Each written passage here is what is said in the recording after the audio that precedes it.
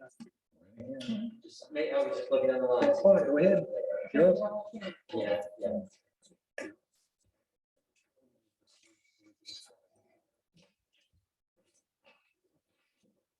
We're ready.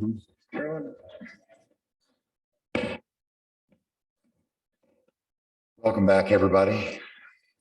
I'd like to thank you for your patience, and we'd like to do our normal tradition where we open up with a moment of silence and an invocation. And Bill, being the preacher that he is, could do a lot better job than I can. So welcome, everybody, and Bill.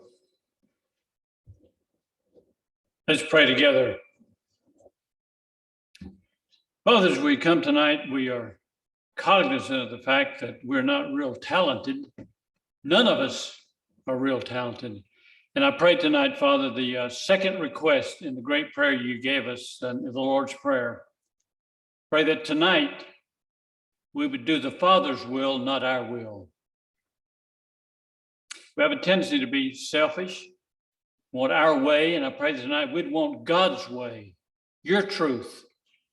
And I pray that you will oversee our deliberations, all we do, and may we do things that will please you, because you're the one with all the power. You're the one with all the control. You're the one with all the will. And I pray you'll help us tonight. Thank you for hearing my prayer in the name of Jesus Christ, our Lord and Savior. Amen. That's hard to follow, Bill. Well, the first thing we ought to do is acknowledge a quorum. 1, 2, 3, 4. Looks like we've got a quorum.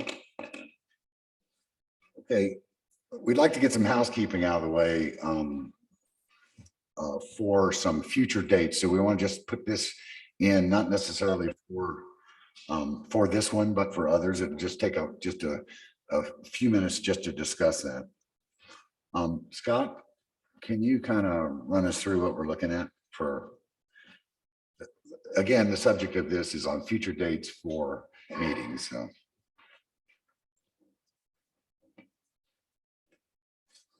Yes.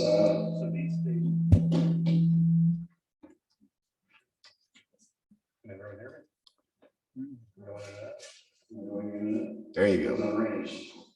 So these dates are potential proposed dates for future meetings of the Board of Adjustment. The first bullet there is noted is Thursday, November 4th at 4 p.m. That has already been tentatively scheduled for the purposes of the special use permit, which is currently in review at this location. The next set of dates would be for a potential future Board of Adjustment meeting to consider a variance request at 134 Quillen Lane. It's for a residential addition. These dates listed here are simply some options for the board. I should note that December 9th is actually not available for the board, as there is a Montreat Board of Commissioners meeting that same day. Okay, so we're looking at the 2nd and the 16th as potentials. Correct.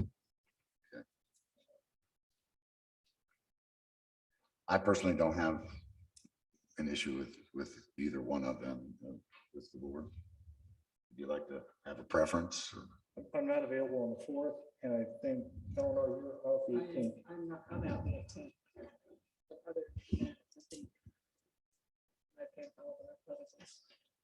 The 18th. Of November. I can't Yeah. be here for that. So December 2nd, 16th. Okay. Yeah, that's fine, yeah. Martha. Yes. I like the second. Okay, so we hadn't had a motion, but do I have a motion? We got a second. Second. Okay.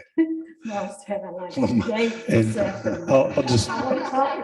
I'll just make a quick reminder to make sure that you're within about 2 or 3 inches of your microphone when you're speaking, just so that both the audience and the Zoom audience can hear you. Thank you. Okay, motion is seconded on the 16th. As a reminder, anybody had any outside communication or information that's come to light that would make you unable to determine outcome? Okay, like a suggested motion to adopt the meeting agenda as presented. Okay, motion. Second. Okay, good. Okay. We won't have minutes meetings because this is a continuance of the previous. So that won't happen at this point. So we'll move into our first evident. Now we've got a couple, we've got a couple of folks, issues to talk about, not just the one from the previous meeting. Is anyone here from the variance request on 175 Texas Road extension? Yes, right here. Yes, sir. Mr. Chairman. Yes. If we could introduce ourselves again. for Again? the Members of the audience before we start on next. on the Okay. variance. Okay, well, let's see. I think we started that way last time, so we'll start this way this time. I'm Martha Chastain and I live at 417 Appalachian Way. Eleanor James, I live at 372 Nisbet.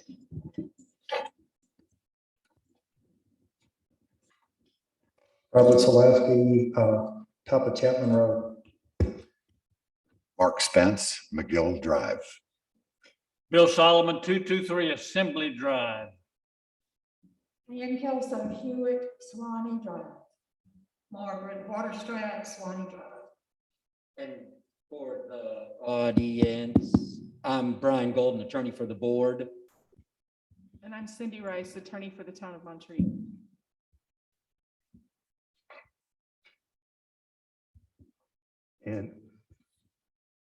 And everyone hear me. I'm Scott Adams. I'm the zoning administrator of the town. I'd like to acknowledge somebody that's in the background, you know, putting on this thing online and being on all that, you know, takes logistics. I'd like to thank the folks at Montreat College for letting us have this place. I'd like to thank the little dude up there that runs back and forth and does all, you know, you guys are sitting here, you guys are sitting listening and he's running back and forth and so forth. He's got to work for a living. So I appreciate it. Rock and roll, brother. Okay. And so I guess we'll start with the variance on 175 Texas Road.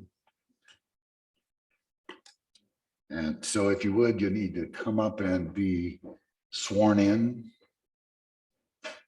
Is the Bible still there, Scott? Got it.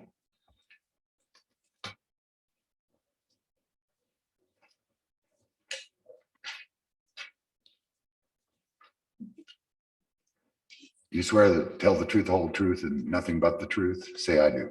I do.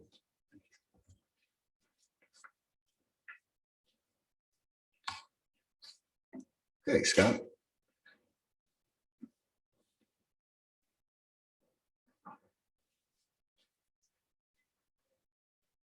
You can swear him in. Swear him in. Oh, I gotta swear you. I'm sorry. I thought we were doing both at the same. I apologize. You swear to tell the truth, the whole truth, and nothing but the truth. Say I do. I do. Now tell the truth.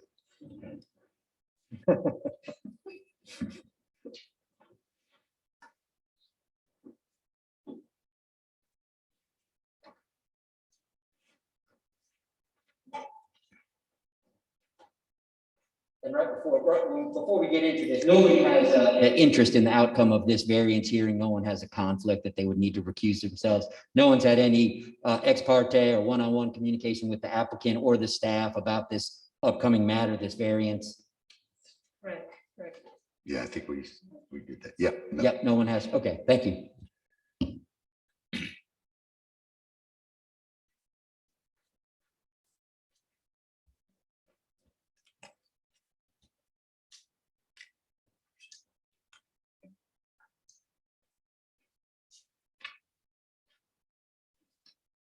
And if I could have the presentation pulled up, please.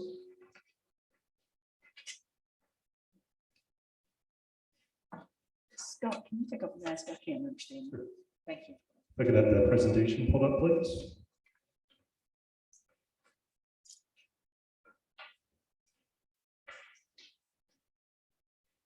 Un momento, por favor.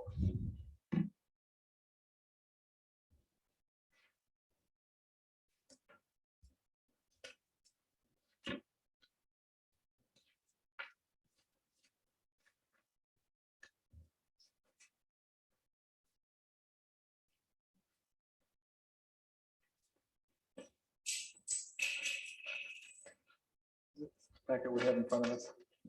And we're, are you gonna present what's in this packet, Scott?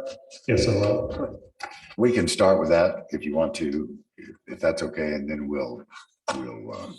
he's working on it. I see him frantically. okay. After I bragged on him. he's- No worries.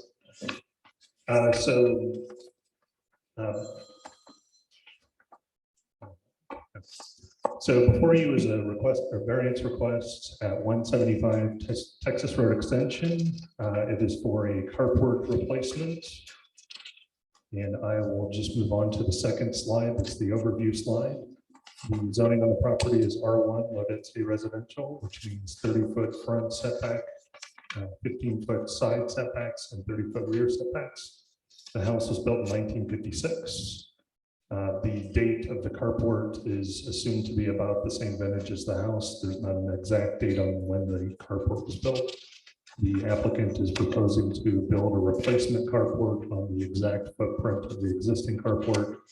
And the house, the carport is considered non-conforming because it is located within the side setback. If you'll flip to the third slide. This is just an overview of the site. The red shaded footprint is the footprint of the existing carport. And of course, it is sitting within the side setbacks. So the nature of the request for the variance is a variance to the side setback. On the next slide, you will see a copy of an email that the property owner, Brian MacArthur, received from his neighbor giving approval for encroachment of the carport. There's a slight existing encroachment of 1.3 feet, and assuming the exact same footprint is rebuilt, that'll also be an encroachment. So the neighbor has given their written permission for that. Just taking a quick look over Article X, which is nonconformities of the Montreat zoning ordinance. It does make, there are provisions there that are highlighted that allow for the expansion, or sorry, the replacement of an existing non-conforming use on an existing footprint, given a variance issued by the Board of Adjustment. On the next slide, there are photos from the site that just shows the nature and location of the carport. On the upper right there, you can see pretty significant water damage to this structure. And with that, that is my presentation. Take any questions you have.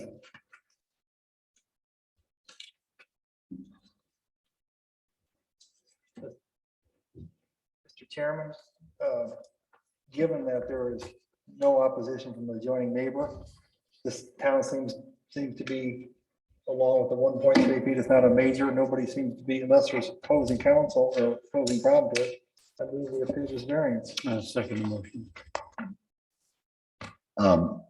I think that we also include, which is very good information, in the Article X of the nonconformities. We include those as well. Okay, so man, we're getting votes before. Okay, so we've had a motion, we've got a second. So, All in favor, say aye. so a quick question. Do you wish to hear from the applicant himself briefly?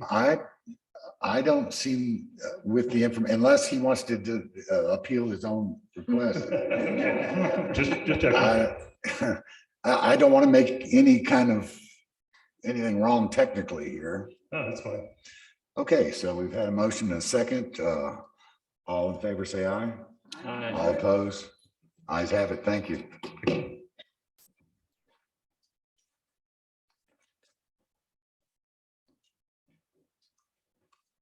Well, you might as well stay up there, right?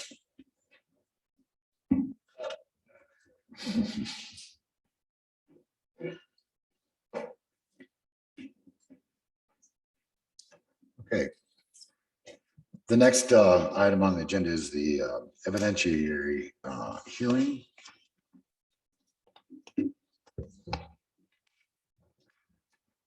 I believe we left off.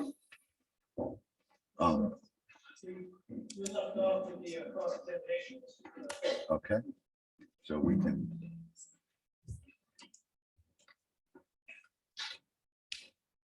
One technical question, if they've sworn in previously, do we swear them in each time or not? I'll leave that to your counsel. If he's already been sworn in, Mr. Bose, you've already been sworn in, you're still under oath. Continue, sir. There you go. Good afternoon, Mr. President. Nice to see you here again.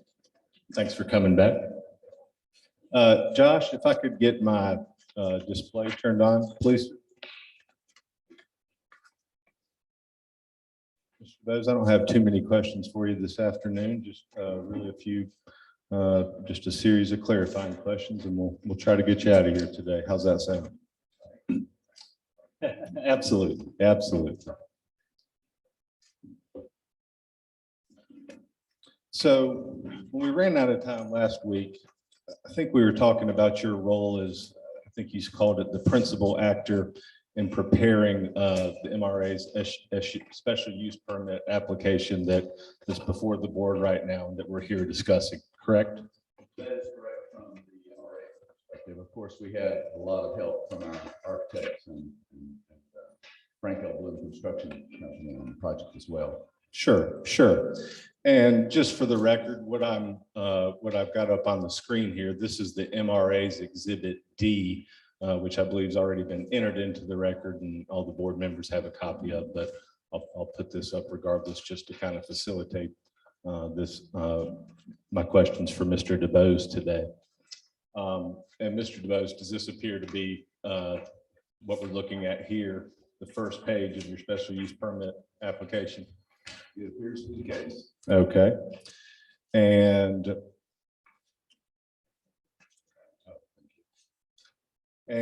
as we established last week, this is a special use permit for a hotel, correct, as defined in the zoning ordinance.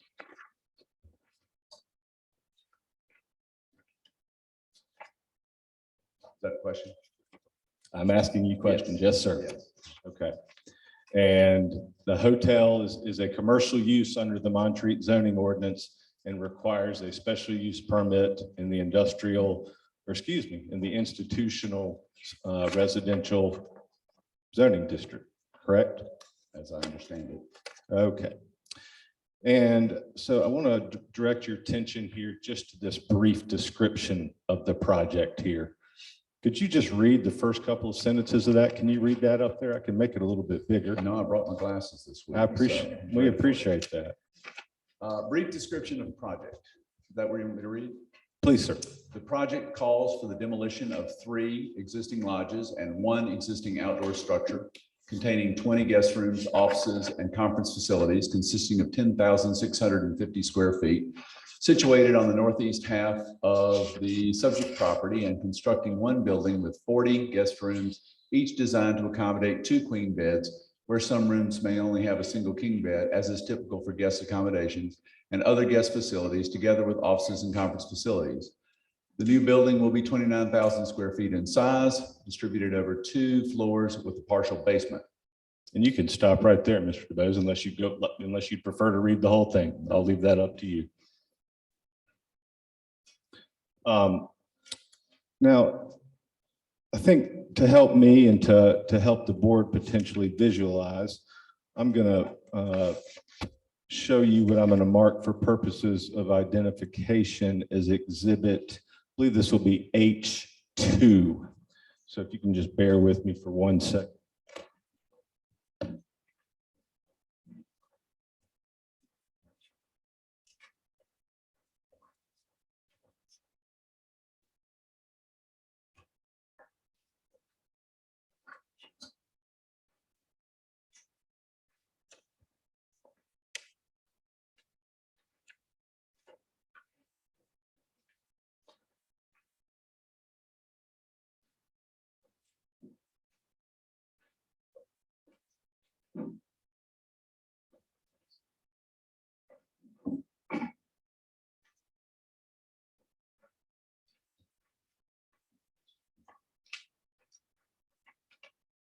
what number is that?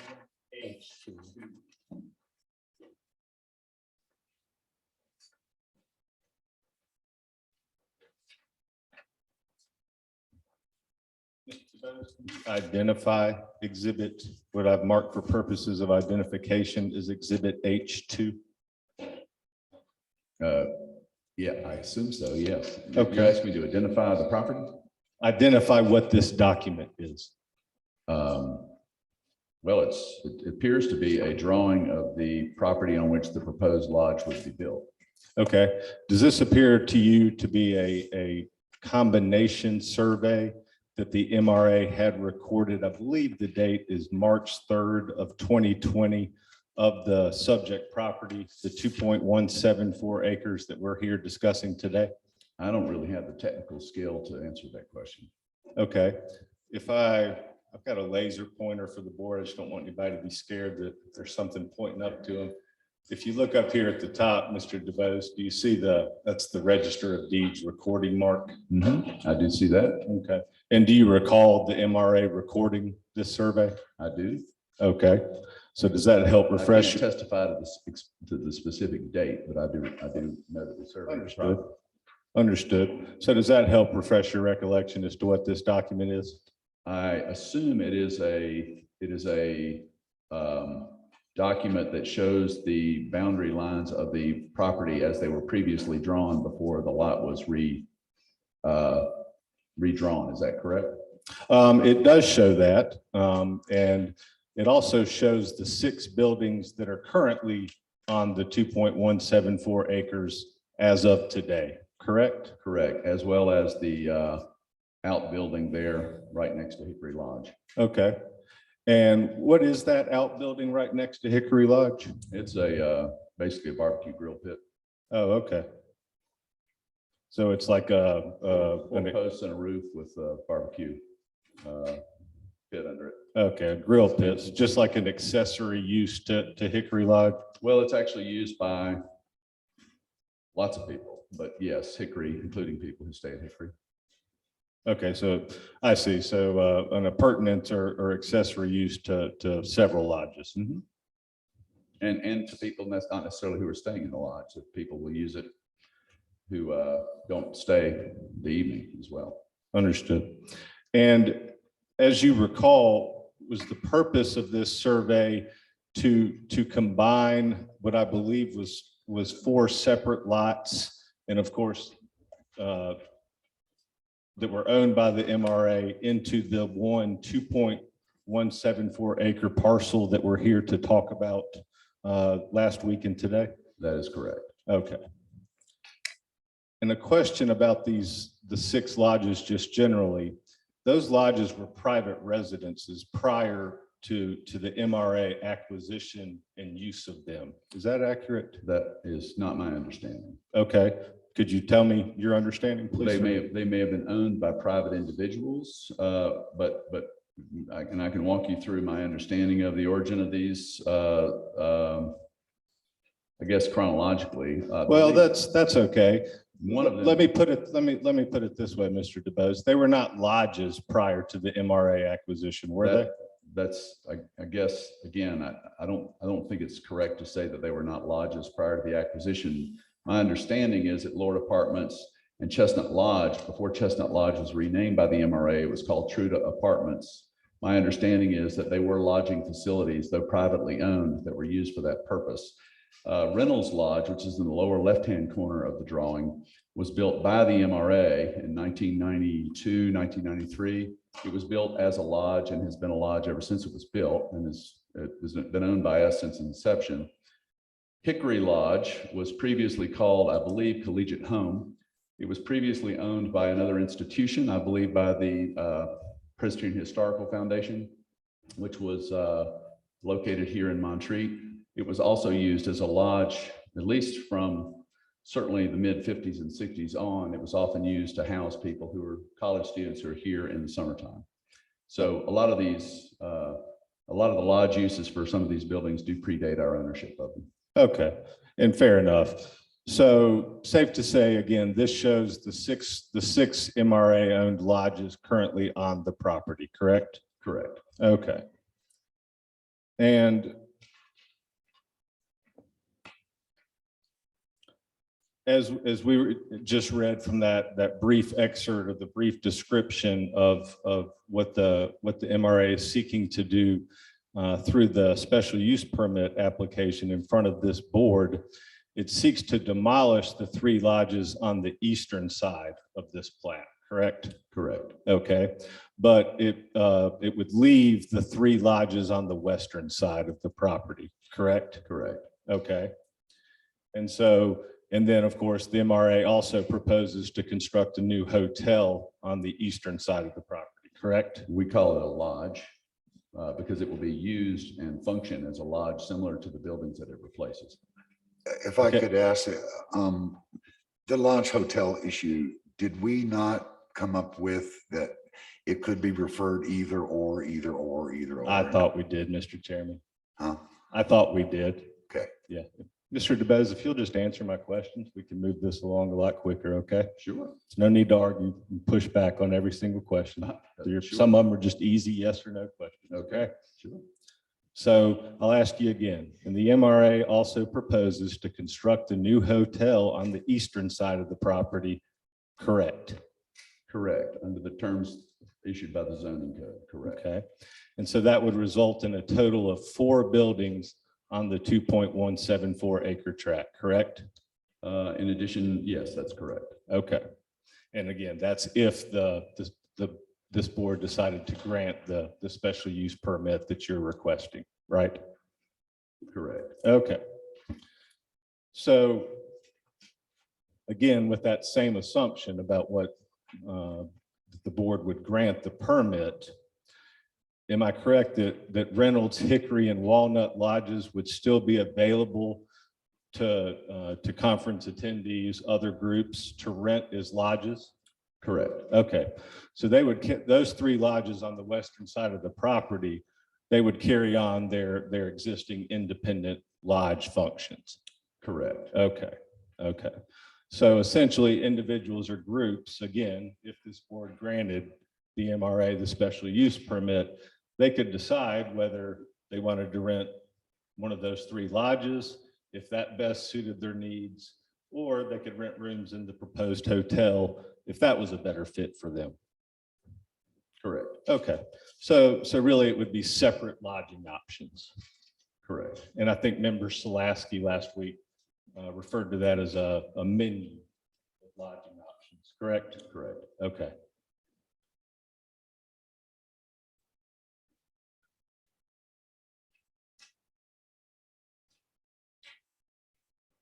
So now, let's go back briefly to Exhibit D.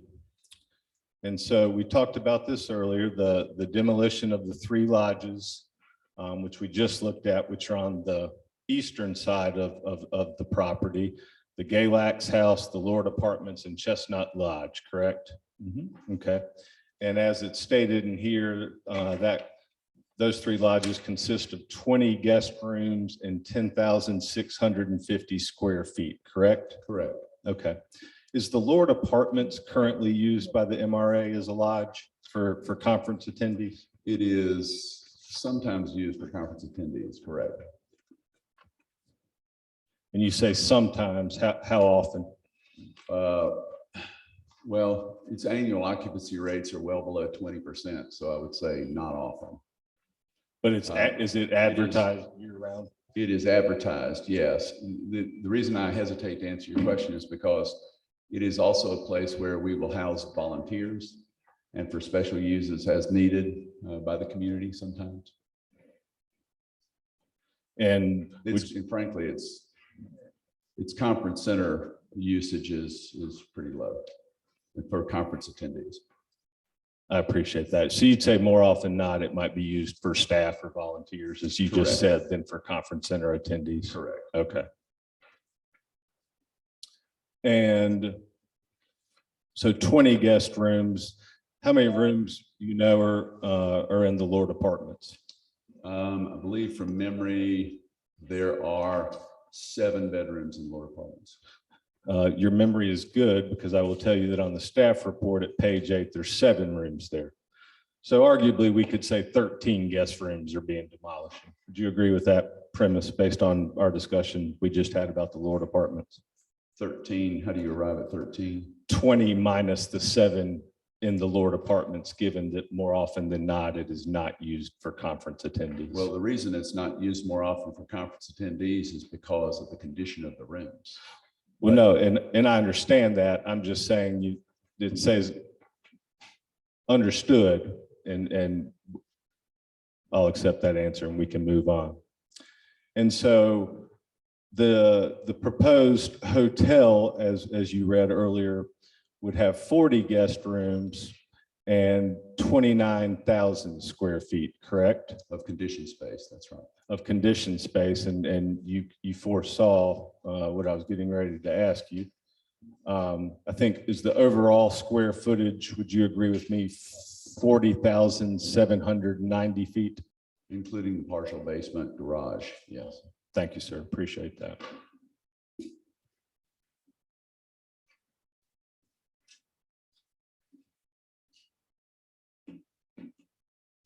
And so in the 40 rooms at full capacity, am I correct? The hotel could accommodate up to 160 people? Theoretically, yes. Thank you.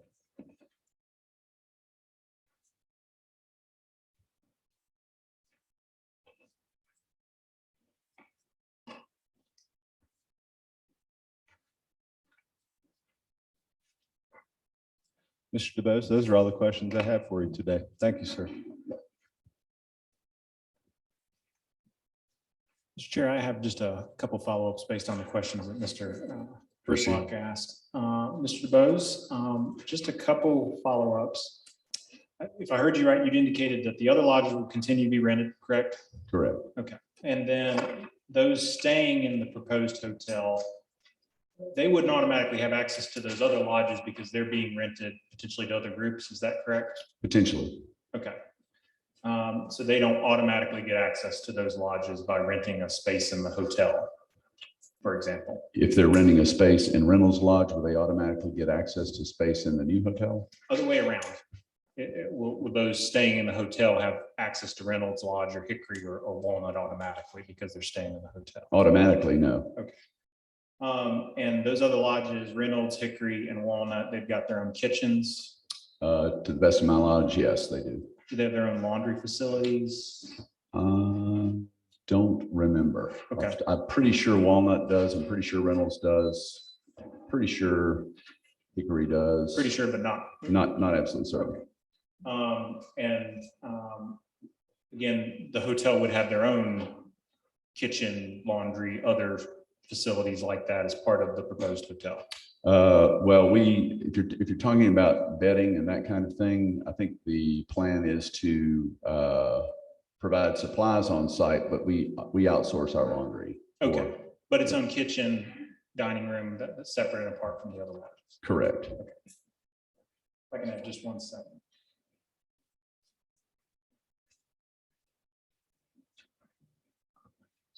Those are my questions. Thank you, Mr. President. Any questions so far by the board? I just got one simple one. Mr. Noah, sorry. I couldn't get the characterization of this. Were you asking, does it operate like a resort where you move from building to building like that? Or is it, I thought he described it the other day as there's groups here, people there, groups here, but they aren't necessarily all the same related. It's not like once you check in the facility, you get everything used on the ground. Is that what you? That's the point I was trying to make sure I understood, separate facilities. If you're here, that doesn't necessarily give you access over there, just as you were pointing out. Those are the Yeah, questions. I did not hear the answer on that. So the reason why the way he phrased the question, they don't automatically gain access to other facilities because they're renting a particular facility. Of course, there's the possibility that a group could rent more than one facility, in which case, depending on how they organize their activities and how they are organized, access between the facilities they were renting, they could certainly access other facilities other than the one that they were staying in particularly, but that would be up to the individual groups. And if I can follow up on that, that just depends on what they rent. If they rented all 4 lodges, they'd get all 4 lodges. If they just rent the hotel, they got the hotel. Correct. Okay. Thank you.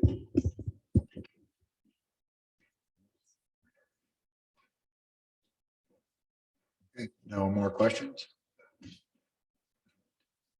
Thank you, sir. Mr. Chair, my understanding is that there might have been I saw supplemental information coming from the zoning administrator. Is that going to be presented to the board now or later? That they asked for related to the distance between, or excuse me, the 250-foot line that was requested in the PowerPoint presentation. To answer your question, John, the board chair and board had requested some information from the zoning administrator. We have that information available. We're going to hold off. I think part of that information is actually part of the applicant's presentation. If it's needed, we'll bring it at a later time. Mr. Chair, I had just a question or two on redirect, but I know their Hayner sisters are here as well. And so before I proceed, I think it'd be appropriate to see if they wanted to ask cross-examination questions. Absolutely, on redirect, yes, absolutely. Yes, sir.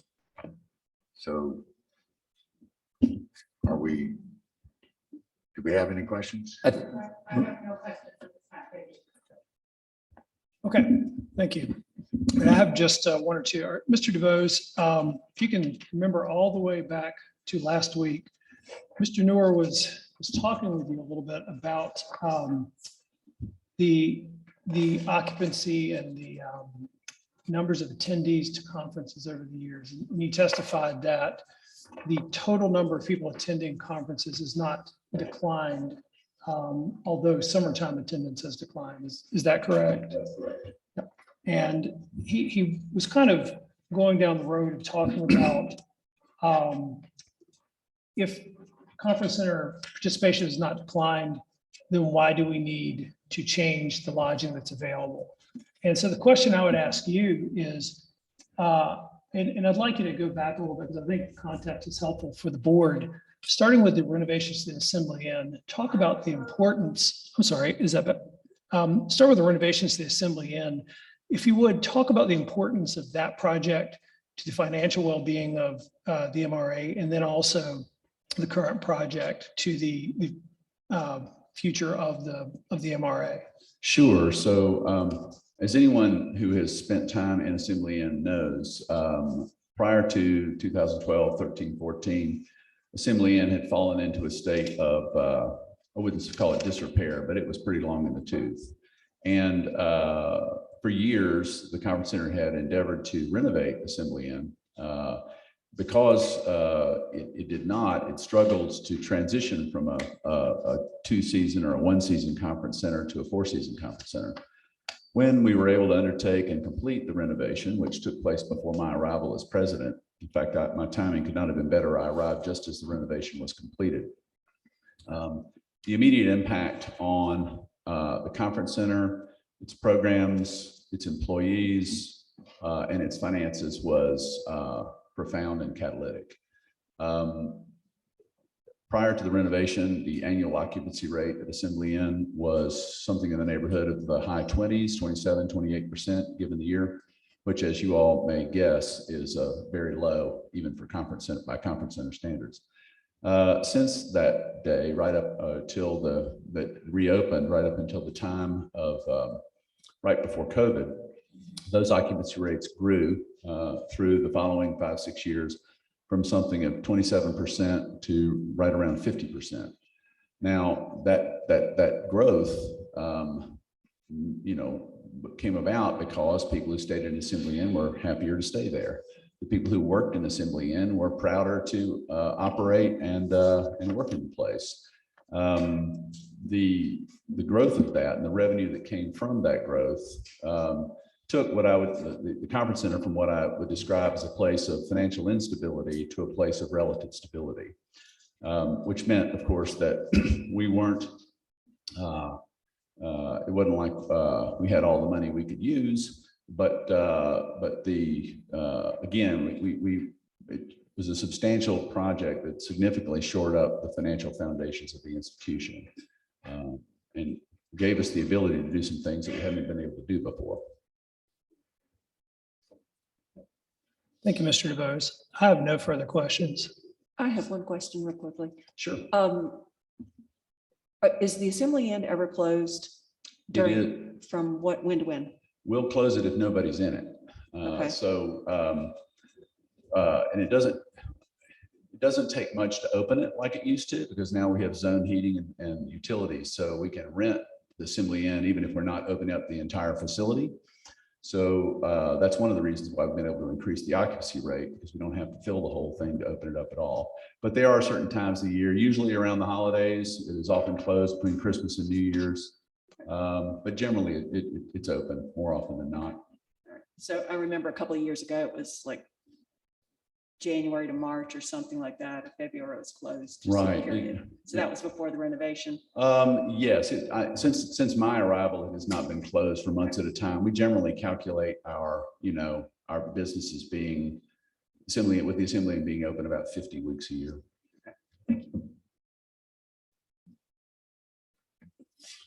Any other questions? Well, is that the case for the new building you're proposing too? Is it a 52 or a 50 or a 45 in your mind? Oh, are we talking about occupancy rates? When you say 50, You 50? said Oh, you said weeks. 52 weeks a year, yeah. We'll rent it as many weeks as people would like to rent it. Lodges operate differently than Assembly Inn does, in the sense that there's no ongoing staff present on the facility. And so, but when people are available to rent it and want to rent it, we're able to do so. We would rent our lodges, Glen Rock, Winsboro, other lodges on the same platform.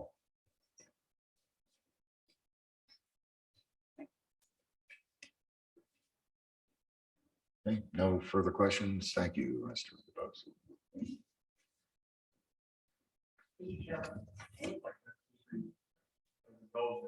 We received the packet. We didn't have the benefit of the zoning administrator's packet prior to last hearing, and I know I have some questions related to that. So at the appropriate time, I'd like to be able to ask those questions now that we have a copy of that packet that was presented during last week. Whether we want to do that now or a later time, it doesn't really matter to me. But I just wanted to reserve the opportunity to do that now that we've had access to those materials that have been provided. Okay, so this is not a redirect. This is you're wanting to ask questions of somebody, or? Yeah, this would be related to questions for the zoning administrator. Now that we've had a chance to review the packet that was presented last week. Again, it doesn't have to be now, but at the appropriate time, just ask some additional questions of the zoning administrator.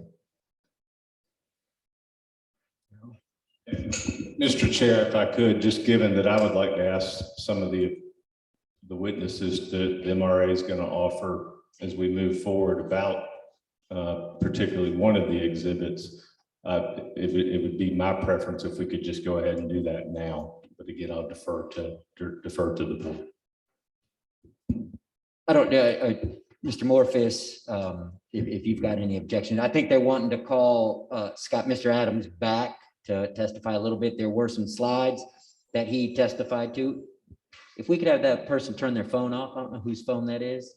And I think they want to ask him about that now. I don't know that there's any procedural reason to have him do it now as opposed to later. I'll let Ms. Rice talk about how she would prefer to have Mr. Adams testify about that. I certainly defer to the board, but my preference would be to let Mr. Morphus complete his case in chief. And then if we need to call, or if Mr. Whitlock or Mr. Nor want to call Mr. Adams back, we can do that then. I'm glad all the attorneys agree.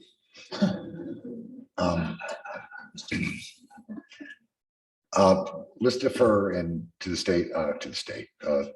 And I think as long as we get to it after the fact, are we good? Yeah, I'm happy to defer however the board wishes to Okay. proceed. All right, thank you, ma'am. We'll defer.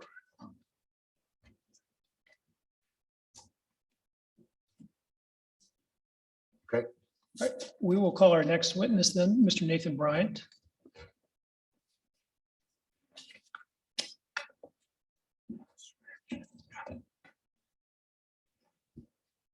Sir, if you could raise your right hand and repeat after me.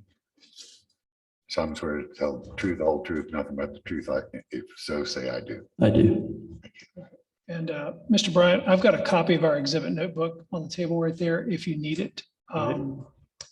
And just so you all know, we're gonna have Mr. Bryant testifying. He, as you'll hear in a moment, he's the architect for the project. However, we're also gonna have Mr. Chuck Kruckelberg testifying.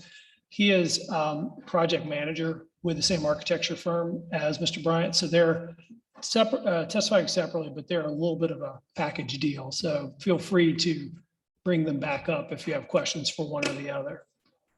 So they are subject matter experts being. Well, and I don't want to draw an objection from opposing counsel, so we'll get them introduced appropriately. But I just wanted you to be aware that they both are with Samsel Architects. Thank you. Okay, thank you.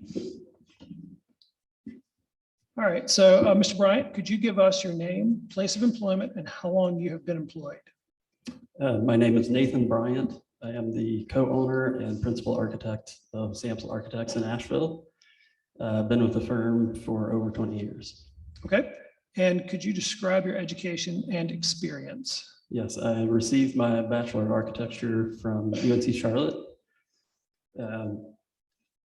In the 20 years of my professional experience, completed over, been the design lead on over 100 built structures in the region, many of which have been recognized by for their design merit, including awarding bodies such as American Institute of Architects and the Preservation Society of Asheville-Montgomery County, among others. For the past 13 years, I've served on various design review boards in the region,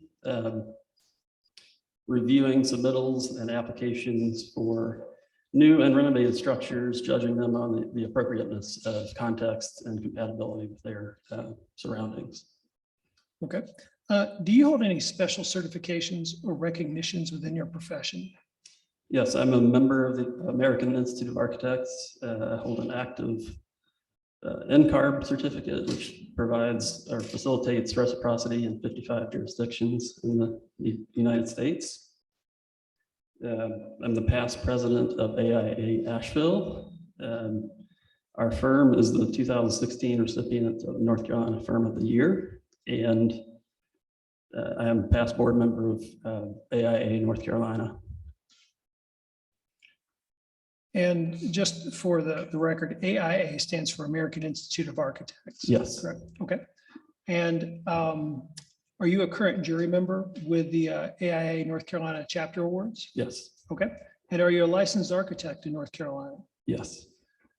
Are you generally familiar with fire safety codes, including handicapped fire codes, safety codes, including handicapped accessibility? Yes.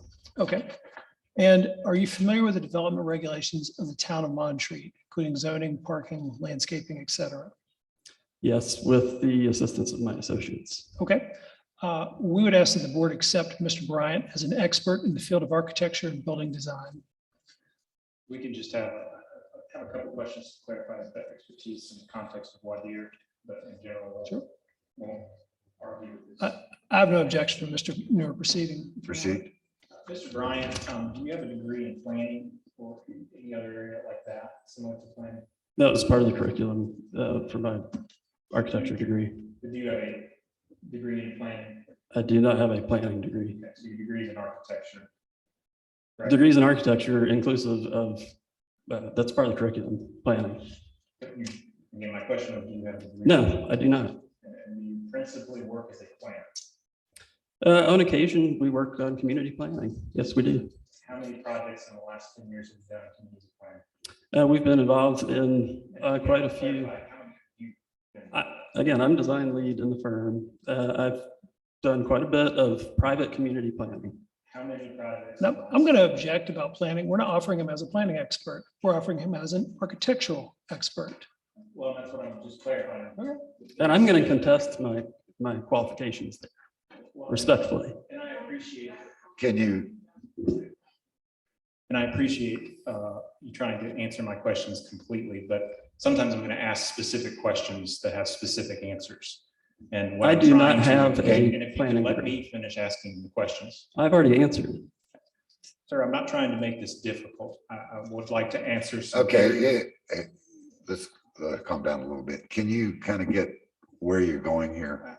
I am, and that's trying to clarify the extent of his expertise. So I think I've clarified that you don't have a degree in planning. Correct. And my other question was, how many planning projects have you personally worked on in the last 10 years? Quite a few. How many? I can't answer that. Quite a I'm few. going to object. We're going to offer a planning expert later. We'd like to have Mr. Bryant available to talk about architecture and building design. It's a stain. You can come back later if you want to and give us how Absolutely. many you've done. And Mr. Chair, we'll just reserve, if it goes into the area of planning, our objections at those time, depending on the That's testimony fine. that's offered. That's fine. And just for the record, has Mr. Bryant been accepted as an expert in the field of architecture and building We design? haven't made the Okay, thank you, sir. determination yet. Okay, do I hear a motion that we have standing? Second, Say again? Motion to accept. second. All in favor, say aye. All opposed? Thank you. Thank you. All right, Mr. Bryant, and this may help clarify some things. Can you tell us what was your role in the design of this project? And is the project the result of a collaboration among professionals in your office? Yes, I am the project's principal architect and lead designer. Everything we do in our office is collaborative. Chuck Kreckelberg, who is here with me today, is project manager, and I supervise him through all areas of design and compliance. We do things very collaboratively in our firm. So he's going to be able to answer some technical items that I may not have the answer to. But just want to highlight that we have special roles on our project teams where I have a design emphasis, and we have folks that specialize in zoning compliance, accessibility, code research, lead certification, those sorts of things. So I rely on my team to fill in some of those areas of expertise. Okay, did you design the proposed lodge structure? Yes, I was lead designer. Okay, and all right, if you would, in general terms, and I think at this point, we need our slides at this point. Would you agree, Mr. Kreckelberg, Mr. Bryant? Yes, if we can go to slide 2. Okay, and if you all want to follow along, this is our exhibit E.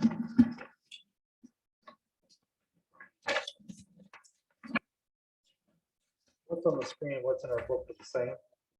They should be, sir. This is it's a PDF document. Okay, so that's slide 1. Could we flip over to slide 2, please? Thank you. Okay, if you would, sir, describe the design of the proposed structure and also explain how it meets the needs of the MRA. Yes, so to start with our process in designing the structure, we took inventory of many of the notable structures on the central campus of Montreat. As you can see on slide 2, some of the design precedents that we borrowed from Montreat's town center. Items like porches, low hip roofs paired with gables, stone accent material, those sorts of material palettes. If we could flip to slide 3.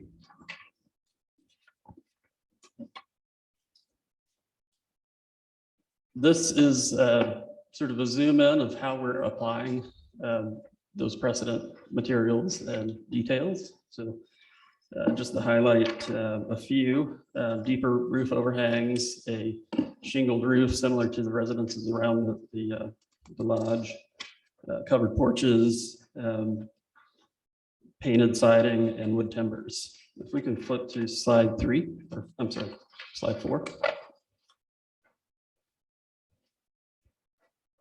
So to answer your question about how it meets MRA's needs, the new lodge provides subsurface parking. It provides fully accessible points to all spaces. That's handicap accessibility. So full handicap accessibility to all points of the building.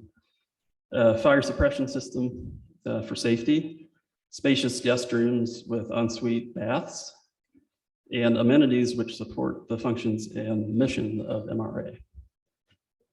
And before you go on to the next slide, Mr. Bryant, just to provide some context for the board, could you describe the two structures that are shown in this rendering? Yes, the lodge is on the left side of the structure and the Hayner residence is to the right. Okay, thank you. Go ahead, sir. If we can flip to the next side, this is a view of the lodge from the uphill from. One quick question. Everything is in scale, correct? So we're saying proportions, one building in scale to another? This is absolutely scientifically at scale. Okay. What is that road? This is Georgia Terrace. So this is up slope from the lodge. So you can see the courtyard space that we've got. We're calling that the North Garden. That is behind that row of trees and in front of the entrance, the north entrance, or the north entrance. If we can flip to the next slide.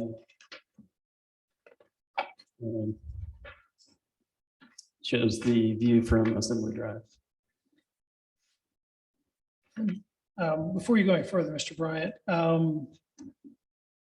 is the proposed lodge, will it be fully disabled accessible? Yes. Okay. And it's also going to have current compliance with fire codes, Yes. including sprinkler Yes. systems? Okay.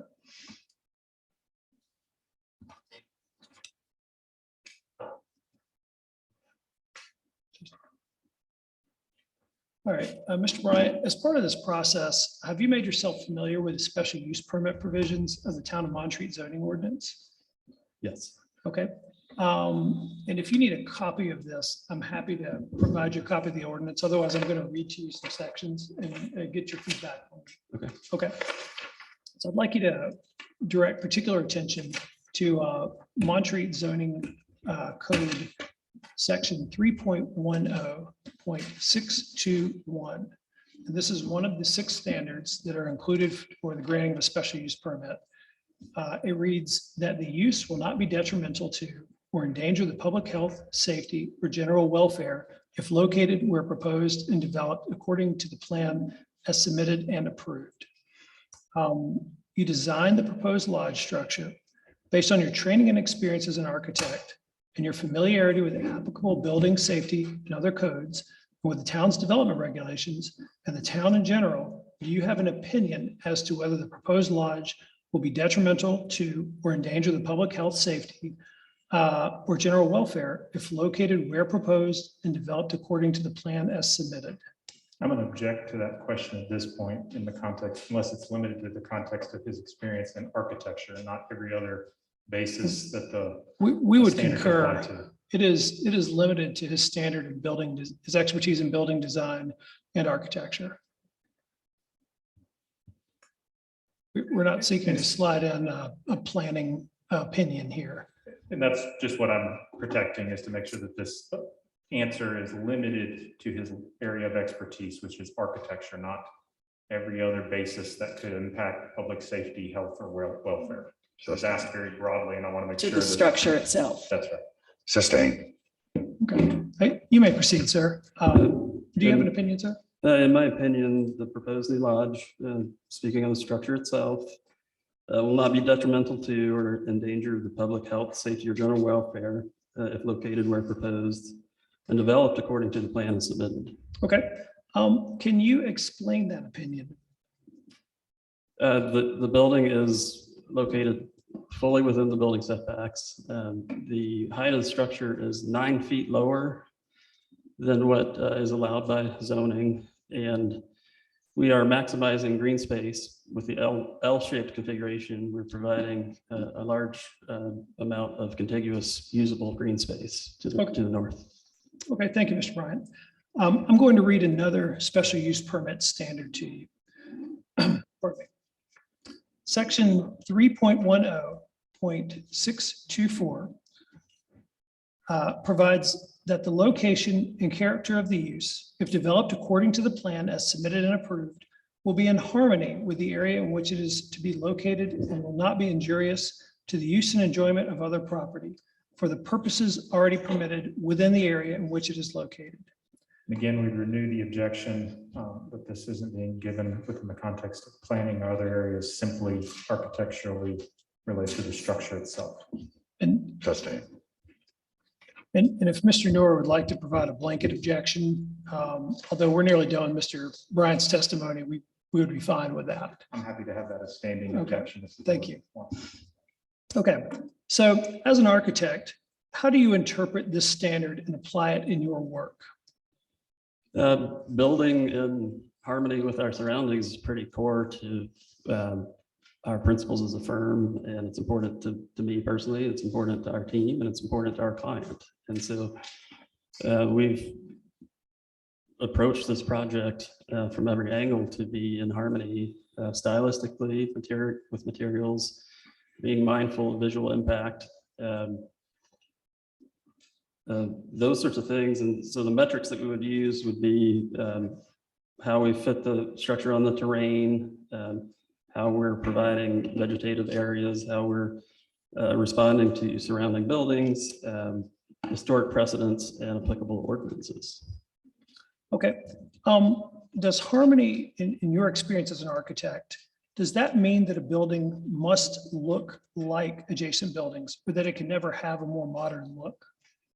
No, not at all. I think that's the evolution of time through construction standards and style. You know, we want to be respectful, but not necessarily repeat what's next door. Okay, would it be fair to say that the design of the proposed new lodge is a direct response to MRA's needs and the unique qualities of Montreat's town center and the IR zoning district? Yes.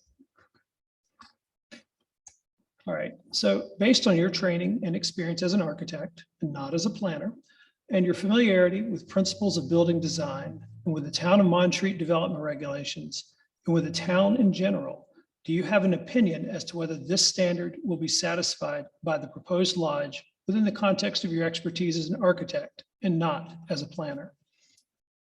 I do believe it meets the standard because it pays careful attention to the footprint, facades on all 4 sides or 6 sides.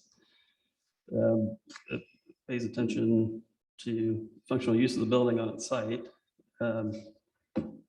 It references historic precedents as we highlighted earlier.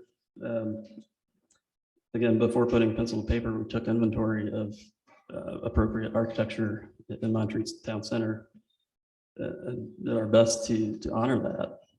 And specifically the simple yet elegant stone and timber detailing that you find around Lake Susan, that was a primary influence in the design of the structure. It also alludes to some national park structures, lodges that you see in state and national parks.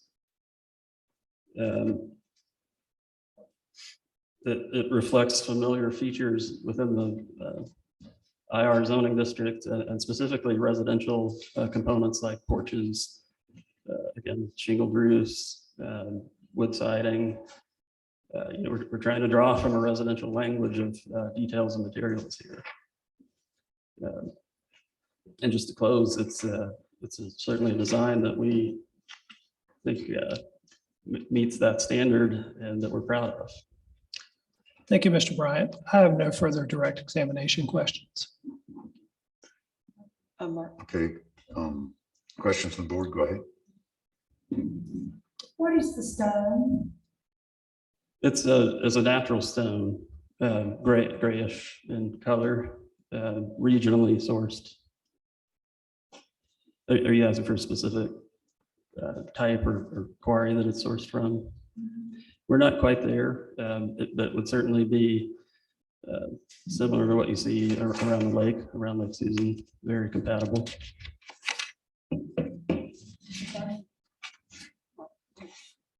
I have a question about future expansion. Has the MRA, when they hired you, did they have any requests to the possibility of expansion of this building?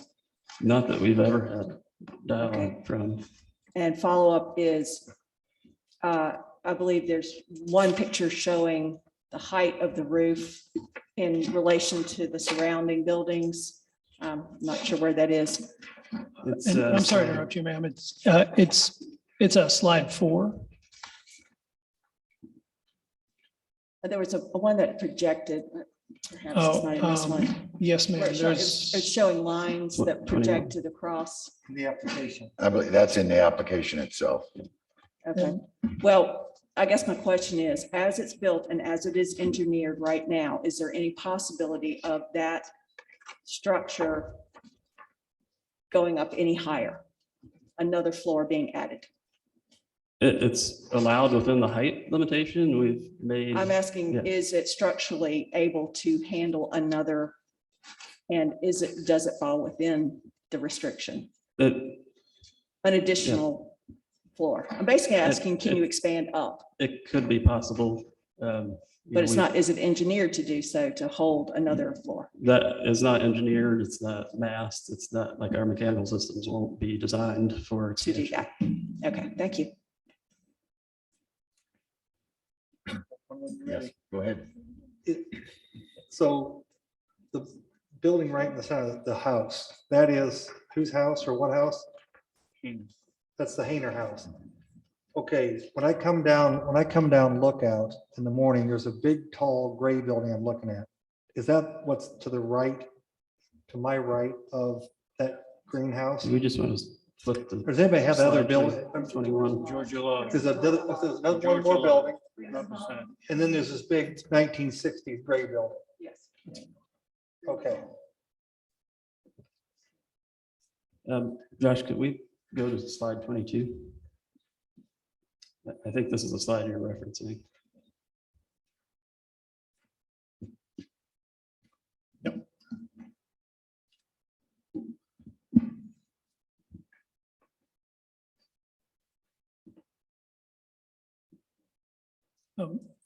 could we go to slide 22, please?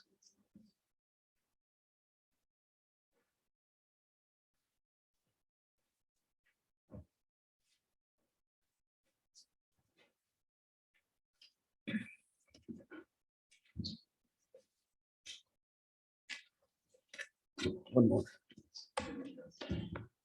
Yes. Thank Yeah, I you. think this There we is go. what you're referencing. So that's Freeland Hall on the right. That's Georgia Terrace, the white Georgia Lodge. Okay. Georgia Lodge. Is So there Georgia that's, Lodge? that's very helpful. Thank you. Here's my question. The building on my right, 1, 2, 3 stories. And then now your proposed new building on your left. Two You stories. chose in your proposed architectural style to go back to the earlier presence of Montreat. Right. Versus what had started there with a more modern approach. Was that a discussion ever about precedent or Yeah. fitting in or Yes. whatever? I mean, Yes. we kind of turned back time a little bit to this design on your left. Yes, it's a combination of, picking up that lodge mass and scale and character from other precedent. And, it was also picking up the immediate precedent, thinking about a scale that would fit in residentially. Okay, thank you. Any other questions? I have one more question. The railing that you have on your building, and I know this is a small detail, is there a reference to that anywhere within Montreat, or is that part of the modernization of not staying all the way in the past? Yes, and yes, I think some of the sort of More streamlined. yeah, kind of- streamlined. Now with current codes, we have to have tighter balusters and pickets than historic structures allowed. So there's some life safety things that we're dealing with there. I see. But yes, we want to be very respectful in a maybe modern interpretation of historic precedent. Okay, I've got a question. The zoning or the information that we're looking at refers to also the strategic plan. And I believe the original thing that was on the page that you showed before of all the examples of Montreat. Have you read the strategic plan? Yes, Chuck and I have, it was right beside us as we designed this. This was trying to check the standards of the town plan.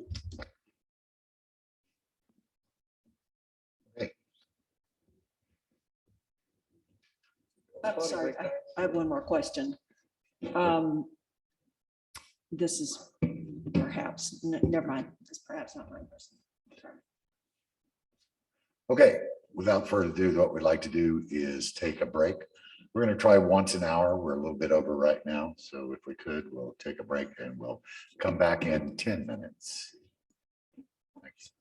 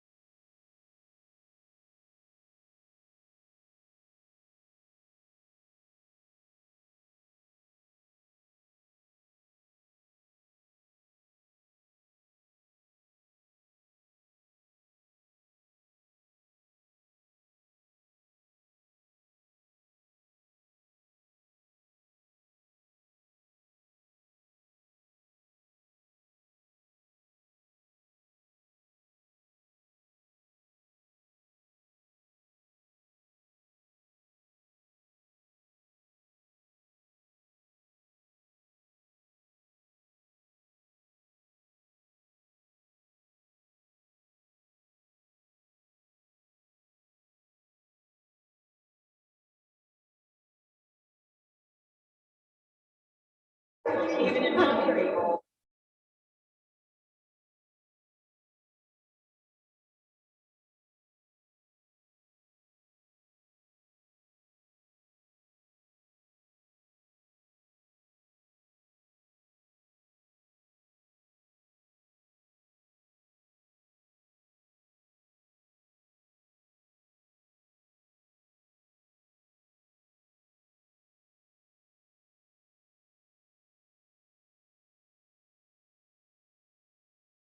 I didn't say that. Did you say that?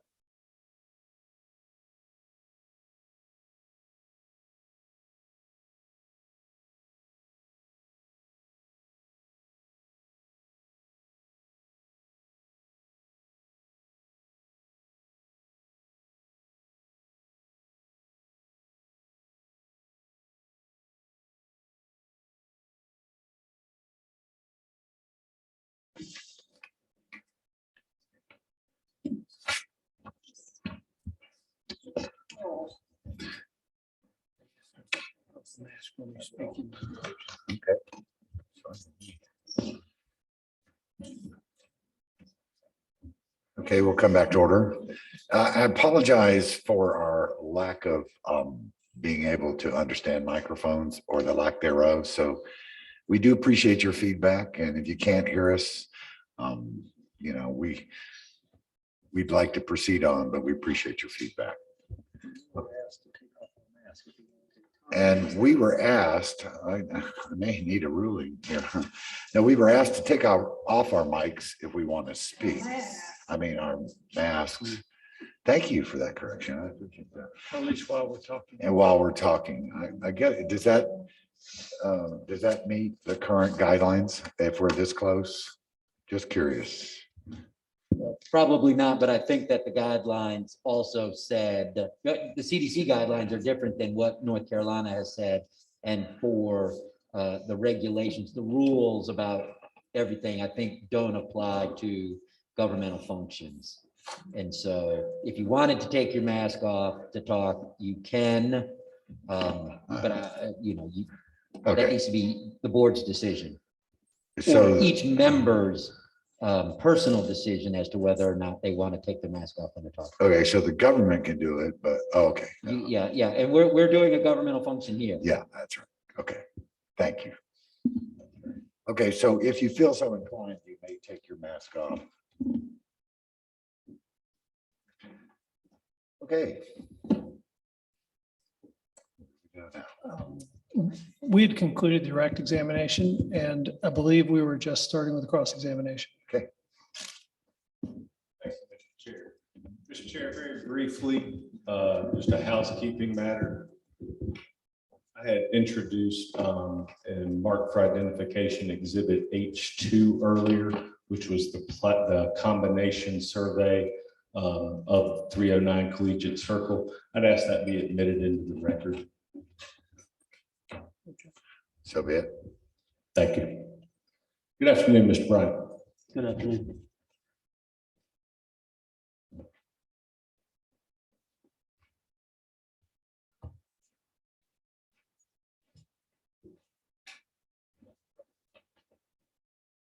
Brian, I'd like to ask you a few questions, and Josh, if I could get my screen up, please, sir.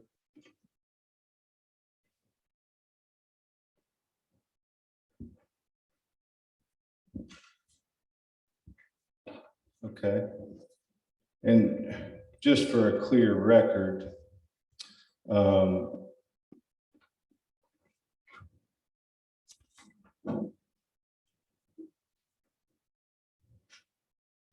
I believe this was your slide 4, Mr. Bryant. I'm going to mark this. That was not our slide 4. Okay. That's in later part of the exhibit. I apologize about that. I will nevertheless mark this. Slide 11.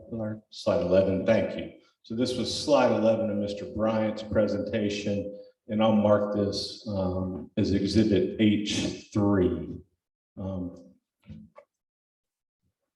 for purposes. And for clarification, we have not presented this yet today. My associate Chuck Kreckelberg will revisit the slide. Everybody's testimony. Okay, I apologize. I did think this was the slide 4 that was in your presentation earlier when you identified the Hayner House. Was that a different slide? Yes. Okay. Well, I think I can still accomplish what I wanted to ask you about this one. So this, we're looking at what I've marked for purposes of identification, Exhibit H3, and just, so again, you've identified this as slide 11 in your presentation? Correct. Okay, and so you do recognize this schematic, yes, correct? Okay. And what it says is view from southeast, building fits within dimensions prescribed by the ordinance. Did I read that correctly? Yes. Okay. And so in the, going back to slide 4, in the context of slide 4 earlier, I believe in a question from one of the board members, you said that all of these renderings or schematics are absolutely scientifically to scale. Is that accurate? Yes. Okay.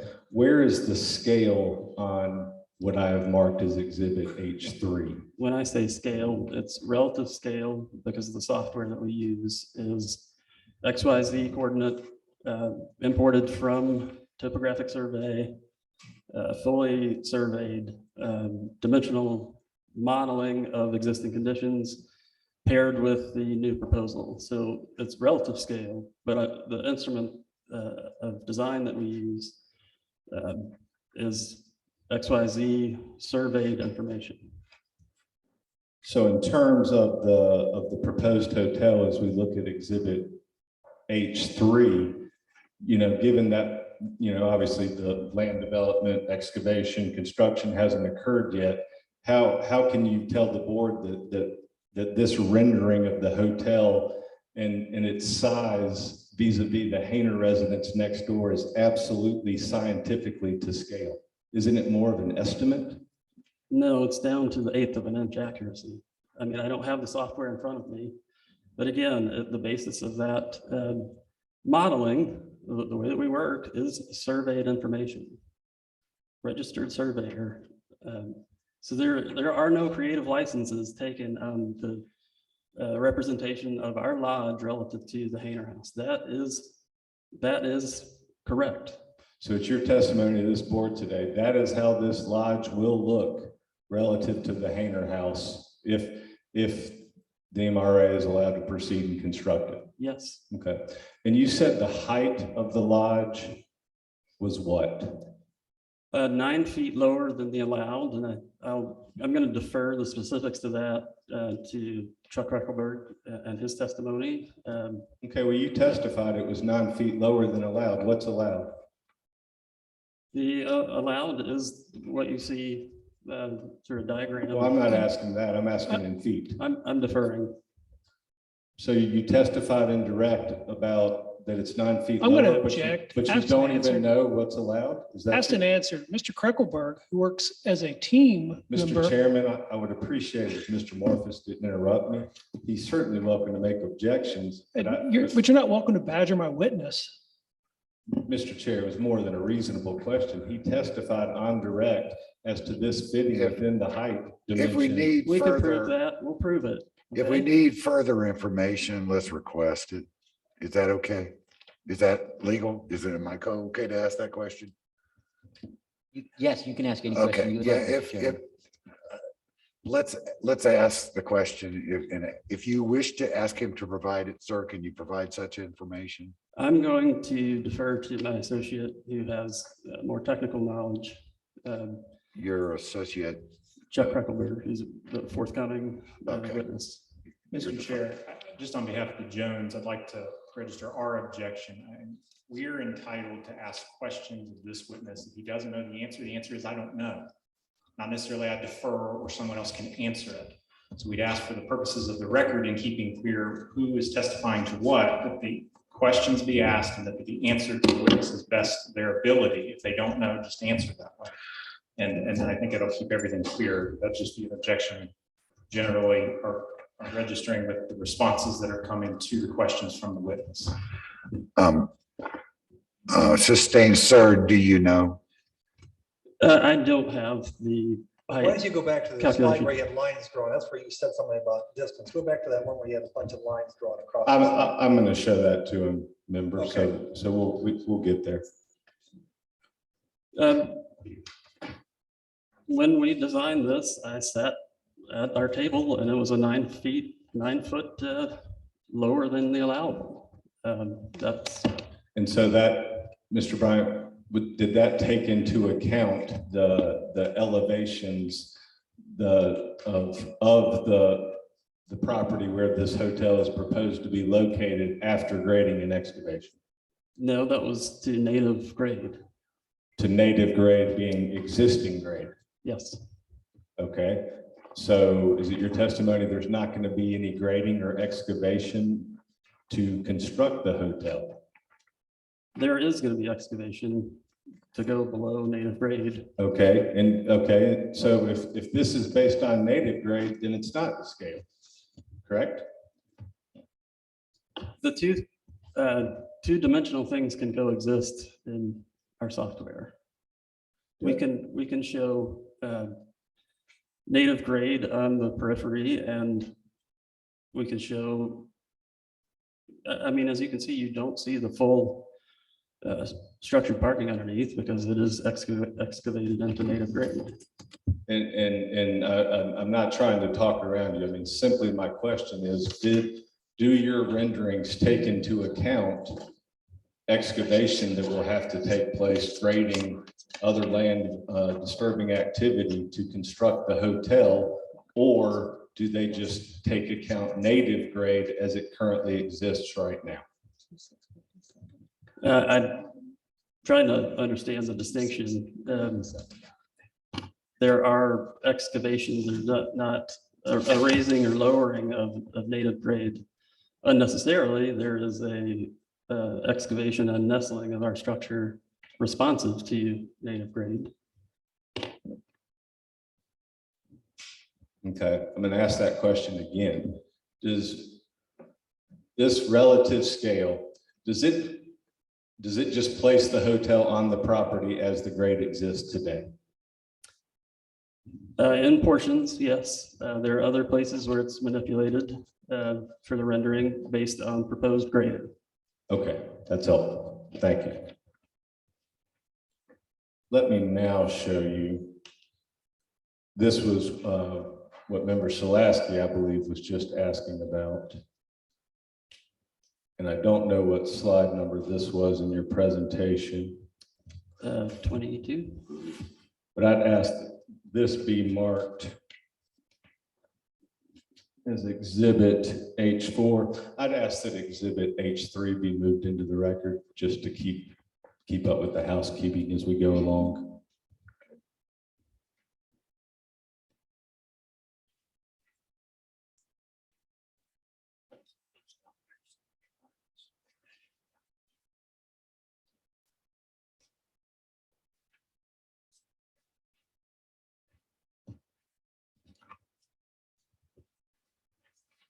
Mr. Bryant, I'll represent to you, in addition to your schematic that is up on the screen, this is what I've marked as exhibit H4. Also has a couple of photographs that talk to it. And I just want to ask you a few questions, getting back to the issues of scale. But looking first at the schematic here, this is titled 3D Streetscape along Assembly Drive with Proposed Lodge, correct? Correct. Okay. And then you have various dotted lines there noting the height of Freeland Hall, height of proposed lodge gable ridge, height of proposed lodge roof eave, and height of proposed lodge front porch eave, correct? Correct. Correct. Okay. And is this one again in relative scale, though it's not marked on the rendering? As far as I know. So is that a yes or a no? It's relative scale to what we could obtain from a aerial survey. So you did not go out there and measure Freeland Hall, for example, for purposes of making this schematic? Not measure The height. the height that's taken. And I don't know that information there. Chuck, maybe to answer the process for that. Okay, So but yeah, I'll answer, I don't know. okay, I appreciate that, and I'm just asking for your knowledge, and we'll talk to Mr. Kreckelberg when he testifies. So, is it your understanding that Freeland Hall is as depicted here, somewhat of some significance taller than Georgia Lodge? Yes. Okay, well, if I could ask you to flip the page here. And there's a series of 3 photographs that I'll represent to you were taken by my client, Mrs. Kate Hayner, of Georgia Lodge and Freeland Hall. And I'm happy to authenticate these further during our case in chief if opposing counsel would so desire. I would so desire. I think there are questions about perspective, when and how the photos were taken. Thank you. Yeah, I think we have a lot of those questions too for your witness. So It is an objection for the record, but as Mr. Whitlock has said that he will provide authentication with his witness, I'm fine with him proceeding. prior to asking to move this document into the record, I'll authenticate further these photographs, and I appreciate Mr. Morphus letting me proceed with questioning the witness right now. So the first photograph is taken from Assembly Drive. The second one, which I think is pretty telling, is taken from the upstairs window of the Hayner residence on the eastern side of the Hayner residence. And again, just looking at that, it certainly appears that Georgia Lodge and Freeland Hall are about the same height, does it not? It's a different perspective. What I will explain about what you're seeing in our slide is that Freeland Hall is closer to the street. So there is a perspective shift in this view with a lodge that's placed farther back from the street that will appear shorter from this vantage point. And then if you turn over to the third photograph, that's a picture taken from behind Georgia Lodge. And again, and you'd agree with me that in that third photograph of this collective exhibit H4, Georgia Lodge and Freeland Hall appear to be generally the same height. Would you not? From this perspective of the photo, it's closer than what you see in the slide. So again, just going back to the first page here, the rendering you provided, you don't know if this was the relative scale like the last rendering we looked at, correct? I'm not sure. I do not know. I will defer that to other witness testimony. I do not Okay. know. And that's despite telling the board earlier that all of these renderings were absolutely scientifically to scale. I did not present this. For the record, I did not present the slide in my testimony. It's part of the exhibit, but that was not what I was responding to because I did not present the slide. Well, I think the record will speak for itself on that. And we would ask for the same courtesy that I've given Mr. Whitlock. The slides will be explained further by Mr. Kreckelberg. Thank you. Mr. Chair, I can only question the witness who they have up on, who they have testifying at the time. I can't question Mr. Kreckelberg, who's not offering evidence right now for testimony. You can have the opportunity though to request certain later, right? Well, when he gets up, I would hope we'd have the opportunity to cross-examine him if they put him up. Yes, sir.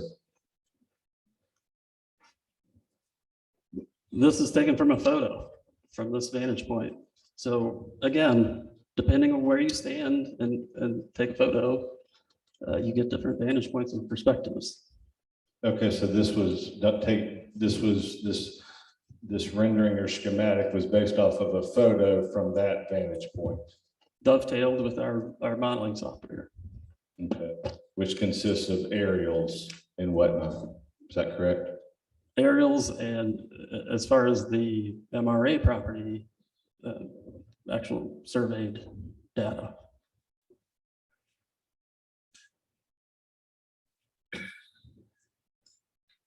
Okay, let me show you this slide here, Mr. Bryant. Before we get there, did you present this slide? I have not presented this slide as part of my testimony today. Did you prepare this slide?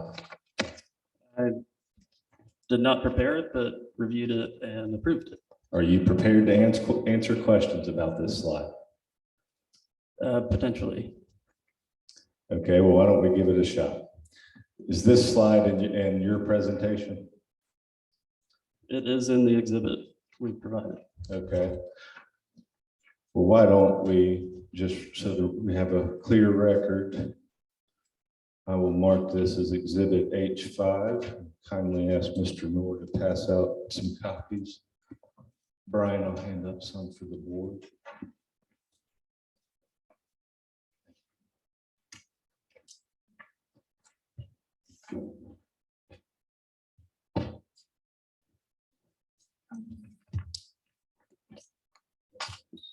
This is slide 10. Slide 10. Thank you, Mr. Brown. So I've marked this as H5 for purposes of identification. It's also slide 10 from the SAMHSA presentation, which I believe was exhibit MRA exhibit E. So the first question, I apologize, let me get that back up on the big screen. The first question I had for you, Mr. Bryant, was you have the proposed new lodge at 29,000 square feet, correct?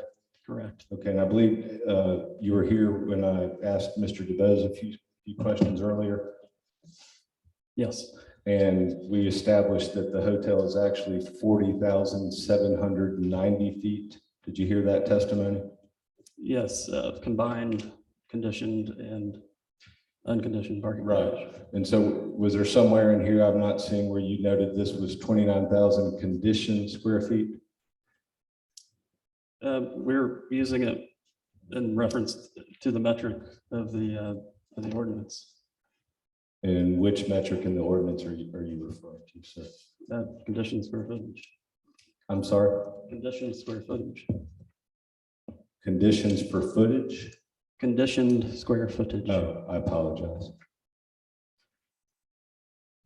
Okay, but you do know it would be more accurate if you would have noted that it was just slightly over 40,000 square feet, correct? Again, that 40,000 square feet is conditioned and non-conditioned. Okay, but it's the total square footage, correct? Well, if we're saying apples to apples on this chart, all of these metrics are conditioned square footage. So the 10,650 on the existing lodges is conditioned square footage? Correct. Okay. I appreciate it.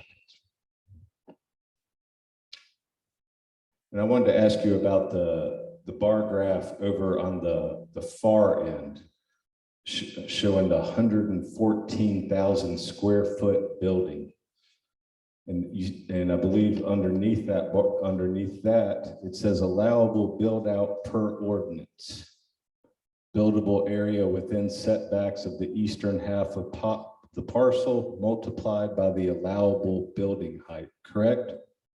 That's correct. Okay. And Mr. Bryan, is it your testimony that 114,000 square foot building would be in harmony with the area? I'm going to object. That's irrelevant to the project at hand. I would say that's not the case. Okay. And so my question for you is, why did you include that figure in this slide? As I understand, that is the use by right volume that is allowed. Well, you understand, we're all here tonight because this commercial use of a hotel requires a special use permit in the institutional residential district. I do. I think this chart was similar to what we saw last week, was a relative scale to other structures. And it's a exercise of relative scale. Okay, but just so the record's clear, you do not believe that a 114,000 square foot building would be in harmony with the area, correct? I don't think it would be in harmony, but it's allowed use by right.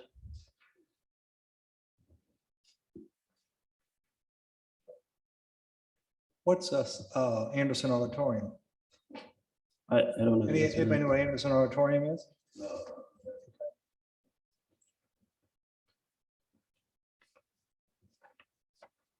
To make this polygon of, that you have above the building. I'm sorry, to make this polygon that you have above the building, to access the corners, is there not a height relative to that corner? I do not know the details of that particular exhibit. And again, I want to defer to someone that could speak to that. So on the record, I will say I do not know, but I'm sure that will be answered later tonight. That would be helpful to me. I'd also like to understand from somebody what Anderson is, which is across the street, what that square footage is. Again, just for the record, on behalf of the Joneses, the questions can be asked to this witness. The witness either knows or not, and whether other evidence is presented later on. I understand the board's desire to know that, but we can't necessarily cross-examine unless it's given by this particular witness. Right, all I'm saying is that somebody tonight, tonight hopefully can tell us in their testimony what Anderson is. And we will represent to you, sir, that if it's not in our testimony tonight, we can provide that before the public hearing closes. I believe that's where we've gone with this. If the gentleman defers to a later, it's okay to do that, or everybody okay with that? I guess I'll have to say that we're not okay with him deferring. He can say whether he knows or not. Right. And whether another witness testifies to it is a different matter, but So if he says, I don't know, but he, okay, that's good.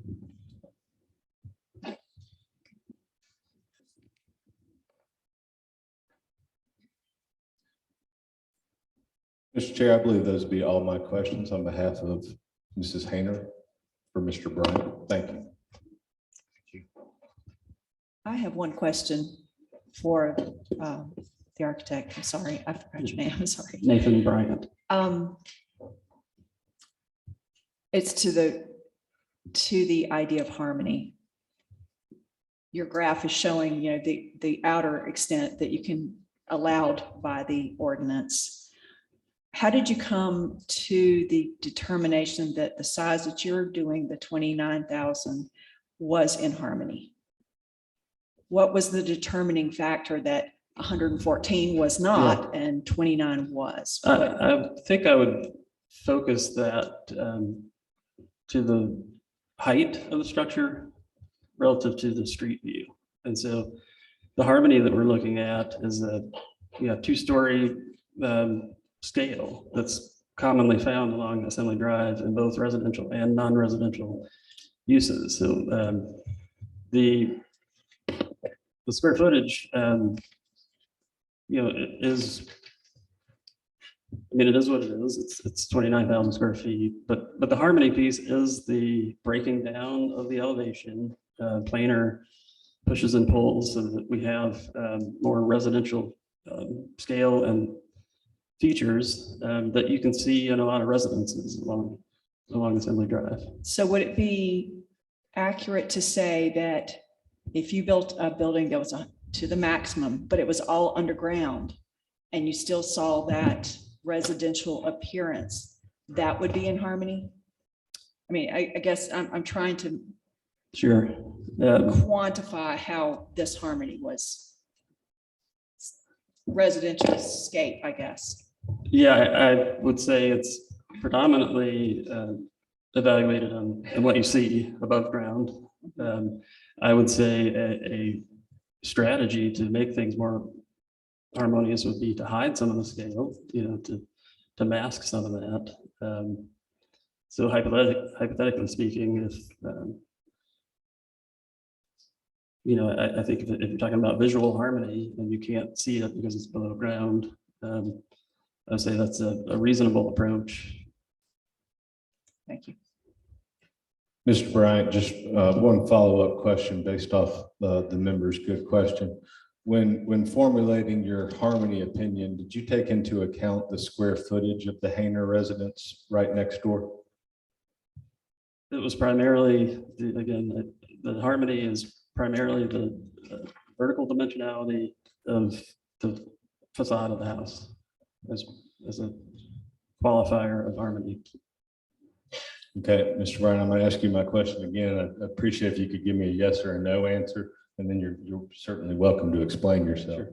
When you were formulating your harmony opinion that you previously offered, did you take into account or even look at the square footage of the Hayner residence? It was certainly looked at. I won't say that's the comparative reason to make our harmony claim. Do you know what the square footage of the Hayner residence is? Just recollection last week, I believe the tax record you shared was a little over 1,000 square feet of conditioned square footage. I do want to point out that I don't think the basement unconditioned square footage was shared for the structure last week. I think it's a little bit over 2,000 square feet if you include the unfinished basement. Okay. So it's your testimony that a 29,000, or if we're going to go by your method, a 40,790 square foot hotel is in harmony with a 20,000, excuse me, a residential structure right next door that is just above 2,000 square feet. Harmony being a subjective measure, yes, I think that's possible. It is subjective, right? It is. Okay. Thank you, sir. Those are all my questions. I'll ask one more. Hopefully you can hear me okay. You're allowed 114,000, correct? That's the maximum. As I understand, and I believe this was 114. reviewed with Scott Okay. at some point. And so the building you're proposing, make it official, is your testimony that the building you're proposing takes into account the program of the owner, the site conditions around it, the capacities, whatever, all those things. This is the result of all of those things in consideration.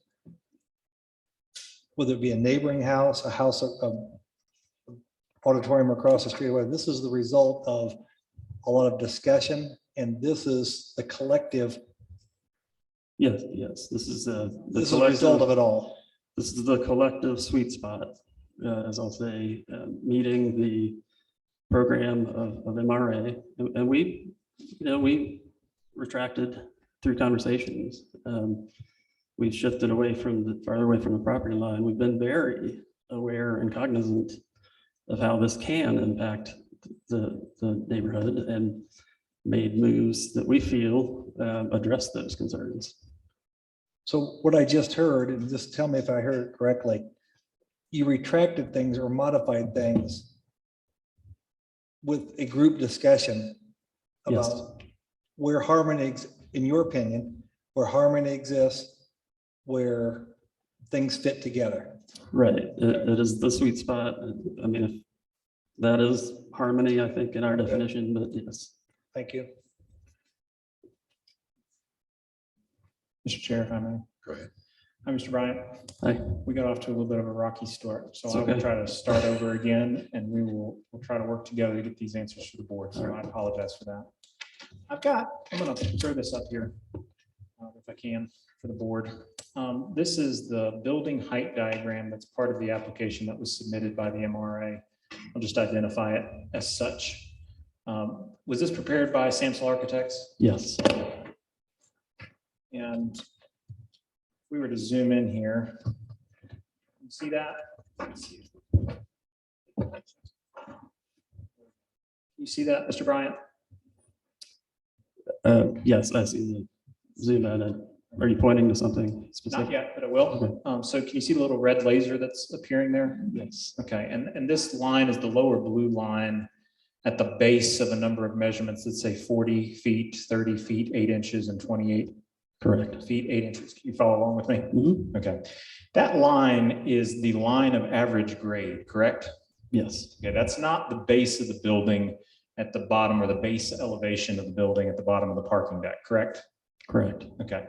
This would be the base elevation of the building, correct? This is where I'm moving my highlighter along the bottom black line that's at the base of the schematic. Is that correct? Correct. Okay, so the measurement that you have here above, again, that measures from the line of average grade and goes to the top of the roof line that comes out. That's measured 30 feet, 8 inches. You follow me? Mhm. Okay, that's just from the average line of grade. That's not the actual measurement from the base of the building, base elevation to the top of that roof line, is it? No, and the cross section of what we're viewing, the cross section of what you're viewing.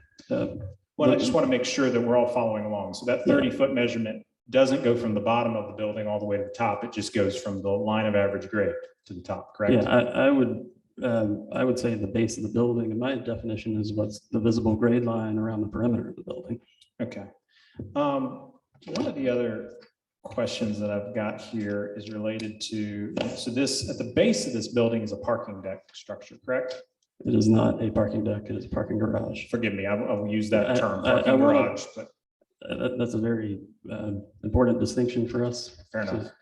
I will use parking garage, so, Yes. but a garage where cars will be parked likely from those who are using the proposed hotel. Yes. And if we look at that, just give me a second. In relationship to, I want to look at it in relationship to one other photo here.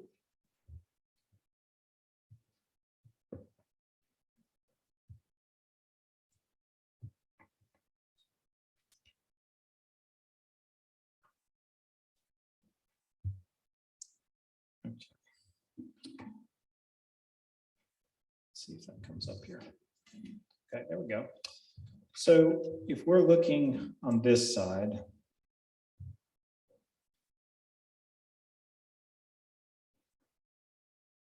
we see that come up and we can measure again. We got one where the parking garage is, correct? Second story, main level of the proposed hotel, correct? Correct. Okay, upper level, third story. Semantically speaking, I would say it's second story, first story, and basement. 3 separate stories though, from ground to top. One I would classify as a subterranean basement, yes. But it is separate and distinct from the first 2 stories. Yes. Okay. So in thinking about this,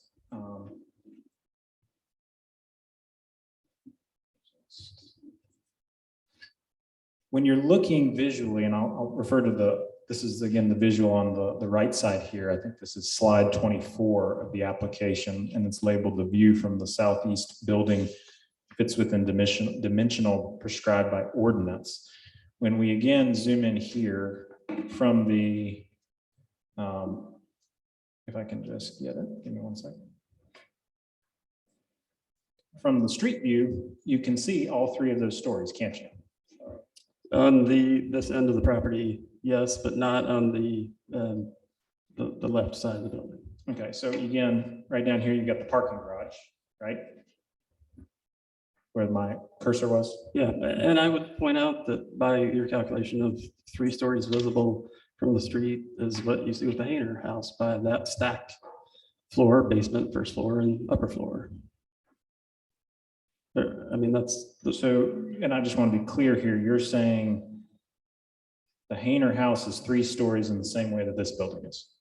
By your cross-sectional definition of having a basement, a main level, and an upper level.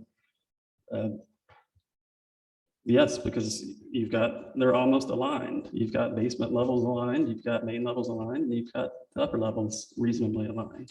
From an architectural standpoint, do people, in your opinion, observe a parking deck in the same way that they'd see the base of someone's building? Do they perceive that the same way?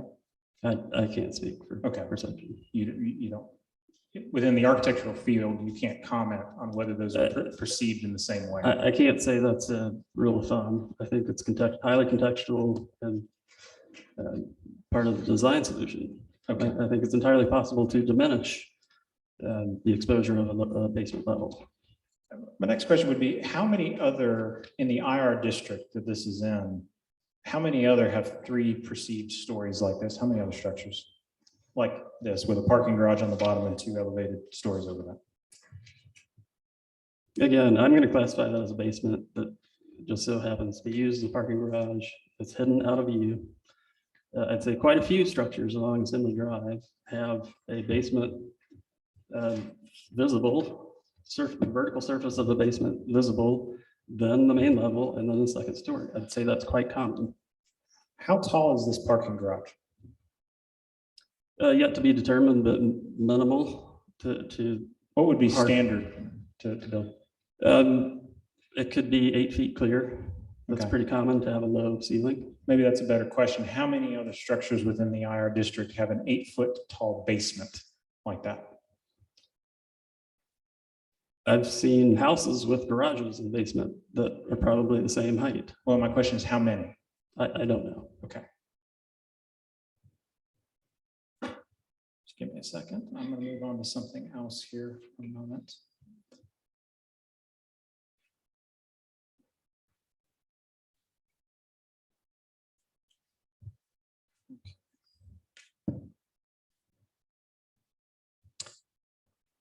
Mr. Bryant, this is the building setback diagram, labeled building setback diagram that was included in the application from the MRA. Can you see that? Yes. Okay. And I think we've, again, established that this blue, well, let me ask, this blue area represents where the proposed hotel will be located. It's building massing there, correct? Okay. And that total square footage, not just the conditioned, is in the 40,000 square foot range. Yes. Okay. Do you know the square, I believe you were asking, I just want to make clear, you don't know the total square footage of the Hanger House? I don't, because I think last week it was the conditioned square footage was represented, but not inclusive of the basement. Okay. Do you know the total square footage of this building labeled as 11 on this diagram? I do not. Okay. What about the one labeled 12? I do not. What about 7? I do not. And I'll maybe cut it short. Any of the other labeled ones with numbers, I'll go 1, 2, 3, 4, 5, 6, or 7. Do you know the total square footage of any of those? I don't, but I think that can be answered later. Yeah, I don't, but I think it can be answered Okay. later.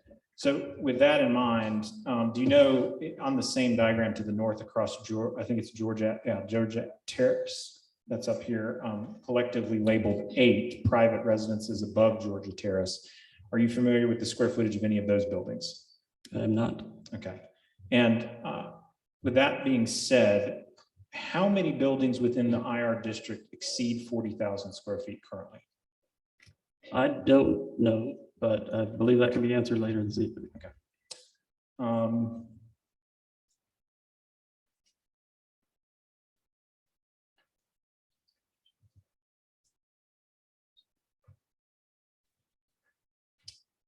I believe you testified that 100 and, let me pull this diagram up just for the board's benefit.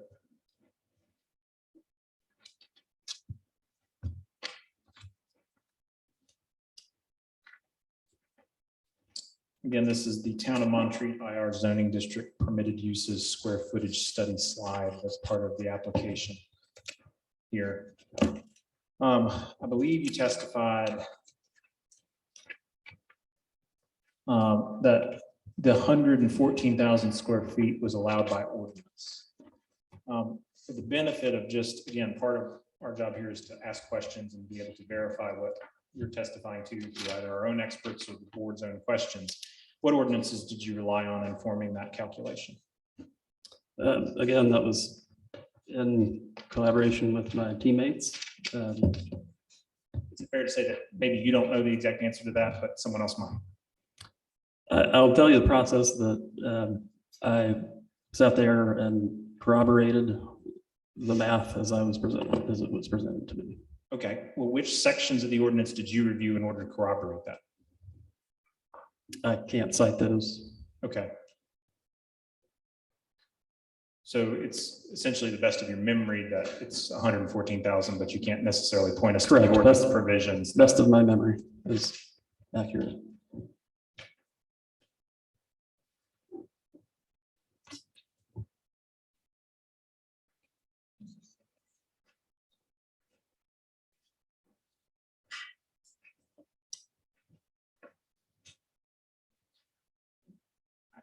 don't really want to go through every single slide that Samsel put together as part of this. And I know we'll get to others with other witnesses, I Yeah, think. full transparency, the six that I presented are the ones that I'm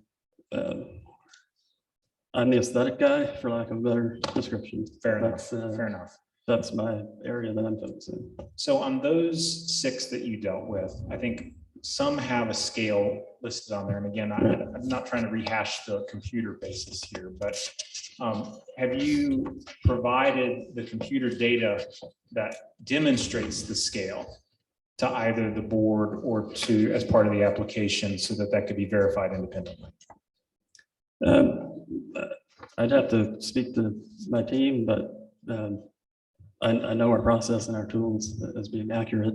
And again, I'll state there's no creative license taken. Well, and I totally appreciate that, and I'm not insinuating creative license. I'm more pointing to just the fact that we're all human and sometimes mistakes can happen, just occur. And so again, to your knowledge, that hasn't been provided. Not to my knowledge.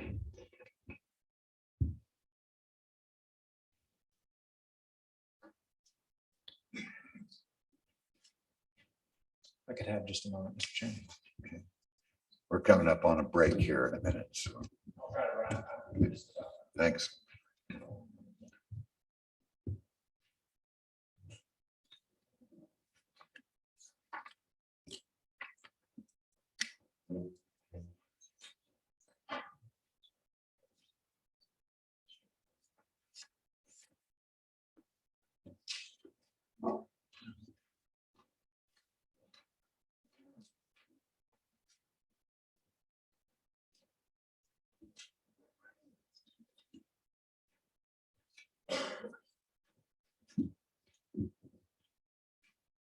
I appreciate that, Mr. Chair.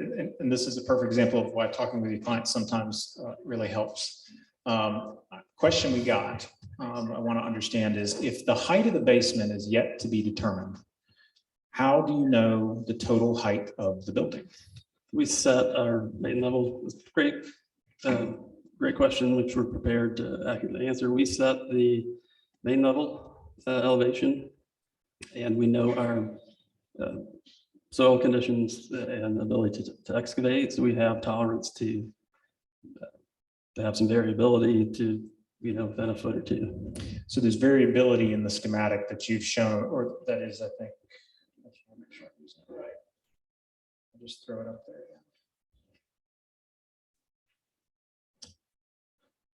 There's variability within a foot or two based on what you've put in on this diagram. And that's typical as we move from schematic design to other phases of our process, is that we can, from a design standard, we're working within workable dimensions. So that's essentially an approximation of heights at this point, because you don't know what the final is going to be. It is a workable diagram. Everything in that diagram is feasible to build to. And I guess with some of the questions you got about scale, this would be to scale kind of depending on how it ends up It's within 1 or 2 feet. Very much to scale. Again, the variability of the garage is a downward excavating direction. Okay.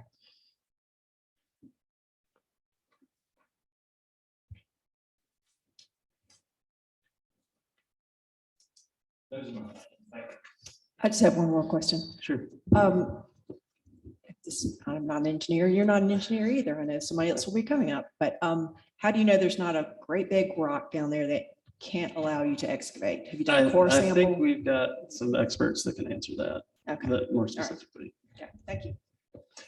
How do you, we seem to be asking questions about the specifics. How do we get, number one, the height, the feet in the polygon relative to the others?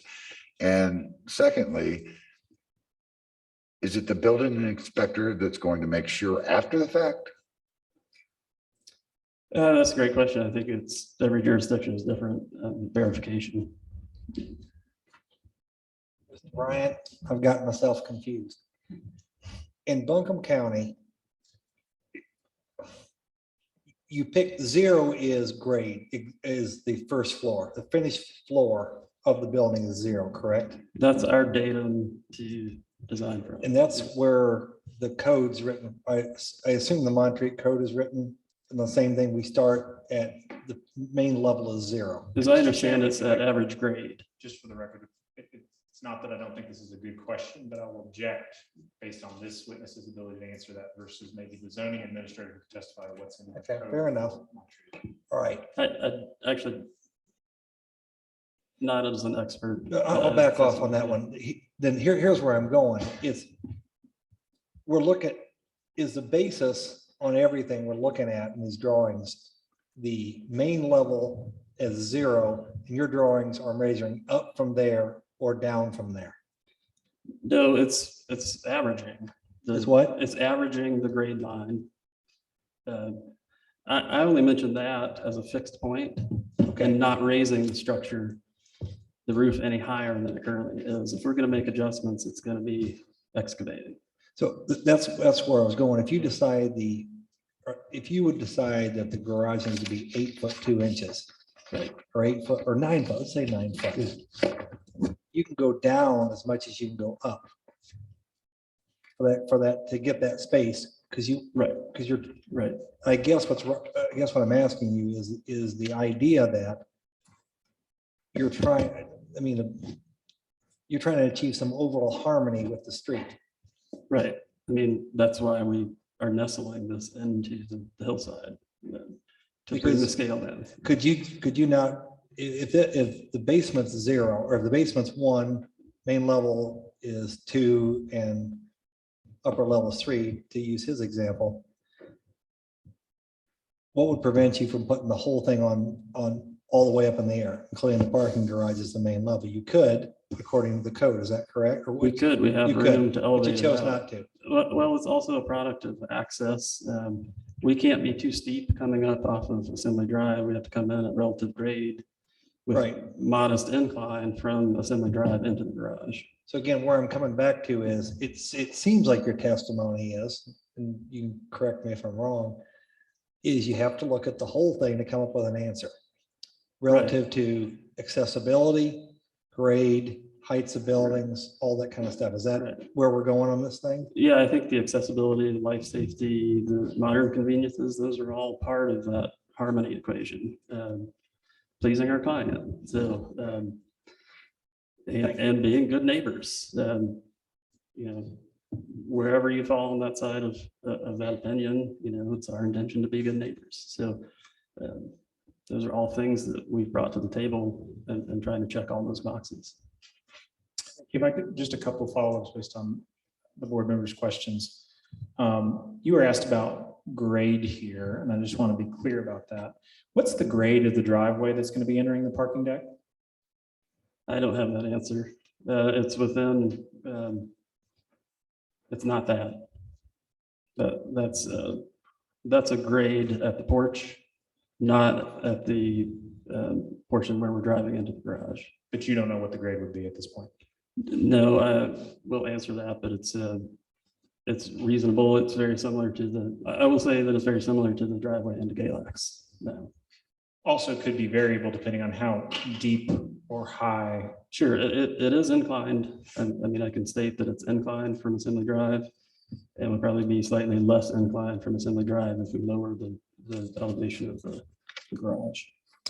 And just one other question you got, when you say the average grade here, the line of average grade, that what you're saying, if I'm understanding you right, is that's an average of the grade from the front to the back of the property as proposed, correct? Correct. Correct, not at one particular spot. So it's a combination of all those measurements across the property and then averaged together.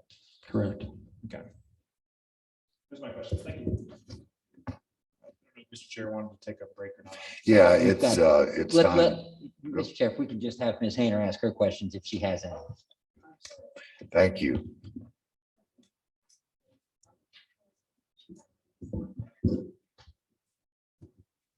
Hello, Hi. thank you. Nice to meet you. I have a question. as the lead architect for Samsel, were you the person who would have made first contact with the conference center when they're thinking about this? Were you involved in those first conversations about the design? Yes, but even that, I mean, as Richard can attest, we showed up as a group of 4, a team of 4. But yes, I've been part of that. So you were involved in the beginning, and I understand that the task of an architect, as I understand it, you can correct me, is to translate what your client is asking for into, then draw designs and come up with things that would meet the needs that they tell you they need. That's one informing factor. The other would be public safety. Trying to think, for us, think about being stewards of the environment, those sorts of things. So I'm wondering what the mandate was that you were given when you were talking to the conference center, particularly concerning the fact that there were buildings already on the property. Were you told anything about what should be done with those properties, those buildings, existing buildings? Were you told that you should start from a blank slate, or did you consider? We considered a range of possibilities, and what we realized is 2 of the 3 in particular do not meet modern safety measures. They do not meet measures of handicap accessibility. They don't provide the modern amenities that the MRA was asking for. There's quite frankly some degradation of those structures that I worry about from a mold and mildew vantage point. So you didn't really explore restoring them or preserving them, or how that might? We've toured them. We've toured them, and restoration, in my opinion, would be near total reconstruction. Yes. Just register an objection about foundation, this expert too. Go ahead. I'm just registering an objection as to the foundation for this witness to offer an opinion about restoration. Then I would ask the question be struck. I mean, he simply asked the question or answered the question he was asked. And I'm just registering my objection. I'm not necessarily disagreeing that the question shouldn't be struck. I'm just saying I don't know that this expert has been qualified in that area to offer that opinion. So. Thank you. I accept that. I think that answers my question. Thank you. So I'm not sure I can ask, so I'm going to ask our attorney if I can ask this question. I would really like to see the polygon corners and the height, and I would like to see the height of the buildings behind. I'd like to see the height of the building beside it. Can the chair ask for additional information? Is that legal? 2 points. One, you can certainly ask for additional information, sir, and if we are able, we will provide that information. 2, I would ask you to hold that question until Mr. Kreckelberg has presented his presentation. He's going to be getting into more of the details of the design. Mr. Chair, just one last follow-up question for Mr. Bryant while he's here in his role. Mr. Bryant, your role is the primary designer of the hotel. Is it accurate to say that the hotel was designed in such a way as to have its own amenities, kitchens, bathrooms, and the like? Yeah, it's actually, if you want to give it a further description, it's a cluster of 3 lodges is how we sort of internally described it. So there's 3 kitchens, so that groups of 13 rooms can use a common living room and a common kitchen for that cluster of rooms. And so in your role again as architect and design of the hotel was in no way designed to be reliant on the lodges that will remain on the west side of the property, correct? Not to my knowledge. Okay, thank you. And Mr. Chair, I would ask that exhibit H5, which was slide 10 the town of Montreat IR zoning district permitted uses square footage study be admitted into the record, please, sir. And Judge, Yes, sir. so moved. Thank you, Mr. President.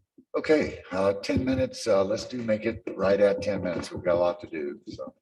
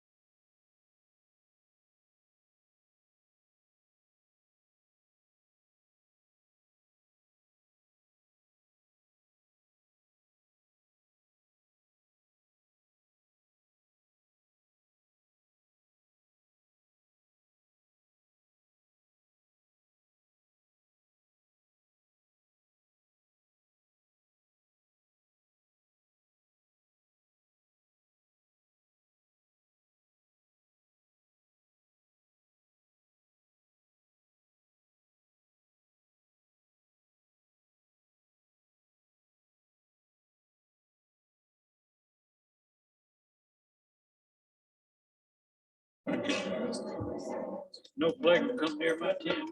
Psalm 91. Do what? Psalm 91. Oh, so I thought you said since I turned 91, I'm like, No. Psalm 91.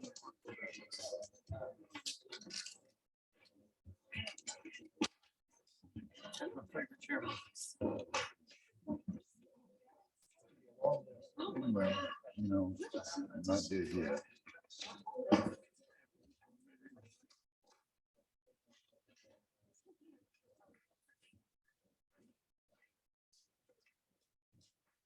Okay, we're gonna call everything back to order again.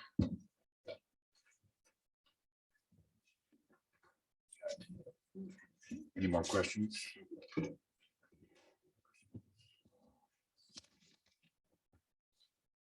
Anything else from the attorneys? I do have just a few questions for redirect.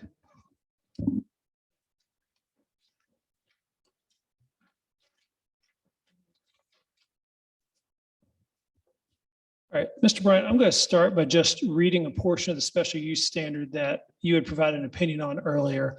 This is code 310.624. And this is the harmony requirement. It says that the location and character of the use, if developed according to the plan as submitted and approved, will be in harmony with the area in which it is to be located. When you see the word area, what is your understanding of that word?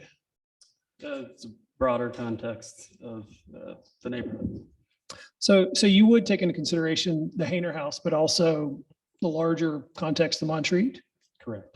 Other larger or similarly sized buildings in the area? Yes. Okay. The other, another question I have, there were some questions early on about your credentials as a planner.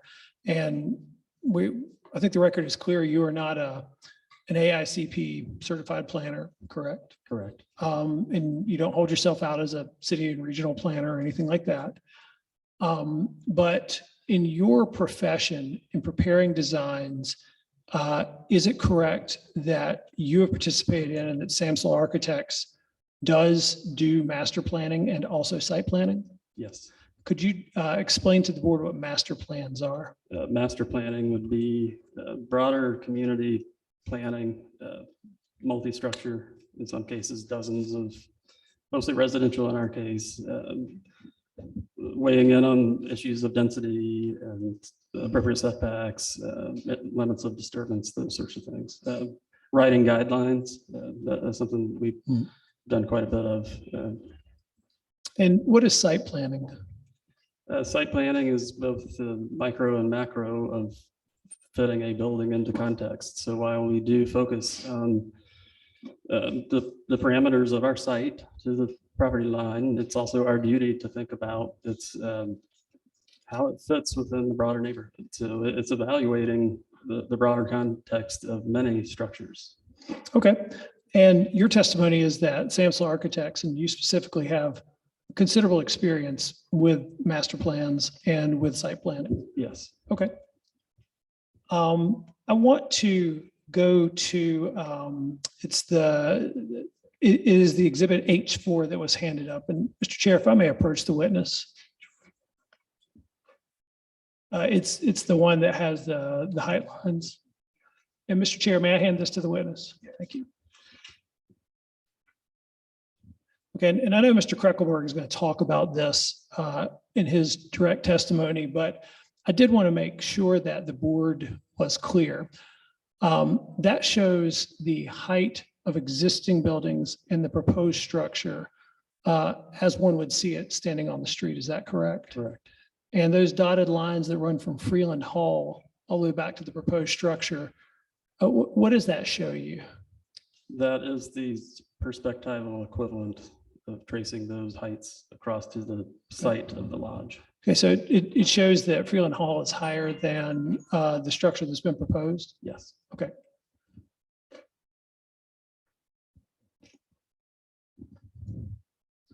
All right, now I want to also go, and my apologies, I cannot remember if opposing counsel put this in as an exhibit of their own, but I do want to go to our slide 21.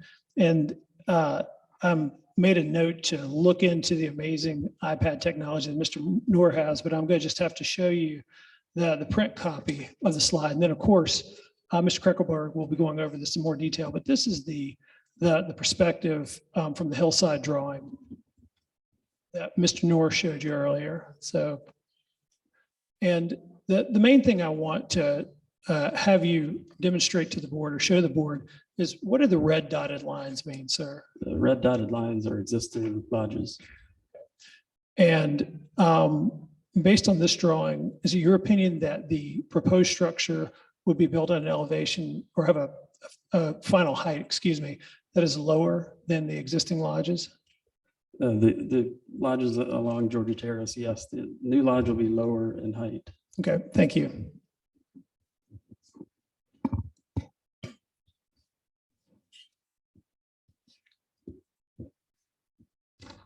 Mr. Chair, if I could, just a couple of follow-ups based on those questions. You may, but I have a few more questions. We may go. I'm sorry, TC. Okay, thank you, Mr. Wellick. Sorry, I needed to find my my place in my notes. Sorry. If you saw my handwriting, you'd understand. Okay.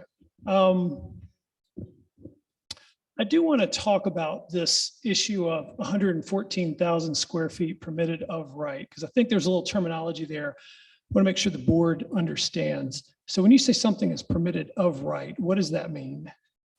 It means in the base zoning, it's permitted. Right. And so that is a use is permitted of right does not go before the Board of Adjustment for a special use permit. Is that correct? Correct. And there's no finding of harmony or any of these other things, correct? It's just a permit that's approved by the town staff, correct? Correct. Okay.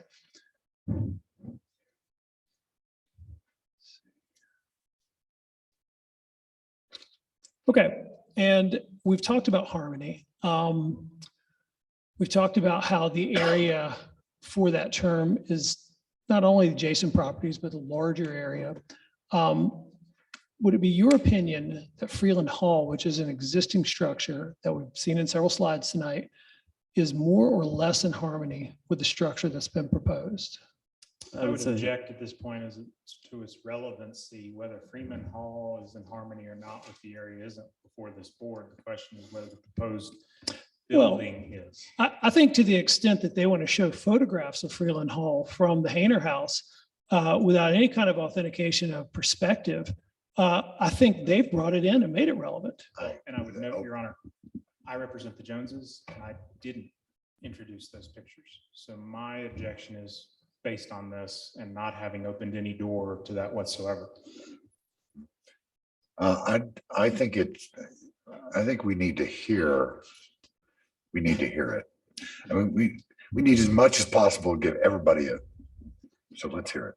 The new lodge is more harmonious with its context than Freeland Hall. I have no further questions. Mr. Bryant, you've testified that you're familiar with the Montreat zoning ordinance, zoning map and other pertinent documents like that, correct? Familiar, certainly don't have it memorized. Familiar. You're aware that Freeland Hall is in what's called the Town Center Overlay District? I will have to confirm that. And are you also aware that the subject property is not in the Town Center Overlay District? We'll have to confirm that. Those are all my questions. I do have just one more question. Mr. Noor, I'm sorry. Did you have other requests? Please go ahead, sir.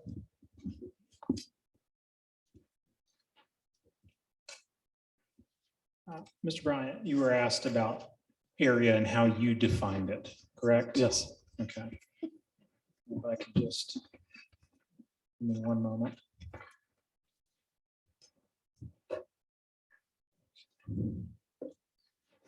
I'm throwing up here what is Article 2, the definitions under the zoning ordinance here. I just want to be clear for the board here.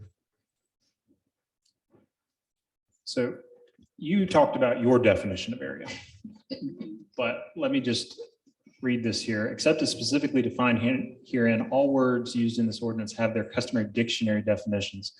For the purposes of this ordinance, certain words and terms are used here, or terms used herein are defined as follows. So your definition of area isn't necessarily relevant as the ordinance is defined to what the common definition of it is, correct? That's possible. Okay. I don't recall the. And I just want to make sure we're using the right terminology here as the ordinance requires us to. You were asked about master plans. I did just want to ask, how many master plans have you led in the last 5 years? 5 years, not that many. In my Under 10? career. I'd have to look at the cutoff. We've done a lot of work with communities, even in Montgomery County, dating back more than 10 years ago, but I don't know the date of some of these. I'd have to follow up with that information. So the exact number you don't have today. I don't have the exact number. Okay. You were referring more generally to Samsel's work, the architecture firm. Yeah, I've been with the firm for 20 years and my peers can attest that that's kind of my niche. Okay. Through community planning and development. Those would be my questions. Thanks. Just two quick questions.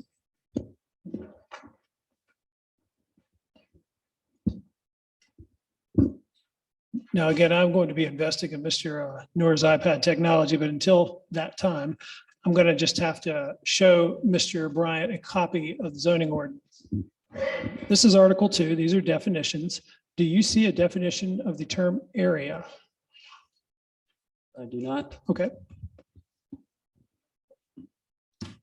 And then I'd like to hand you, this is, it's of course one of our slides, but it's just refresh your memory. It's their exhibit H4. And can you tell me how many doors down Freeland Hall will be from the structure if it's built? 3 doors to the right. Okay. No further questions. Note my objection for the record. Freeland Hall is in a different zoning district.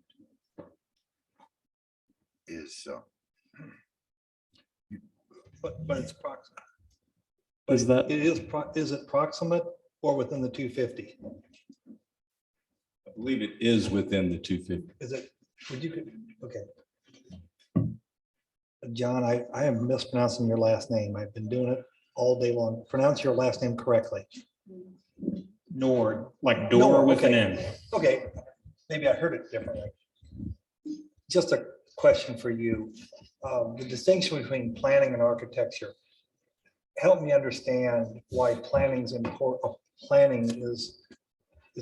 in this case. Are they taking out a building, put another building in its place, or tell me where you're going on planning? Help me understand, follow with you. Well, and I don't want to preempt Mr. Morphus's testimony that he's going to solicit, but the architectural field is distinct from the planning field.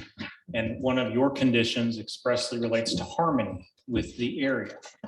And planning tends to be, and I'm not trying to offer testimony to the board, But I would just going to say, that's a fine question, maybe not for Mr. Noor, who's not under oath, who can't offer testimony as to the distinction. He's trying to make the distinction. The board needs to take it at what the questions were. No, what I'm asking is, if he shares us a little bit of his thinking, then we can follow along better where you're going. I'd rather not have the board try to understand Mr. Noor's thinking. The board. I don't even understand it sometimes. So. And so all right, fine, good, let's go. I want to follow up, maybe a correction, and maybe I'll be corrected, but as I now understand, Freeland Hall is in the same zoning district. We can ask him to qualify. you can ask the witness that's under oath if what his understanding of the zoning district is. Okay, yep.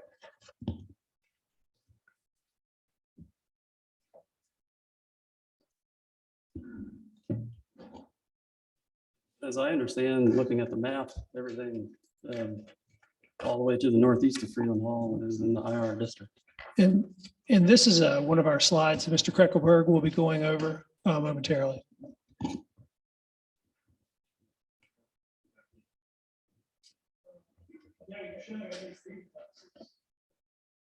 you, sir.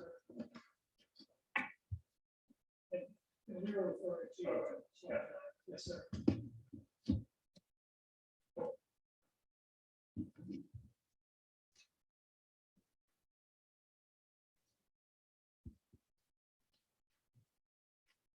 Ms. Hayner, do you have any questions? I do. I want to borrow Mr. Whitlock's screen to project, if Josh could project it for me. I just have a couple of questions.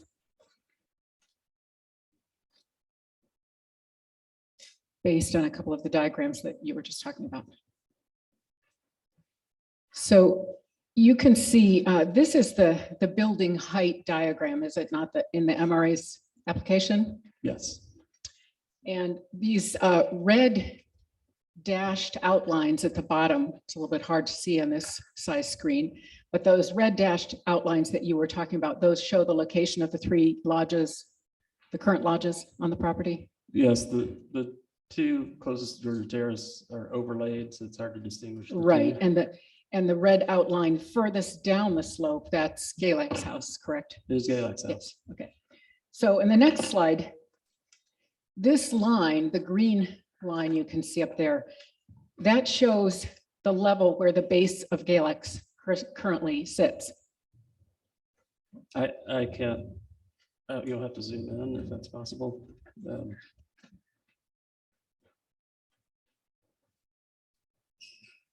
We're trying to I see. I cannot see the base of Galak's as diagrammed. Okay, well, the green line, can you see the green line up there? That's Yes. laid right over where the red dashed Okay. line was.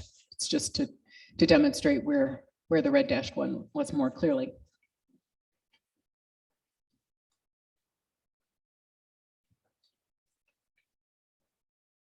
Sorry, we're trying to enlarge it a bit. Thank you. Next one. Great. So now you can see that a little more clearly, the base of Galak's. So meanwhile, this line here that's now shown on this slide shows the level of the highest point of the proposed hotel, it appears. Yes. Okay. The number given in the application for the hotel's height at its highest point is 30 feet 8 inches, correct? That's what we. Again, that's the metric for which we're asked to measure for the ordinance relative to average grade. Okay, but to be clear, that's just the height above the average grade of the entire slope, correct? Correct. Okay. So that 30 feet 8 inches in our next slide, you can see covers just this portion of the diagram. I will point out that the left-right location of that ridge is set back quite a bit from our garage location. They're not in the same plane. They're stepped back a good. So when you reference the highest point, that is not a vertical measurement from the front of our building. Wait, it's a height, but it's not a vertical measurement? It's both a horizontal and vertical measurement because it's not directly above. It's stepped back much further from the street to that ridge point. So when you look at the end elevation of this building, where the grade line is much higher than the garage, that's where we measure. We measure the height relative to the grade lines around the building. So basically it doesn't, this 30 feet 8 inches doesn't tell us how high the hotel would rise above the spot where Galak sits now. Because you can see that on the green line. What I'm saying is that they're apples and oranges relative to distance from the street. The front of Galak's is much closer to the street than the maximum height of our hotel. But I'm talking about the height from the base of Galak's, which is a set spot up in the air vertically. I guess I'm not willing to answer that question because it's not what we were asked to measure as part of our application. Let me show you a scale question and tell me if this is accurate. There's a scale in the bottom corner of the diagram. down in the, it's very hard to see it on the screen, but over in the bottom right, there's a scale. And I believe that's part of the diagram that you all submitted. And now if we put the same scale in red, it's a bit easier to see. Does that look right to you?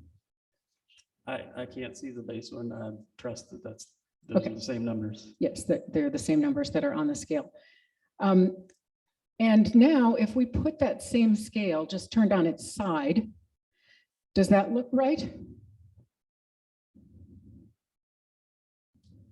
I can attest to, it actually looks a little stretched vertically from the horizontal representation. It's simply overlaid on your diagram. Looking at that scale, we can see that the highest point of the proposed hotel is over 45 feet above the current base of Galex. Again, that's not the measurement for which we're using to our highest point. It's relative to its location away from the street. If you take the end of the hotel,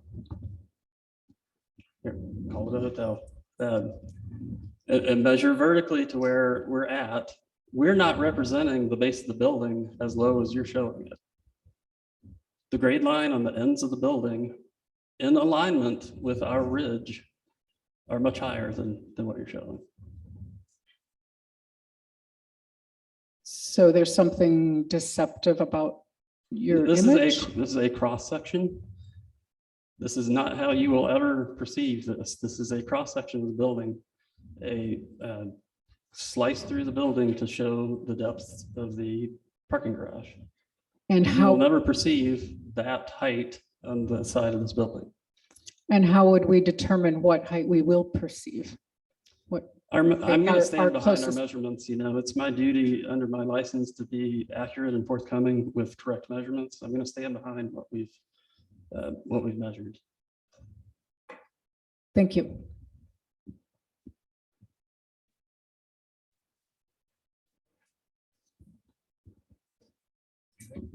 No. Any questions? I guess just for clarity, when you're measuring the height, Hold on oh, a I'm sorry, second. can we back up to that? Somebody's email's up there. We don't want to see. Oh.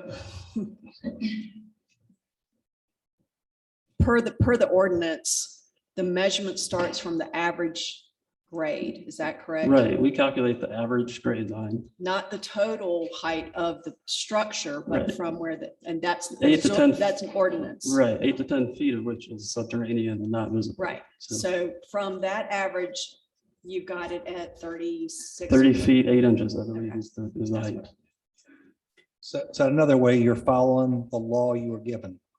Yes, correct me if I'm wrong, with conference with the town planner. And just for the record, unfortunately, I'll have to object as to characterization of following the law. Or following the standard by which you measure heights of buildings. Does that make you feel better?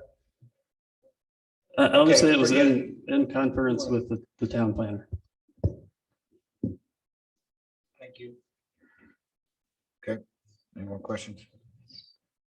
Thank you, sir.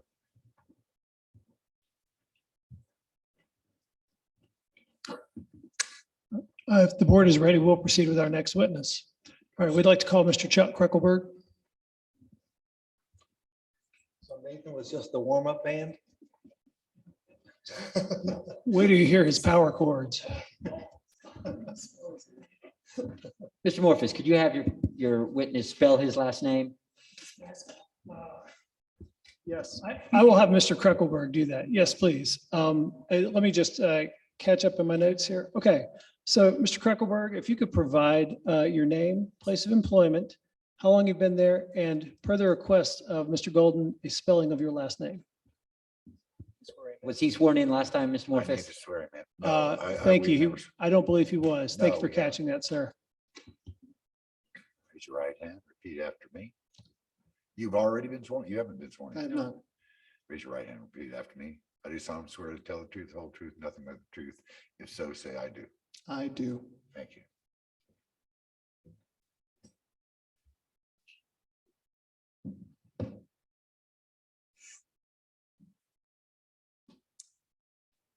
My name is Charles Kreckelberg.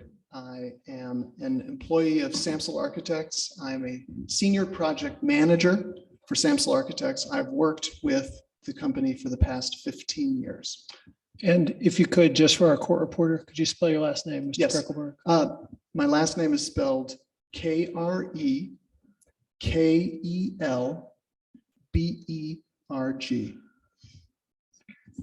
Okay, if you would, describe your education and work experience. I received my Bachelor of Architecture degree from the Cooper Union in New York City.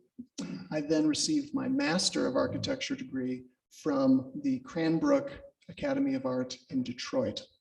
That degree, that master degree, has allowed me to teach and to be invited as an architectural guest critic at various universities, including being offered the opportunity to teach for 5 years at Duke University, where I taught a sustainable architecture course.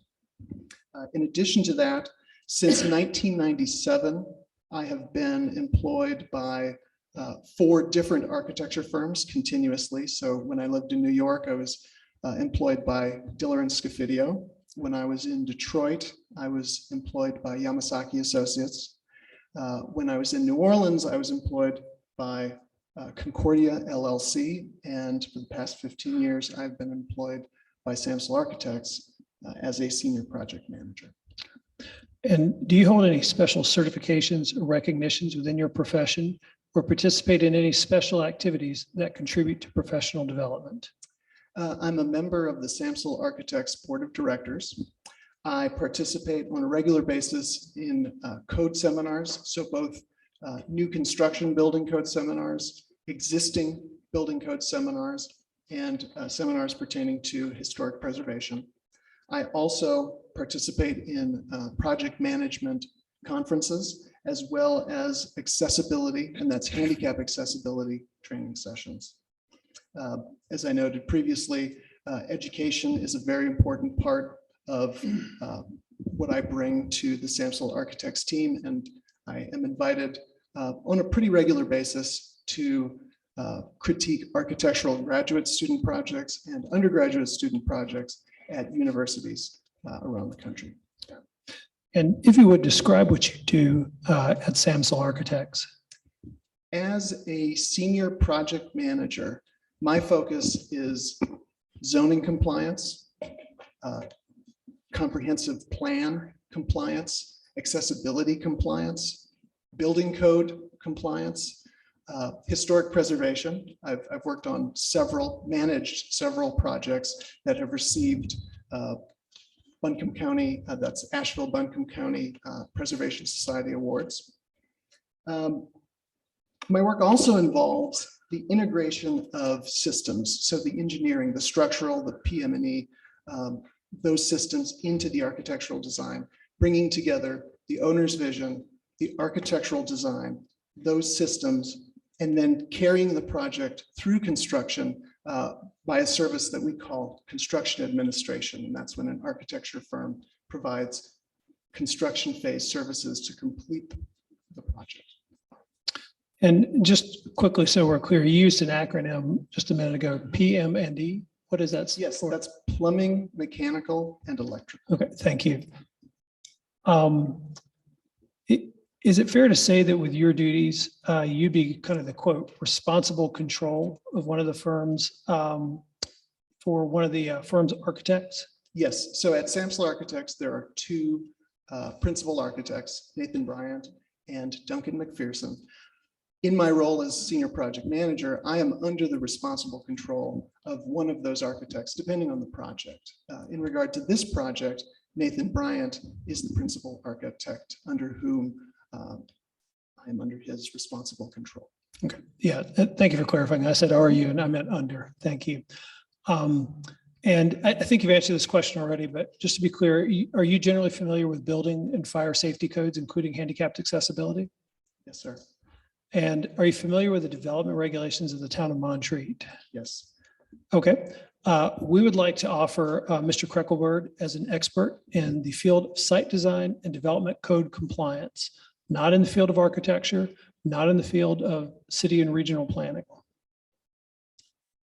Couple questions, Mr. Chair. and voir dire, understanding that it's not in the field of architecture or planning. My question is, and could you say that one more time, the field, the area you were asking for qualification, just so I didn't miss Site it? design, site design and development code compliance. Development code compliance. Okay. Just to be clear, Mr. Kreckelberg, am I saying that right? You I don't did, want to say that yes. wrong. You don't have, your degrees, I think, are in your resume. I don't know that they've been introduced into evidence yet. Will you be doing, We will. okay. But no additional degrees other than what's listed on your resume. That is In correct. Exhibit L. Okay. Are you a member of the American Planning Association or any other associations I am not not. mentioned on the resume? Okay. Are you a licensed attorney? I am not a licensed attorney. Okay. Have you ever served as a zoning administrator or any capacity like that? I have not. Okay. Have you ever worked for any governmental body in a position that's charged with determining compliance with codes? No, I have not. Okay. I have not. Yes, thank you. Do you have any certifications related to code compliance? I do not. Okay.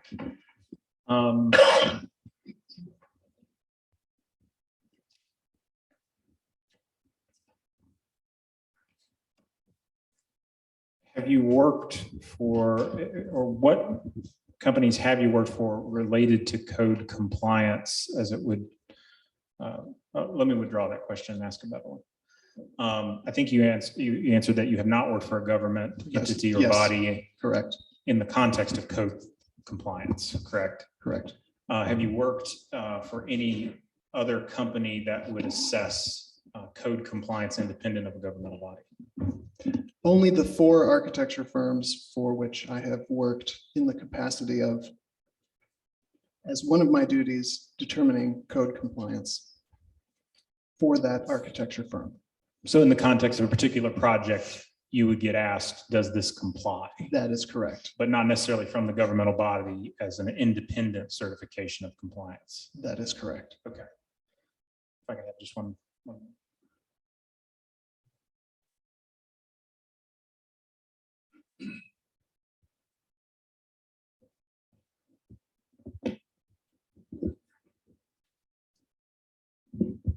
I think we don't miss, I won't speak for Mr. Whitlock, but we wouldn't object as to the expertise in architecture, but we would object to the expertise in code compliance. Again, that requires interpreting ordinances. Usually that's something that is in the area of an attorney or something with a licensed law degree to provide guidance on. That's why attorneys are consulted as to that. And if I can finish my objection, I'm happy to have the response. And then it doesn't appear that he has any certifications related to code compliance, no degrees related to code compliance, no employment by a governmental body assessing code compliance, and that his experience is limited to the context of projects where he's asked by his employer whether this complies. I just don't think that meets the standard for an expert in the area of code compliance, not architecture. That would be our objection. If I could respond respectfully, I'm not aware of an engineering firm, an architecture firm on the earth that consults with a resident attorney before they submit a plan to the staff to see if it complies with the local ordinance. Now, certainly there are issues of interpretation that go in front of a board of adjustment, and then I get to make arguments. That's not the standard required in the field. If I may have an additional document that Mr. Kreckelberg has provided to me, we're not going to be putting into evidence, but it documents his expertise and experience with projects. If I may approach the witness. All right, Mr. Kreckelberg, could you describe the sheet that I'm handing you, Yes. sir? This is a list of the past 100 projects, the most recent 100 projects that I've been the project manager for. These are projects that have been completed, and I have categorized those 100 projects in terms of projects on which zoning compliance was my focus, 93 of those 100 projects. Projects where historic preservation was part of my focus, my task. And that was 27 projects. Creative reuse of those 100 projects, 55 projects were specifically focused on the creative reuse of existing buildings. building Mr. code Chairman, compliance. Mr. Chairman, to expedite the matter, I move we accept him as an expert witness. A second. If I may see the exhibit, but obviously that's independent of the vote, Mr. Chairman. He may certainly see it, but it is not an exhibit to be entered into the evidence. It's just getting late and it's time to move on. Sure. He's obviously done this before. I've got a couple of questions, if it's okay. Is there a project manager's job description in this project that you worked on? On this Can you particular- just explain your role? Yes, absolutely. Now, Questions of the Montreat zoning ordinance, details, and the application of parking, building height, building massing, building volume, all of those questions pertaining to the comprehensive plan, questions pertaining to aspects of systems of the building, how the building footprint can achieve the owner's desired functional program and be contained within a reasonable square footage. The question of possibly renovating the 3 existing lodges on the parcel was given to me in terms of looking at the viability of incorporating the desired program into the existing buildings.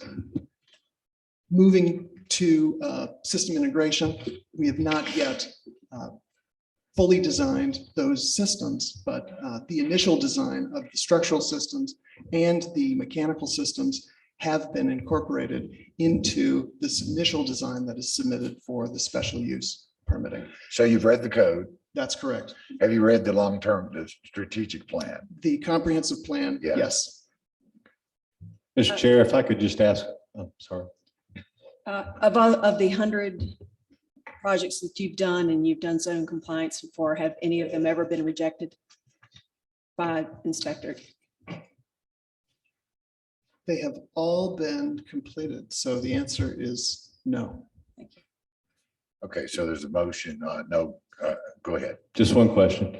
Mr. Kreckelberg, how many times have you been qualified to testify as an expert, either in a quasi judicial or judicial proceeding as an expert in development code compliance?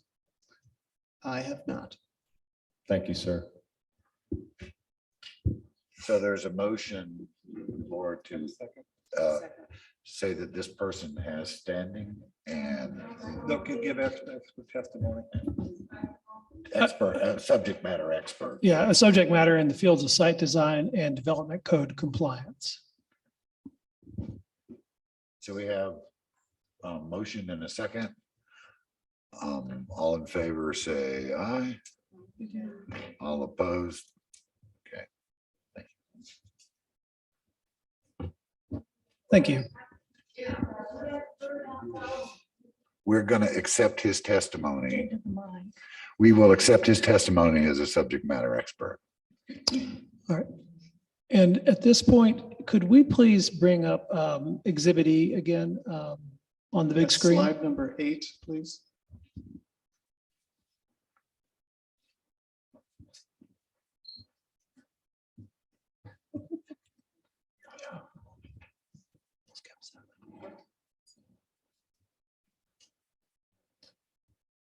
All right, so Mr. Kreckelberg, I'm going to skip one or two of my questions as you have just answered them. But just to be clear, you said you've reviewed the town of Montreat's comprehensive plan, correct? That is correct. And tell me how the project that we've proposed fits in with the town of Montreat's plan. The 2 highlighted sections that we've included on this slide are 2 quotes that we think are very pertinent. I'm just going to repeat and quote directly from the comprehensive plan. Town Center 1, TC1, is planned mostly for institutional uses and activities centered around the MRA. So that is the green zone that is shown on this map. That is Town Center 1, and you'll notice that the parcel, the subject property, is in the center of Town Center 1. The next quote is, I'm going to read the whole quote, qualifying the fact that The MRA is not looking to collaborate or construct shared housing with the college. It's the second part of the sentence that's of importance, but I'm going to read the whole sentence for context. In TC1, the possibility exists for collaboration between the MRA and the college to address housing needs, especially the lodging needs the MRA experiences during the peak summer visitor season.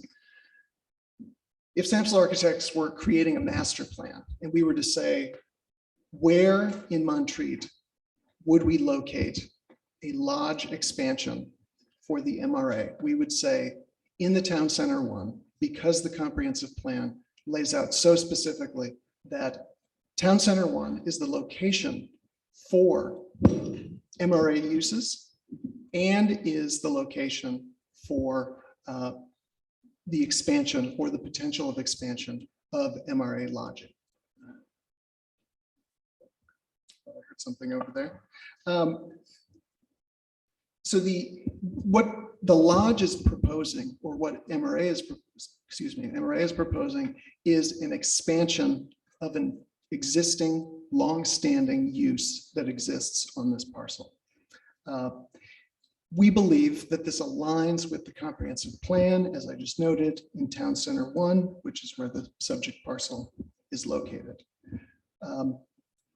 Another aspect of the town center, as it is defined by the comprehensive plan, is this is the location for increased density. The comprehensive plan is looking toward a future where there is more development, and the comprehensive plan indicates that the town center is the location for this increased density. Is town center 1 relative to IR district? Can you explain that a little bit? You actually asked the same question I was going to, Mr. Chair. If I may phrase it in a little bit different way, it may be clear, but please feel free to cut me off. As the chairman was about to say, there's been some confusion tonight about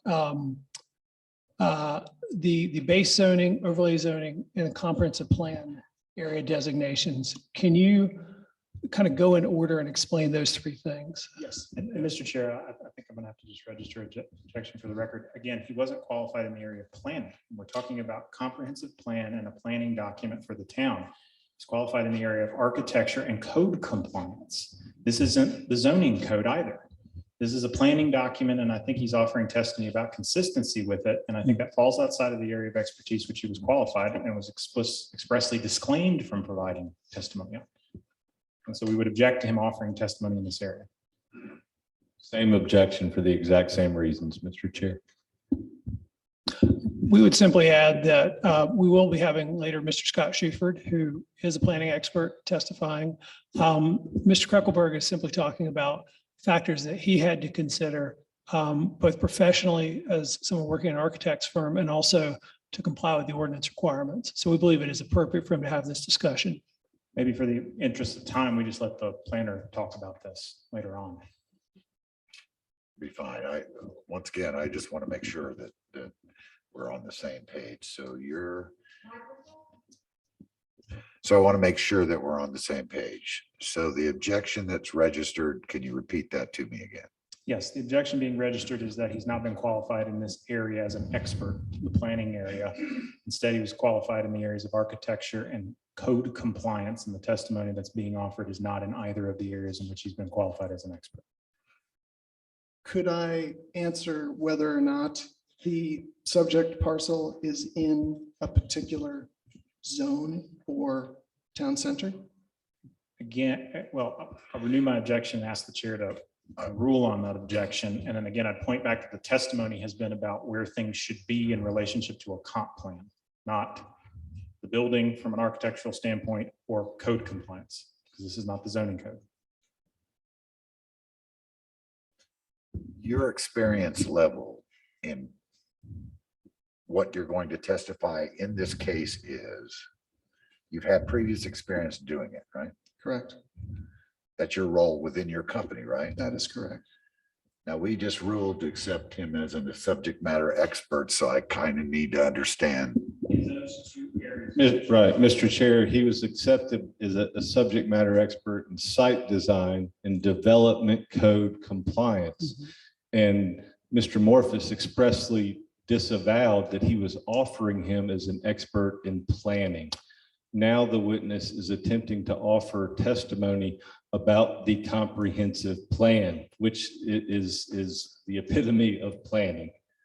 So I think you can understand our objection. You have a planner coming up here. We do, and we're simply having Mr. Kruckelberg explain the process they used to develop the project. But yes, we do have a planner who will be testifying. Then what I'd recommend, if you have it, then I recommend that we move on and we'll ask the planner. I recommend that you move on and we can ask the planner the question. That's fine. Could Mr. Kruckelberg answer the question just about the difference between the overlay, the base zoning, and the comprehensive plan designation? Again, not providing an opinion, simply stating what the code and ordinance provide because the question's been asked. And if necessary, we could have Mr. Schuford come up and swear him in and go through his voir dire and then have him answer that. If he's just going to identify literally where these things are, I don't have an objection to that. That's it. We're not going to provide any further opinion about the comp plan. Is that do you understand the? Yes. Okay, thank you, Mr. Kruckelberg. If All we right, can so- use the zoning map though. Yeah, and what might be helpful, why don't you go on to slide 9, Mr. Yes, can you Kruckelberg? go to slide 9, please? So the subject parcel is in the center of this image. It is the large rectangular parcel that contains 6 letter I designations. This parcel, the purple indicates the IR district, which is a transitional district between institutional and residential. It's a very special district that I'll be talking about in a little bit. Our subject parcel is within the TC1 comprehensive plan district or designated area. The subject parcel is within the IR zoning district, and the subject parcel is not within the Montreat zoning ordinance town center overlay. The town center overlay is 2 paragraphs and I think 3 requirements that pertain to additional signage and very minimal overlay. That's additional requirements that would apply to Freeland Hall, for example. But those additional requirements do not apply to the other IR district buildings. So there is an overlay of various layers. We are in the IR district. We are in the town center 1 of the comprehensive plan. We are not in the town center overlay of the zoning ordinance. Thank you, Mr. Kruckelberg. That was very clarifying. All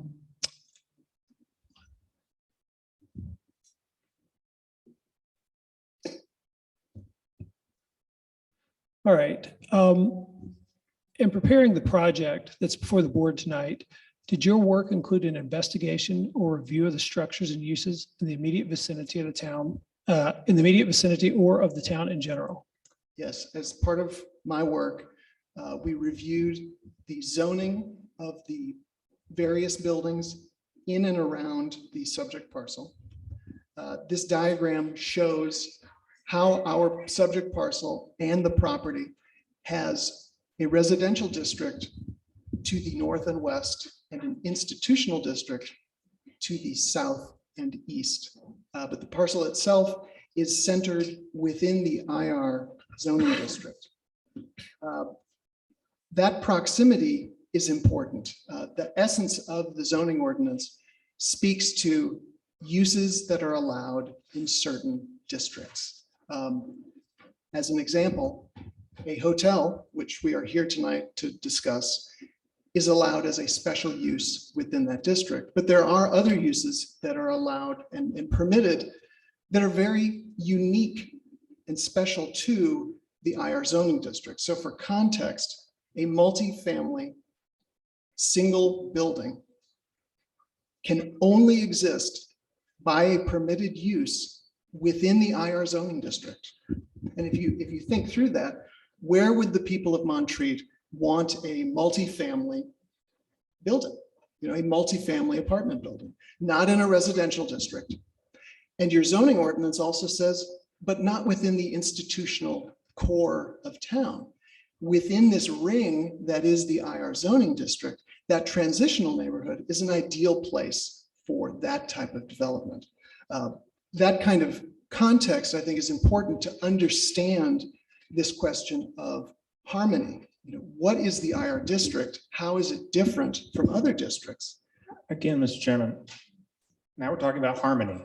And this was the objection we previously made. It's our site plan development and code compliance. And we'd ask that that testimony be stricken as not being within the area of his expertise.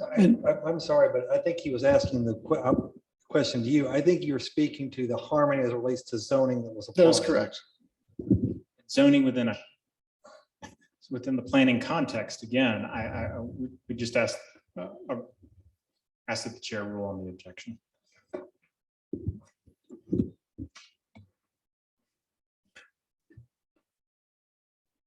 I'll allow that at this particular time. However, what I'd like to do is get to the point. If we're going to be talking about do you not agree that he has the right to interpret what an IR district is as it relates to zoning? I think what we agreed to was that he could identify the district, literally pointing it out on a map, because the code says where it is. It's really not needed for interpretation. Sustain. Mr. Chair, I would just. Okay, Mr. Kuckelberg, why don't we go on then to slide 10? Yes. Okay. If you could, Josh, go to slide 10, please. Okay, so you all have seen this diagram before. We're going to talk about it a little bit. But let me start by getting some opinion information from you. First, does this building comply with the dimensional requirements of the Montreat zoning ordinance, including height, setback, et cetera? The building does comply. It is within the setbacks and it is below the maximum height. And I don't want to belabor this because I think this has already been discussed at length, but could a larger structure be built on the site? A much larger structure could be built on the site. And that is what is indicated by the bar graph diagram that we have included. Were there earlier plans that the MRA and Samsel Architects considered that would have called for a larger structure? Yes, we were originally asked to design a larger building. And so the first iteration of the building was actually 37,000 square feet of conditioned space, excluding the non-conditioned garage. And that 37,000 square foot building was reduced to 29,000 square feet, incorporating some efficiencies and just bringing the project more into a smaller scale that, as Nathan testified, we feel is a balance between maximum build out and neighboring properties. I mean, that's really what we're trying to strike with this current design, is a balance between those two. And for context, do you know what the conditioned square footage of Freeland Hall and the Presbyterian Heritage Center is? So that building, the combined Freeland Hall and Presbyterian Heritage Center is 38,025 square feet of conditioned space. All right, Mr. Kruckelberg, since we've heard a lot of testimony about this earlier this evening, I'd like to skip through a little bit some of your slides. But if we could, and this is just for the board's reference, if we could show slide 11, because opposing councils put that up once. So that's the diagram they were referring to earlier about and you don't need to go into great detail, Mr. Kruckelberg, but if you would, explain what this diagram is depicting. So what this diagram shows is building all the way to the setback. So as the building, and I think some of the previous questions have begun to tackle this issue, as the building or as a building gets closer to Assembly Drive, due to the sloping terrain, the actual apparent height of the building increases. Because as that facade, the maximum height is 40 feet above average grade. But as that facade and a use by right could build all the way to the setback, you end up with a much more imposing structure when you build to the setback and when you build to the maximum height of the building. Okay, thank you. Could we go to slide 12, please?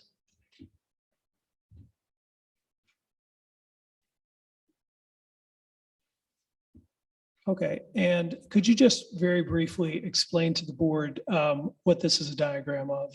So this diagram again shows if a use by right was constructed, you would not, or the building would not require a special use permit.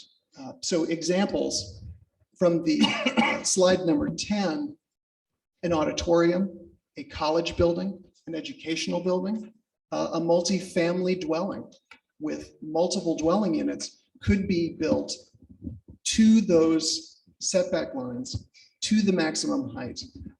And because it's not part of a special use process, because there's those 6 standards that we're going to be looking at over the course of this project, those 6 standards do not apply to a permitted use by right. So that building could have a flat roof. It could have mechanical equipment all over the roof. I mean, it could be like other buildings that do exist in Montreat, like the Inn, for example, or Freeland Hall, which also has a flat roof. So a building could be built, it could be maxed out. And what we've done through our early exploratory work and the design that's presented and that is part of the application is we're showing this balance between what is allowed within the IR district, this very special district that is a balance of residential and institutional, a balance between 117,000 square feet of maximum build out and what's currently there, which is 10,650 square feet with the 3 existing lodges. We're proposing something that is a quarter of the size of the maximum build out. Thank you, Sarah. If we could, I'd like to go to slide 13. Mr. Kreckelberg, I don't know that we have the information we really need to share with the board. Would you agree, or is there anything about this slide that you'd like to? Okay, let's go on to slide 14 in the interest of time. Okay, could you explain to the board briefly what this diagram depicts? This diagram depicts in orange the 4 buildings, Galax, Lord, and Chestnut, along with a exterior covered pavilion, which is building number 4. That's the smallest building to the left. The orange buildings are to be demolished as part of this project. And we've already heard this testimony. So again, we just want to briefly get in because of your expertise. Are the current buildings code compliant? The current buildings do not meet the current codes. It's possible that at the time of construction, they may have met those codes. But any renovation to those buildings would trigger major renovations, major expense, given the nature of narrow stairs with winders, which do not meet current code, narrow doors. The buildings can be used. The term is grandfathered. I mean, they are non-conforming as their use, which is allowed. So they can continue to be used if the MRA were to choose to do that. But in terms of achieving the MRA's desired functional program of accessibility, of fire safety, of life safety, things like doors, stairs, structural systems would need to be completely redone in regard to these buildings if they were to be renovated. And will the proposed structure be better and safer than what's currently there? The new building will be fully code compliant, fully handicap accessible, in accordance with the zoning ordinance, and we feel that it also will meet the MRA's stated needs. All right. Now you had mentioned about. Mr. Kreckelberg, before you go on the next Yes, slide, yes. when you say code compliant, I heard staircases, doorways, staircases width and height, or just width? Width and height. Width and height. Yes. Okay, and then did someone evaluate asbestos lead in that in those buildings? Because they were probably built at a time when that was okay to do? Did anybody evaluate the environmental hazard in the buildings at all? To my knowledge, that has not yet happened. Thank you. You are saying they don't meet current code, but you're not saying they are a safety issue currently. That is correct. That is correct. But if they were to meet the MRA's needs, handicap accessibility, for example, we would be losing at least 10 square feet per floor to put in an elevator. So there would be major changes in reconfiguration for these buildings to function in the way that the MRA needs for its guests.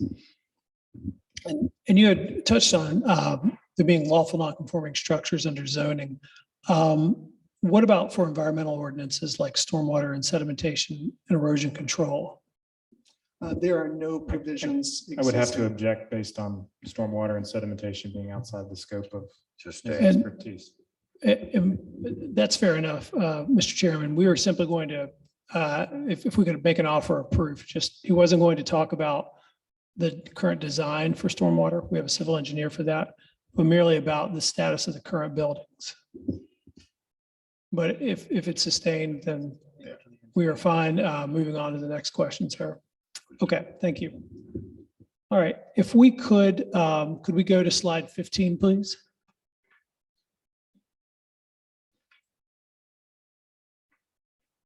Okay, and Mr. Kreckelberg, could you describe this slide to the board, please? This was part of our detailed work with the town of Montreat to precisely calculate the number of parking spaces that the new lodge is required to have. And so through a step-by-step process, which we'll go through in these documents that are part of the application, the first step is, what is the existing parking?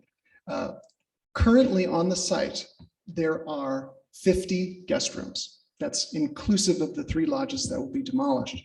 There is a total of 41 parking spaces. So that is a non-conforming, but again, existing use. Section 700 is very clear.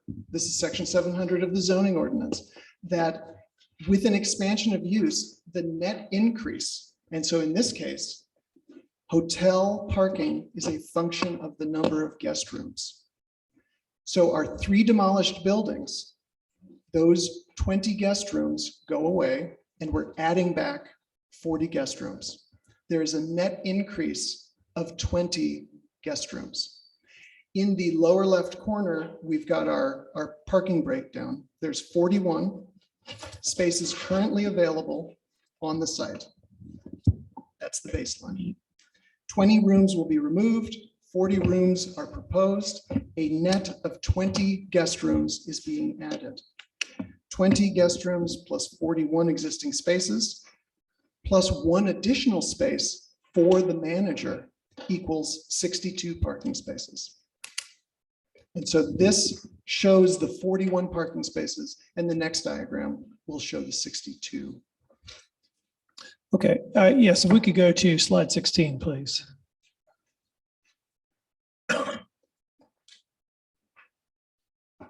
All right, and you've already described the project parking in some detail. Is there any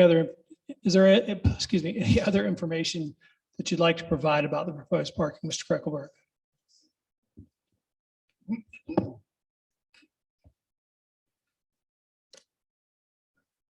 What's important about the parking that we're showing is the new parking configuration of those 62 spaces. So here's a little bit more math. Of the 62 required spaces, we are putting 30 below the building, out of view and out of sight. Those spaces, those subsurface parking spaces, allow for a 9 parking space reduction in the number of surface spaces. So the spaces that neighbors, when they walk by the site, see. Today, they see 41 parking spaces. After the renovation, with locating 30 of the 62 spaces under the building, there are only 32 parking spaces visible as surface parking spaces. So there's a reduction of 9 parking spaces, and the associated circulation to get to those parking spaces. Okay. Could you also talk a little bit about how lodge traffic is different from traffic that would come to a standard hotel? So as. Unfortunately, Mr. Chairman, I'm gonna have to object again about traffic not being within the area of expertise. I think Oh, they have we're- a traffic engineer that We're, they're gonna be. we're not talking about traffic engineering in terms of trip counts and things like that. You're really talking about how it functions on the site. Is that correct? That's correct. Thank you. And that's noted. He's not going to be providing opinion on safety of trips or things like that. Okay, well, I'll withdraw my Thank you. objection. I think it's interesting to know the relative to the existing, so. So the current use and the proposed use both assume that lodge occupants tend to arrive in groups, either in vans or 4 to a car. The MRA has looked at the parking calculation of 62 spaces, which is defined by the zoning ordinance, and has determined that it is sufficient for the needs that they anticipate for the lodge. So we have compliant parking spaces per the zoning ordinance, and we have an owner saying the minimum requirement is the maximum that they require. Thank you.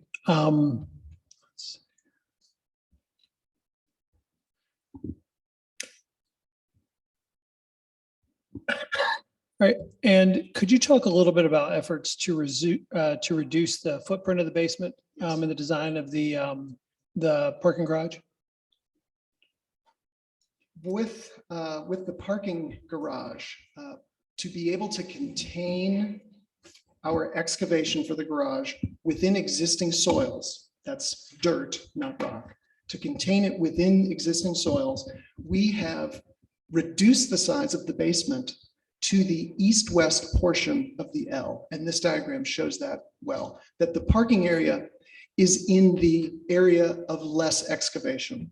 Our original design actually had a parking garage that extended all the way under the building, but you can imagine there was a lot of excavation. And in that instance, we would have run into rock and other difficulties. And so this balance of concealing as much parking as possible led to this final solution, which is a little less than 50% of the parking is below the building, and the basement is a little more than half of the overall footprint, but it's just the portion near the front of the building. And have other efforts been made in the design to reduce the visual impact of the basement parking? And I apologize for calling it a parking garage, Mr. Bryant. Yes, the majority of the front of the building, and you can see that in this diagram, is landscaped with trees. We've got a pollinator meadow, and we're actually building up the soil up to the building to actually conceal that lowest level of the building. At the driveway to the lower left, obviously where the drive enters the building, we have to have a full height, small portion of facade where you will see the garage door to enter the building. But we have made that effort with grading and with the point of entry into the garage to lessen the impact of the lower level of the building and to give it the appearance of a stone foundation, concealing the parking. And just for clarity, this diagram shows, and there would be added a landscape buffer between the driveway and the Hayner property. Is that correct? That is correct. So we have actually, our building is located further from the east setback than required. And we are showing a vegetated buffer, which is required. A hotel and a residential use are to be separated by either a vegetated buffer or a 6-foot fence. We thought a vegetated buffer was more in keeping with the neighborhood and Montreat, even though a fence is allowed. Okay, thank you. If you would, let's go to 17. I don't think we need to provide a description other than just Mr. Kreckelberg can tell the board what this diagram is.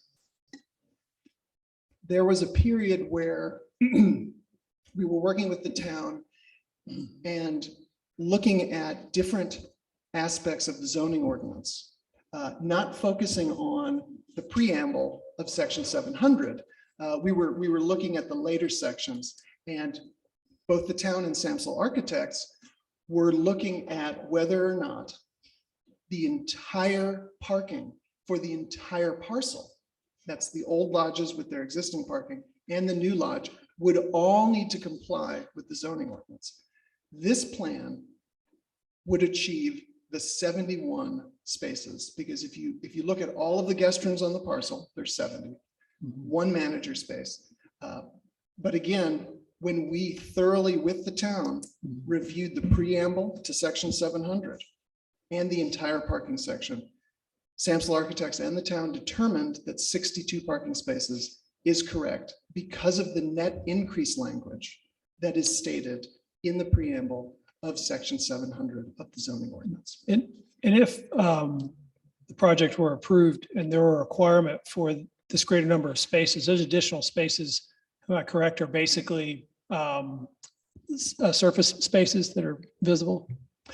There would be one surface space added, but you can see that we would need to do more excavation into the hill, which is not something that Samsel Architects recommends or the owner wants to pursue. So that portion in the lower right, you can see we're actually gaining 5 spaces by excavating, which we would not want to do.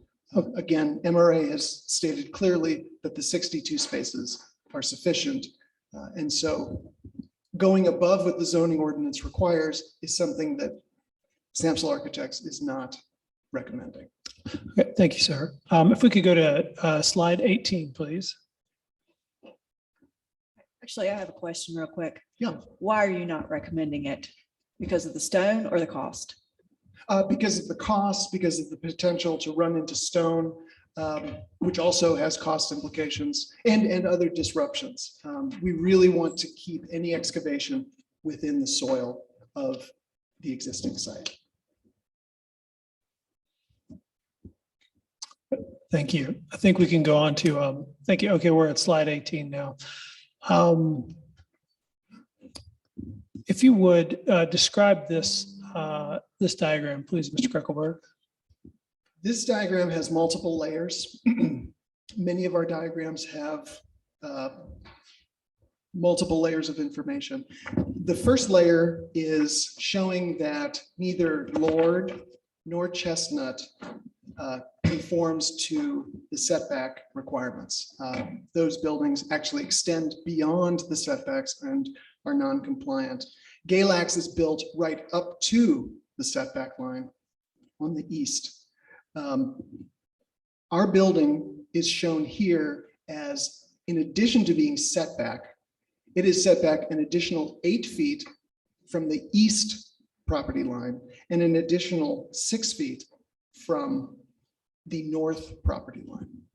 And again, this is to have more vegetated buffer, more planting space, and improve the current situation, which is in the case of 2 of the 3 buildings, fully non-conforming structures as it relates to setbacks.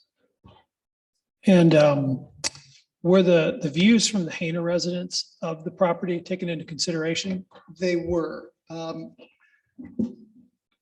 Many conversations and design iterations took views from the Hainer property into consideration. It may be difficult to see. I don't know if your resolution is better than mine, but there is a yellow arrow that goes from the Hainer residence, touches the edge of the Galax Lodge building, and extends to the left. We wanted to make sure that our building did not extend and affect that view corridor. There have been other refinements that we have taken into account in terms of noise, in terms of building height. With this diagram, we're showing that the building, which could be built much closer to the setbacks, has been moved away from assembly and away from the Hainer residence on the east side of the property. And again, trying to balance the MRA's needs with the overall relationship to other buildings within the IR zoning district. And while we're on this slide, could you describe briefly the project dimensions and the orientation of the Yes. proposed lodge on the site? The width is 169 feet. The depth is 162 feet. In the middle of the diagram is a very important little bit of information, and that is the average grade. We were talking about the height. What is the 40 feet added to? Well, the 40 feet is added to the average of the grades. Basically, what is the average grade? And that is 2,657 feet. When you add 40 feet to that, you get 2,697 feet. That is the maximum height of the building. So if we do talk more about maximum build out and what's the perceived height, any perceived height is going to be from that datum down. Thank you. If we could, let's go to slide 19.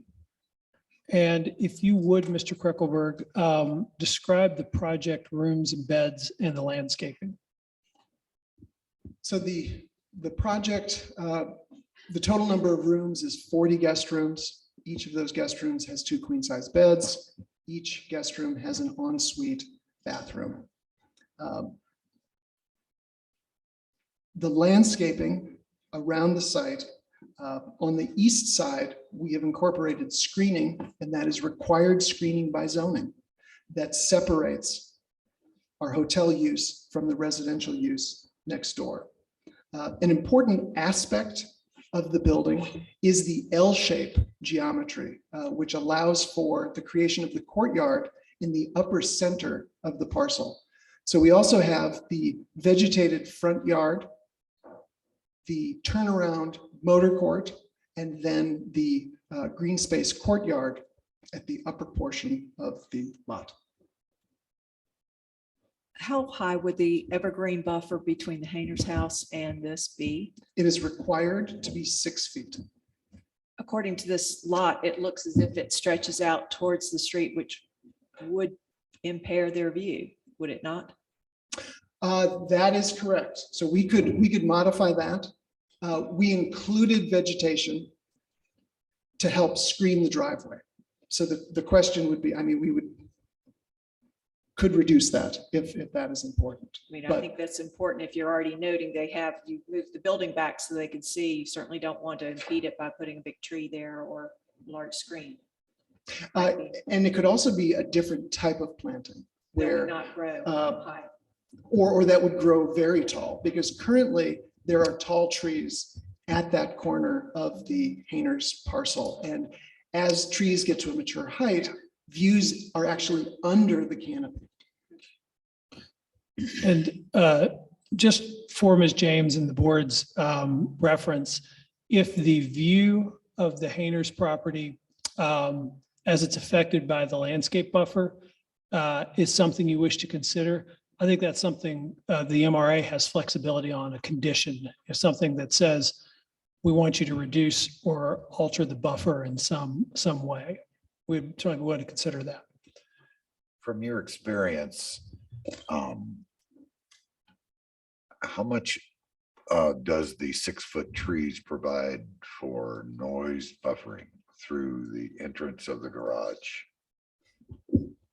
And I hate to just, I think that'd be an expert area, acoustics. Yeah. And just for the record, a noise analysis is not required by the zoning ordinance or by the special use permitting process. So And- that is not a requirement of the special use process. And we will not be presenting an acoustic expert.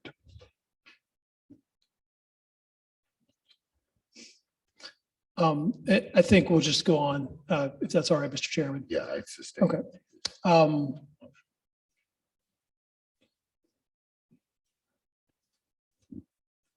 All right, if you would, could you also talk about any efforts at preserving existing vegetation and also about the proposed vegetation, including trees that, well, they've been proposed to be planted?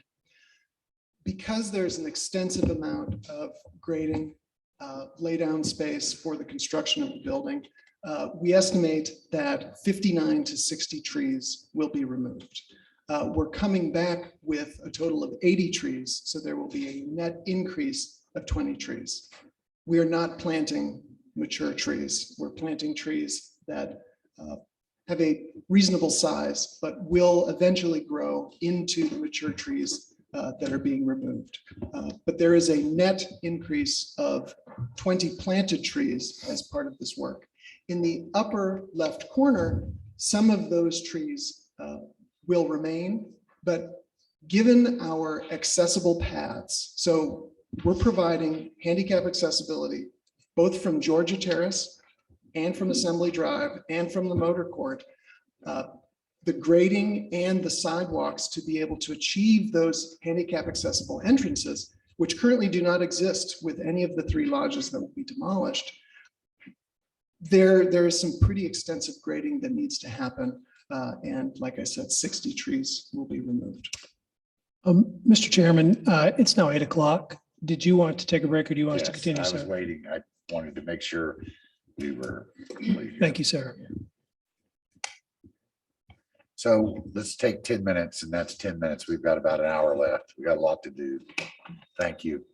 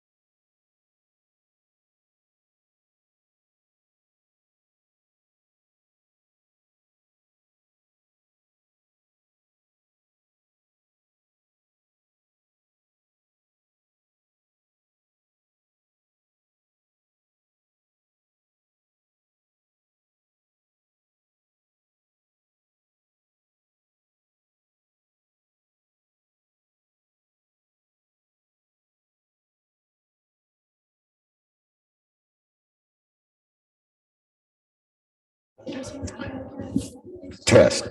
Again, we're sorry for not, we understand that there's been some feedback that you can't hear us. I'd like to remind the board, if you have to, just pick the mic up. If you have to, just pick the mic up and use it, because we're getting both. And I'd like to thank the people who are online. Thank you very much. And we hear your feedback and we'll try to accomplish it. So if we could, and I'm guilty of it as well, so I will try to speak louder. Okay. Ready to proceed. Thank you. Mr. Kreckelberg, we are on slide 19. If you could tell us about the proposal for green space on the property. So the green space, as it is indicated, has a northwest courtyard area. We're calling that green space the lawn, but it also incorporates boulder walls and plantings that go up the slope toward Georgia Terrace.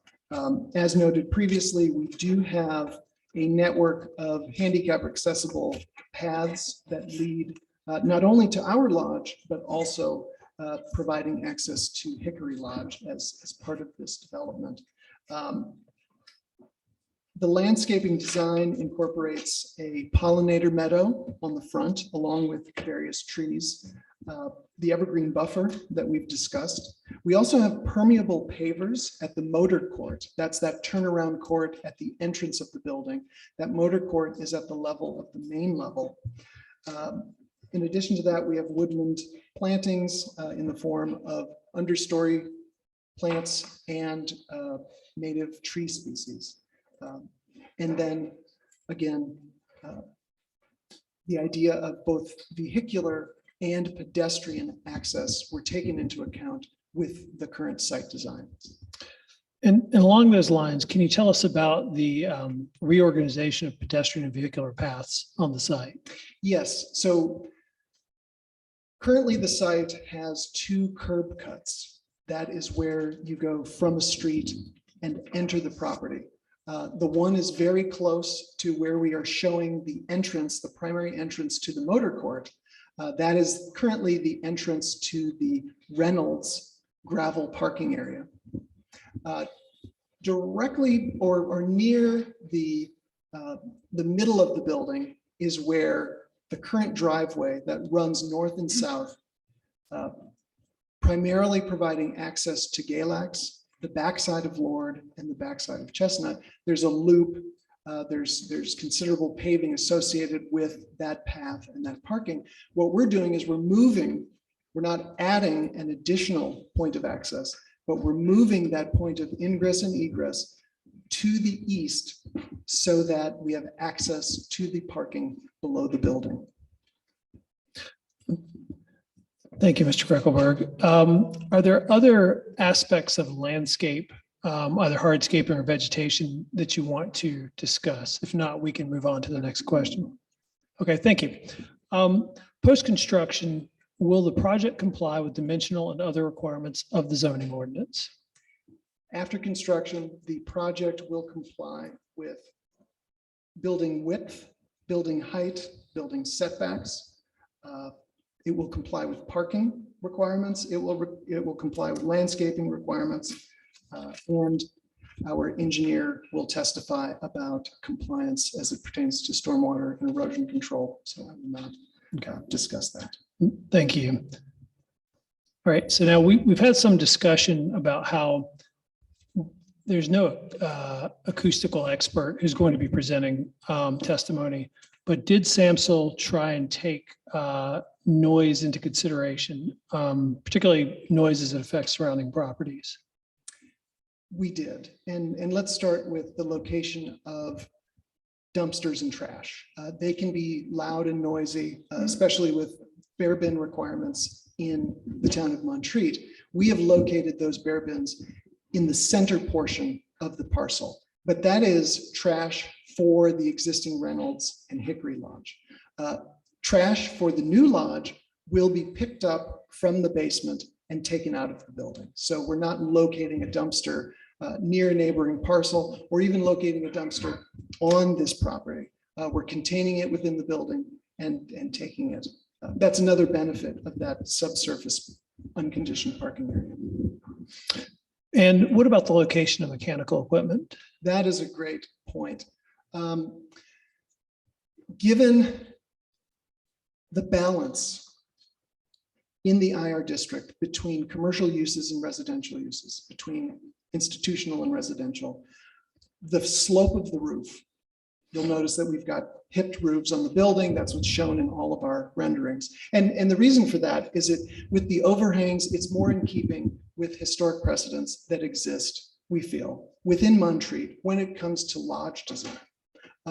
Locating mechanical equipment on that roof is something MRA and Samsel Architects do not want to do. And so there will not be HVAC equipment on the roof.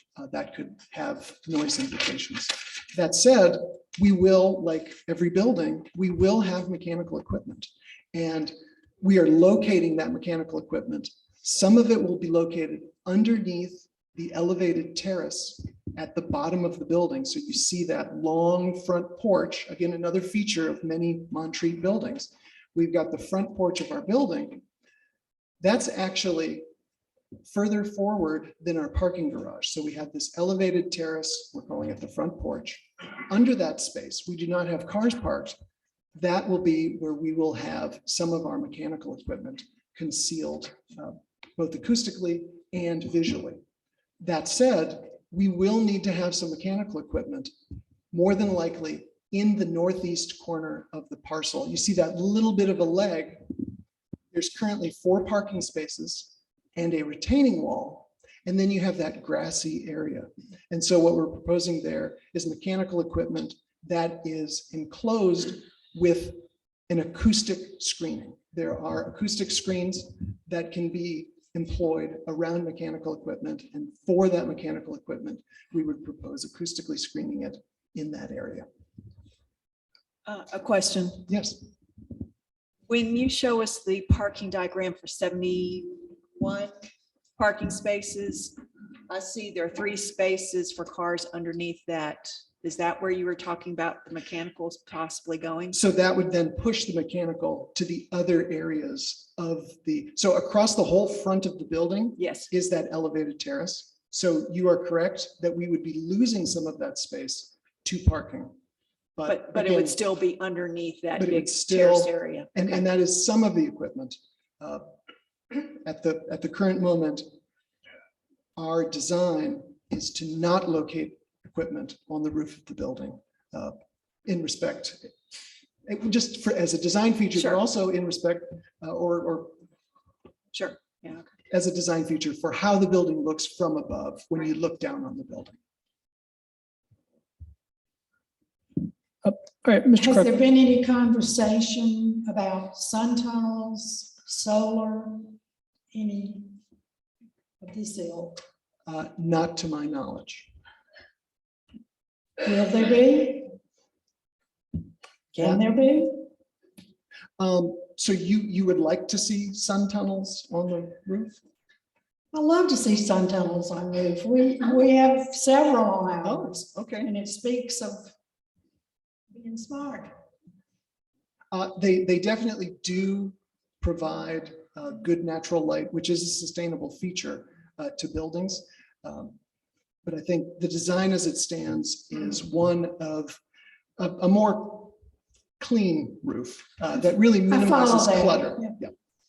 Is solar not clean? Solar's very clean. Mhm. And that is another topic that has not been discussed. There's currently no intention to put solar on the roof of the building. But given the low slope of the building, there are some of the slopes that could accommodate a solar photovoltaic array. But that is not the intention. Mr. Kreckelberg, as a project manager, do you have training and experience in construction administration? Yes. Okay, and based on your experience and what's planned for this project, what measures will be taken to deal with construction traffic?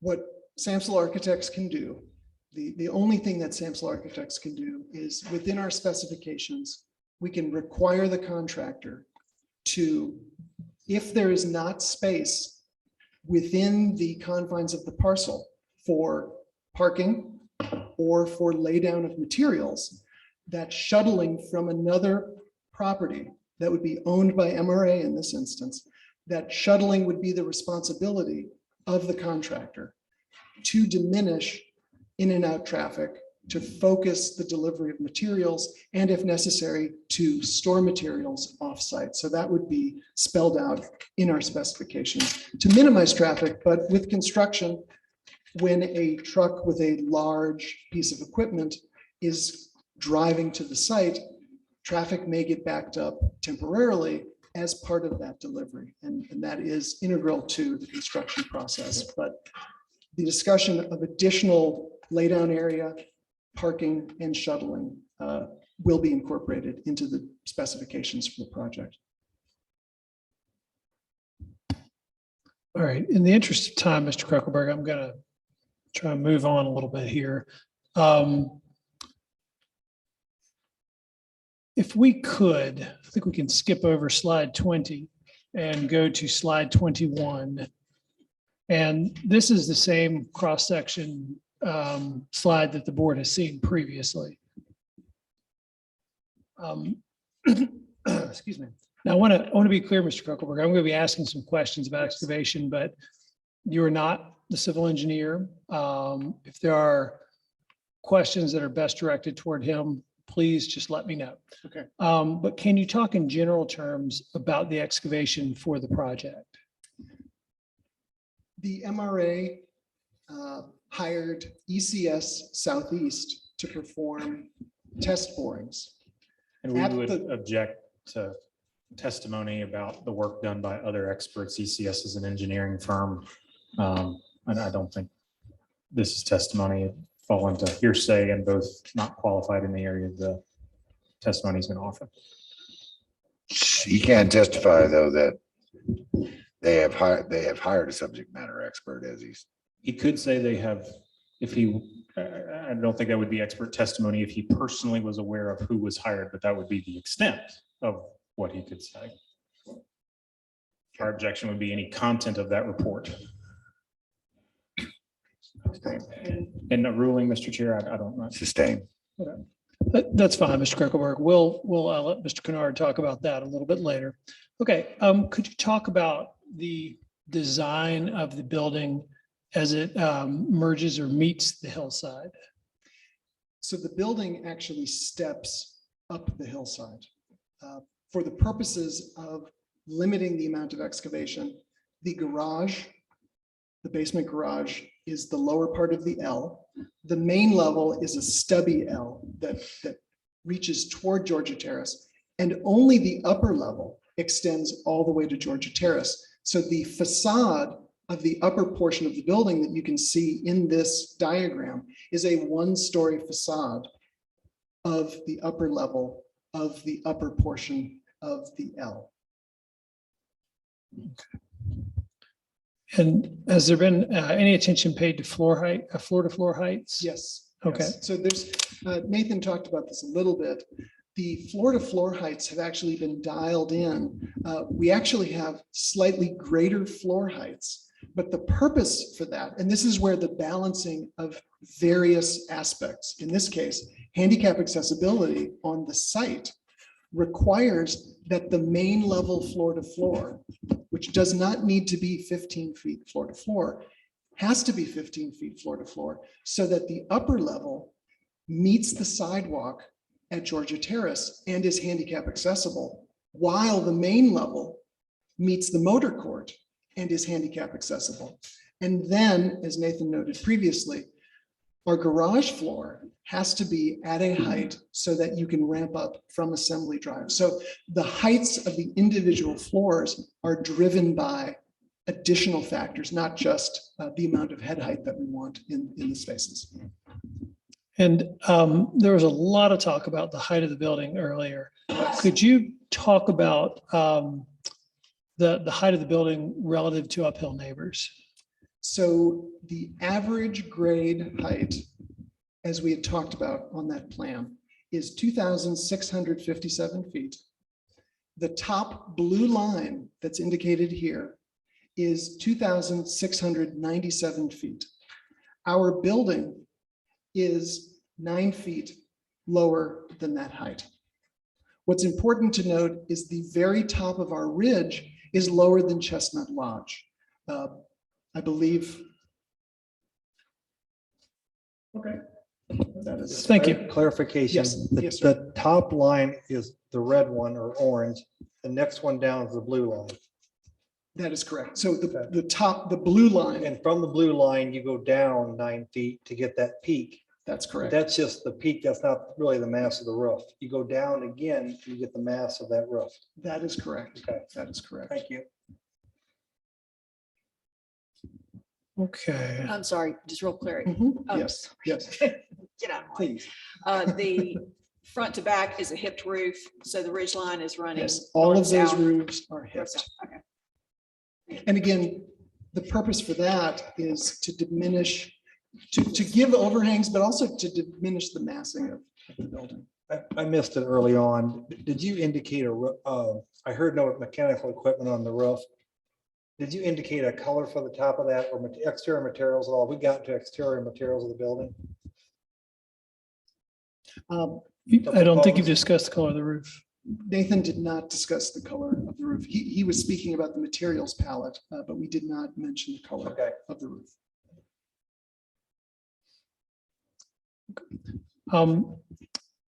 If you would, Mr. Kruckelberg, Oh, I let's. think I have one more point. Please continue, sir. We looked at an example uphill residence. This is back to building height. And we looked at 314 North Carolina Terrace, which is a residence that's uphill from the parcel.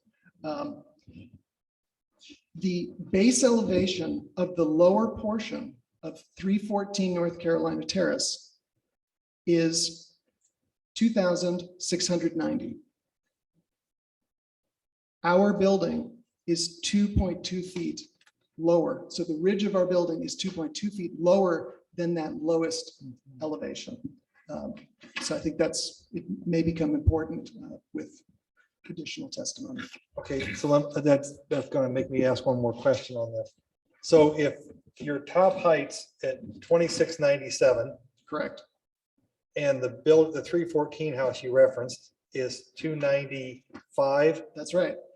Our building, remember, our building height is 9 feet lower than the 97. Okay, so you're at 2690 for the peak of the roof. And so our roof is 2687.8. Okay, say that again for me. 2780.8. When you add the 30-foot 8. I got it now. Yes. I'm with you. But you gave us the base level of 314 North Carolina Terrace? That's correct. Okay, but an average person is what, 5'6", 5'7"? Correct. 5'8"? That's Okay, correct. just for the Yes, fun of yeah, it. the average person is, let's say 5 foot. So I would be standing, someone would be standing up looking that way at this house. That is correct. All right, so is it fair to ask, is this your testimony? If I'm standing in 314 North Carolina and standing on their front porch and looking out, this building does not impair my vision? Impair meaning looking straight level and up. Looking straight level and up, that is correct, because it is lower than Chestnut Lodge's ridge. Thank you. That's just, sorry, Council, I just wanted to understand it. No, thank you, sir. Now, I do want to ask you, Mr. Kruckelberg, the chair had asked during Mr. Bryant's testimony, and I apologize, you were using words that lawyers don't use very often, but you were asking about the relation of the height measurements to the polygons. Did you want to ask that question again, Mr. Chairman? Because Mr. Kruckelberg, I believe, are you in a position to answer that question, sir? And I'm not going to do it justice. All I'm asking, we're sitting here asking the questions. So we can kind of understand, you know, a polygon. The first question I've got is, who did the chart? Who in your organization made this chart? This section? Yeah. It's a collaboration between. But somebody Nick saw, and somebody myself. has to manipulate the software, right? That is correct. We built the building Okay. three-dimensionally and then Manipulate cut our a input. section. Input. Well, Yes, no, cut you a have to. section through the building. That's another question. Okay. Okay, I guess my main question is that this data that creates these graphs that we've spent a lot of time tonight trying to debate whether they're right or wrong or whatever, all have to run by specific numbers in the quadrants. In my experience, they're polygons. And in order to create a polygon, you've got to have exact measurements. I would highly suggest that be supplied.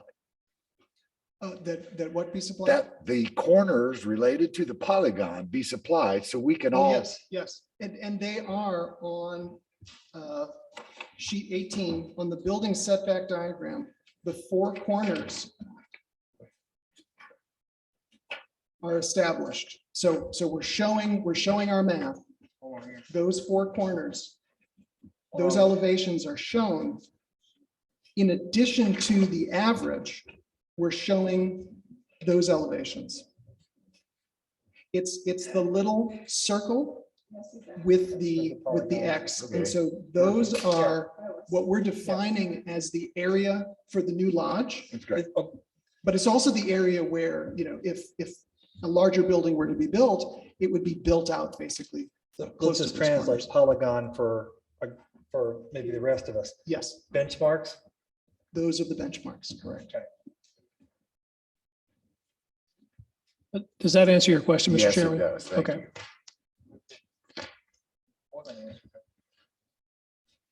All righty. If we could, we've spent a lot of time on this slide, so I don't want to belabor the point, but if we could go to slide 22, please.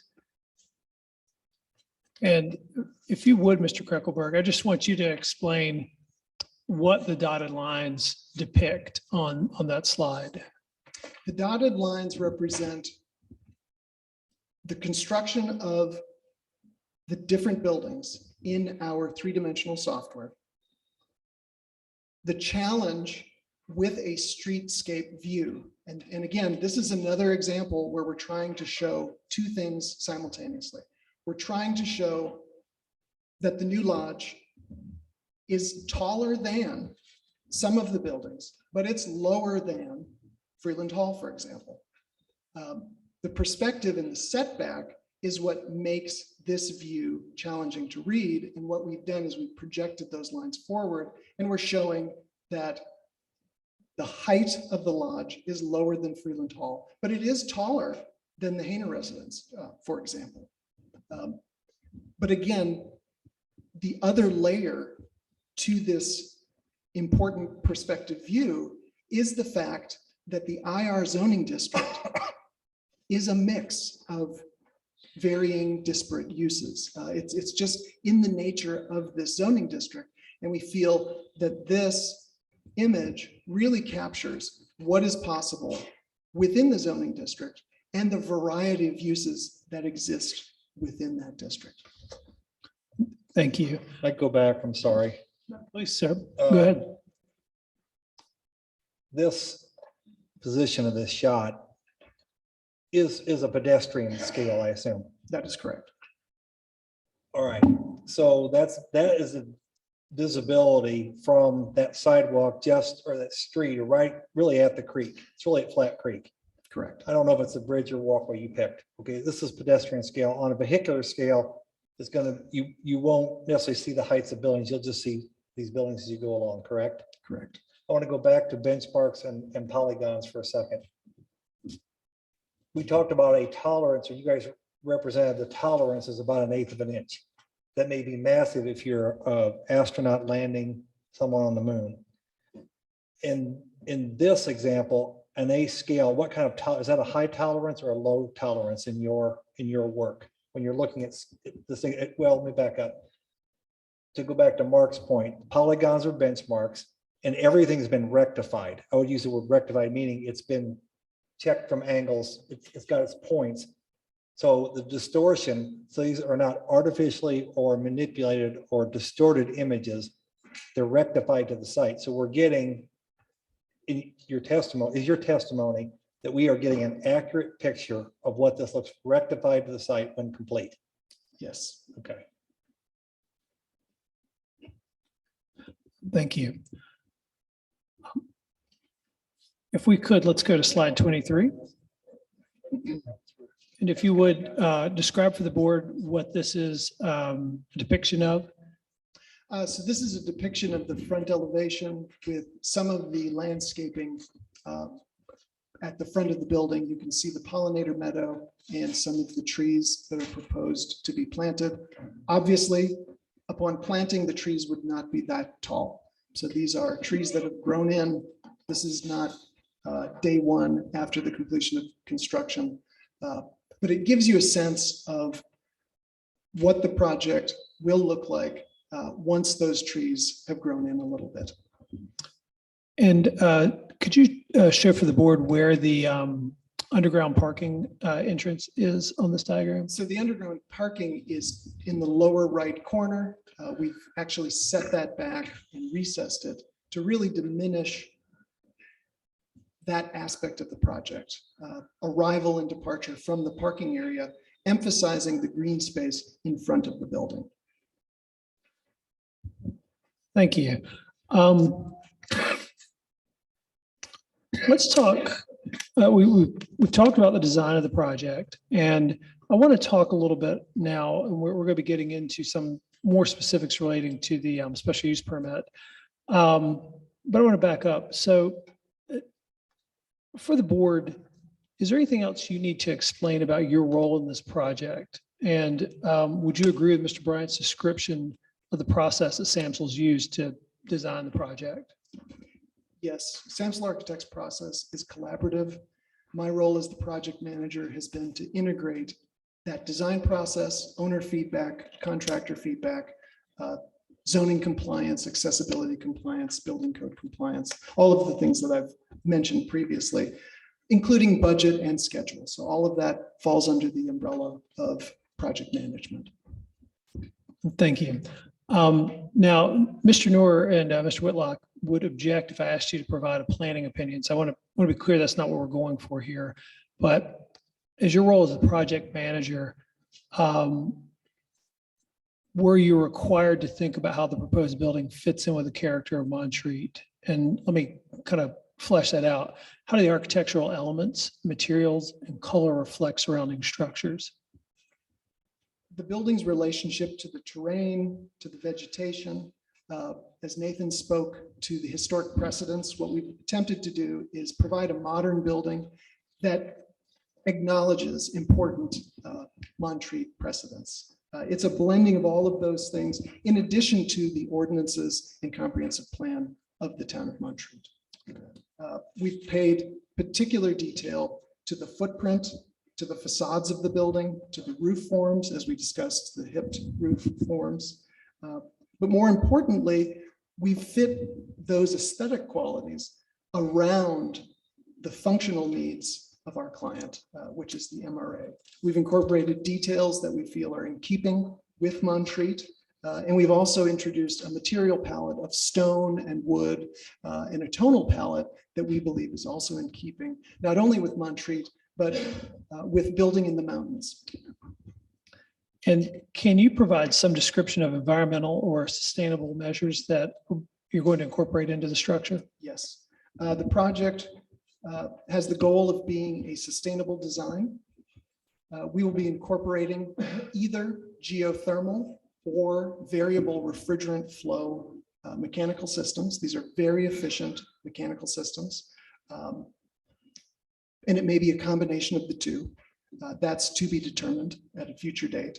We'll be looking at sustainable materials, methods, and practices employed throughout the building. It's important to note that the North Carolina Energy Conservation Code, with each iteration of its issuance, has gotten stricter and stricter. The energy requirements for a new building are so much higher than what we saw just a few years ago. I mean, there's high levels of baseline energy compliance that is now integrated into the North Carolina State Building Code. And speaking of the state building code, is it your opinion that the new structure will be built to current building codes and to the ADA? The project will be built to the North Carolina State Building Code. We have incorporated accessibility guidelines as required by the building code. The building will also be sprinkled, which we feel, or MRA has communicated as a very important feature.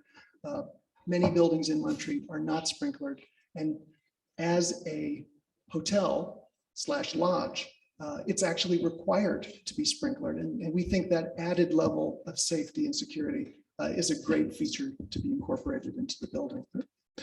Right, so Mr. Kruckelberg, are you familiar with the special use permit provisions of the Town of Montreat zoning ordinance? Yes.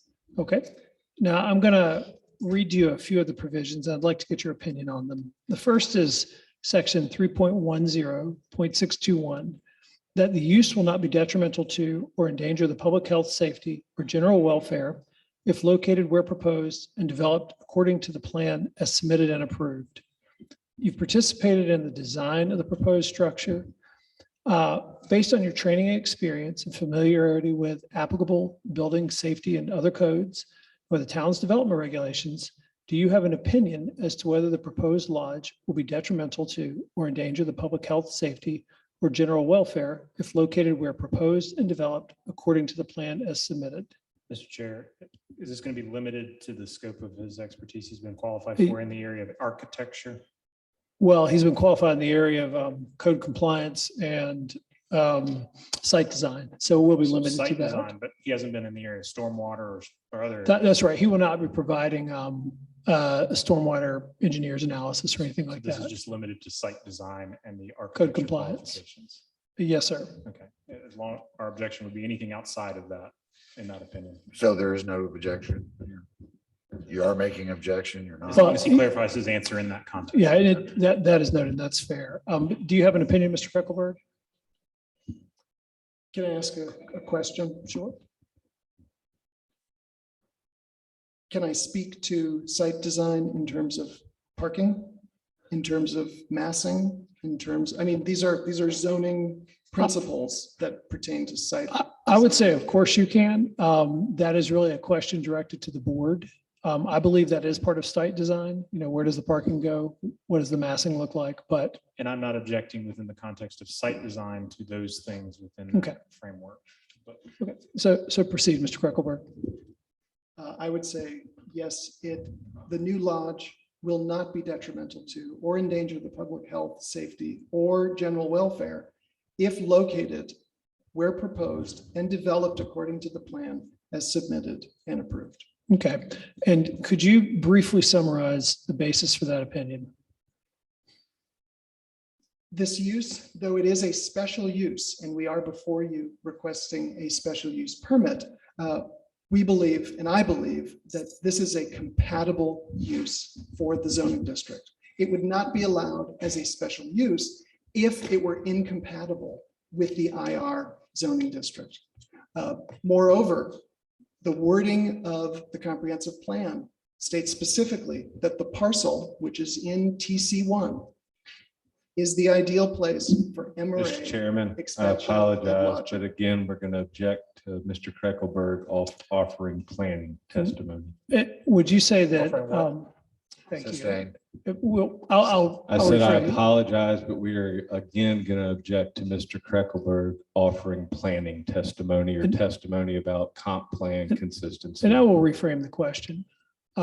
So is the basis of your opinion based on the site design of the project and on compliance with codes, including the zoning ordinance? Is that the basis for your opinion, Mr. Kruckelberg? Based on the zoning ordinance, building codes, and accessibility compliance, I believe that we meet that standard. Thank you, sir.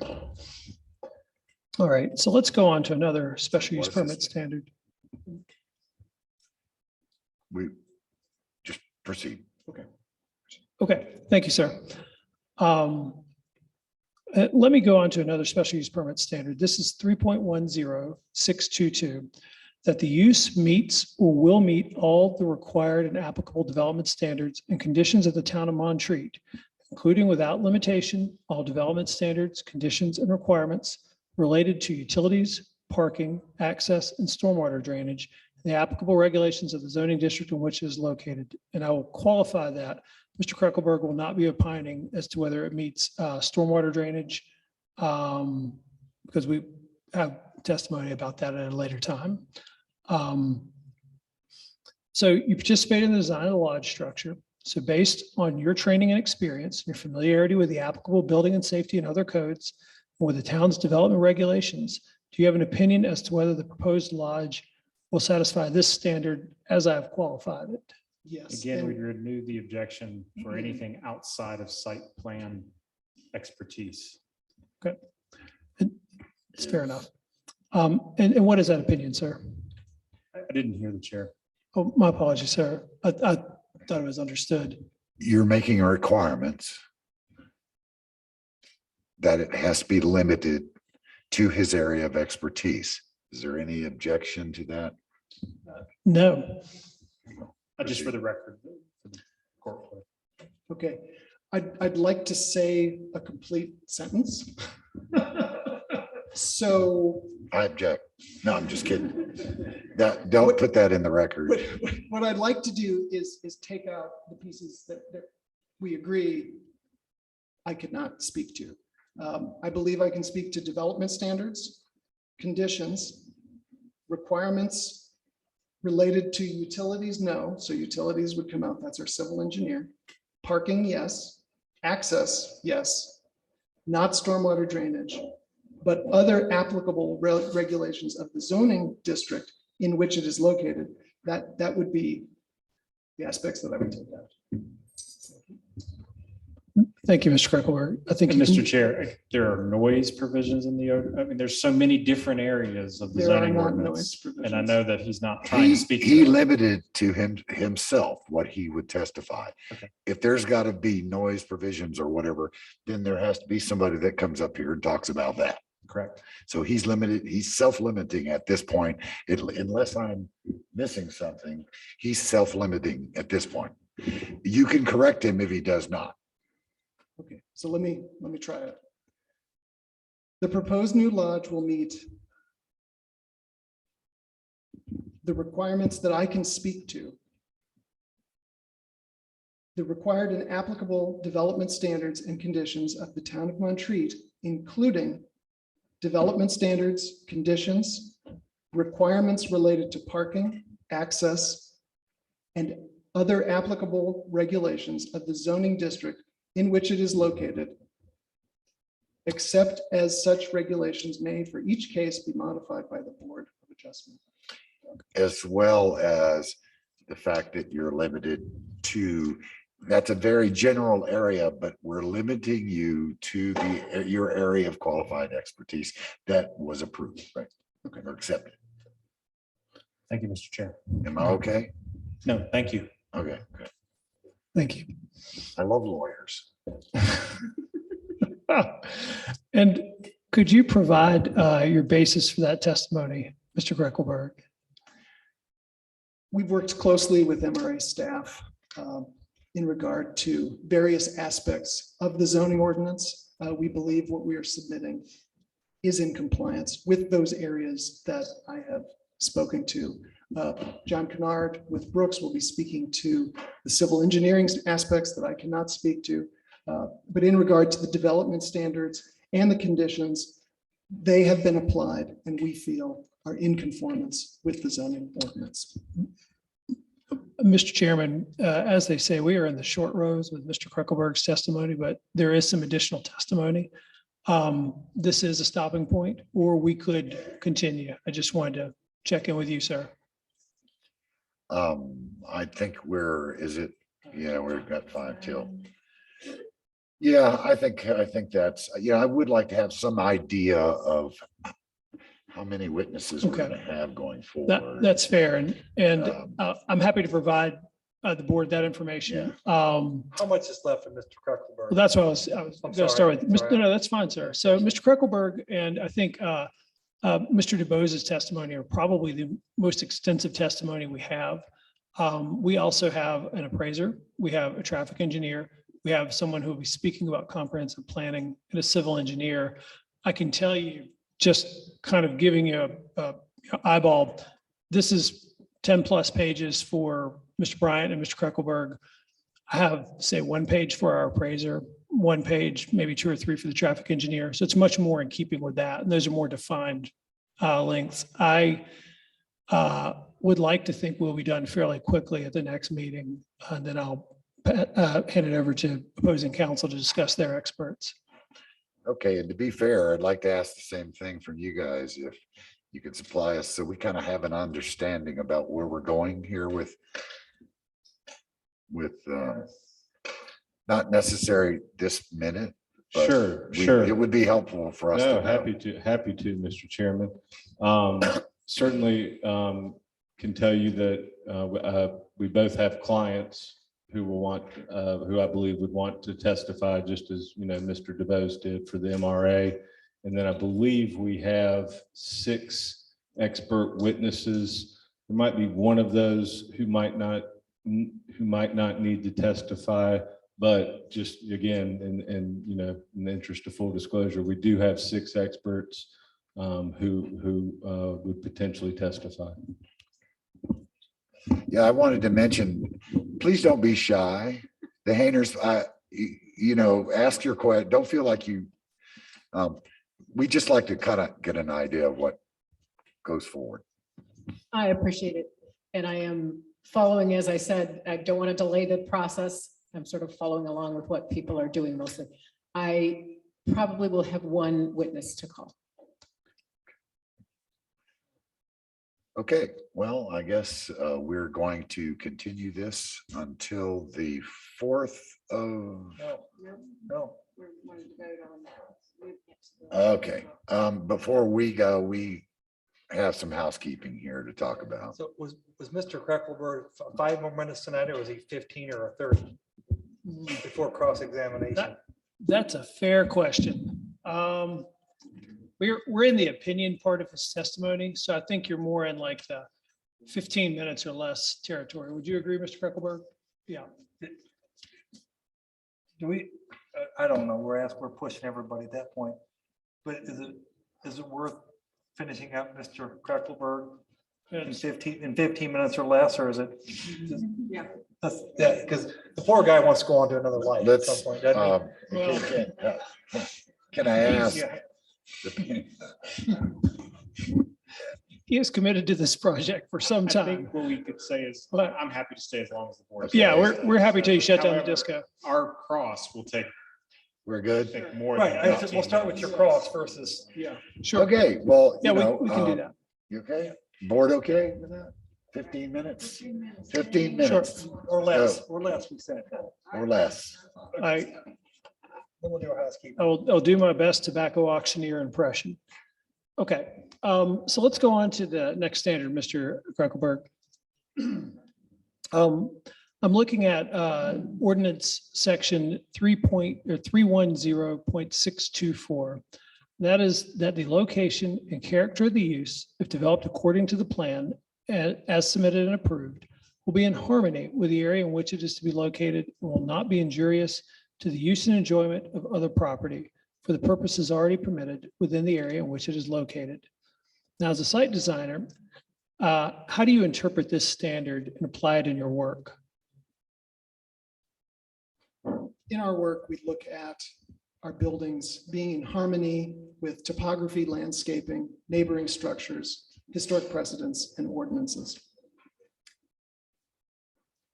We take these design metrics into account when we design buildings, as we did with the proposed new lodge. Okay. The design is a direct response to MRA's needs, to the built form that exists within Montreat, and specifically to the IR zoning district. Right, so you've participated in the design of the proposed lodge structure. Based on your training and experience, your familiarity with applicable building safety and other codes, with the town's development regulations and with the town in general, do you have an opinion as to whether the proposed lodge, if developed according to the plan as submitted and approved, will be in harmony with the area in which it is to be located and will not be injurious to the use and enjoyment of other property for the other purposes already permitted within the area in which it is located?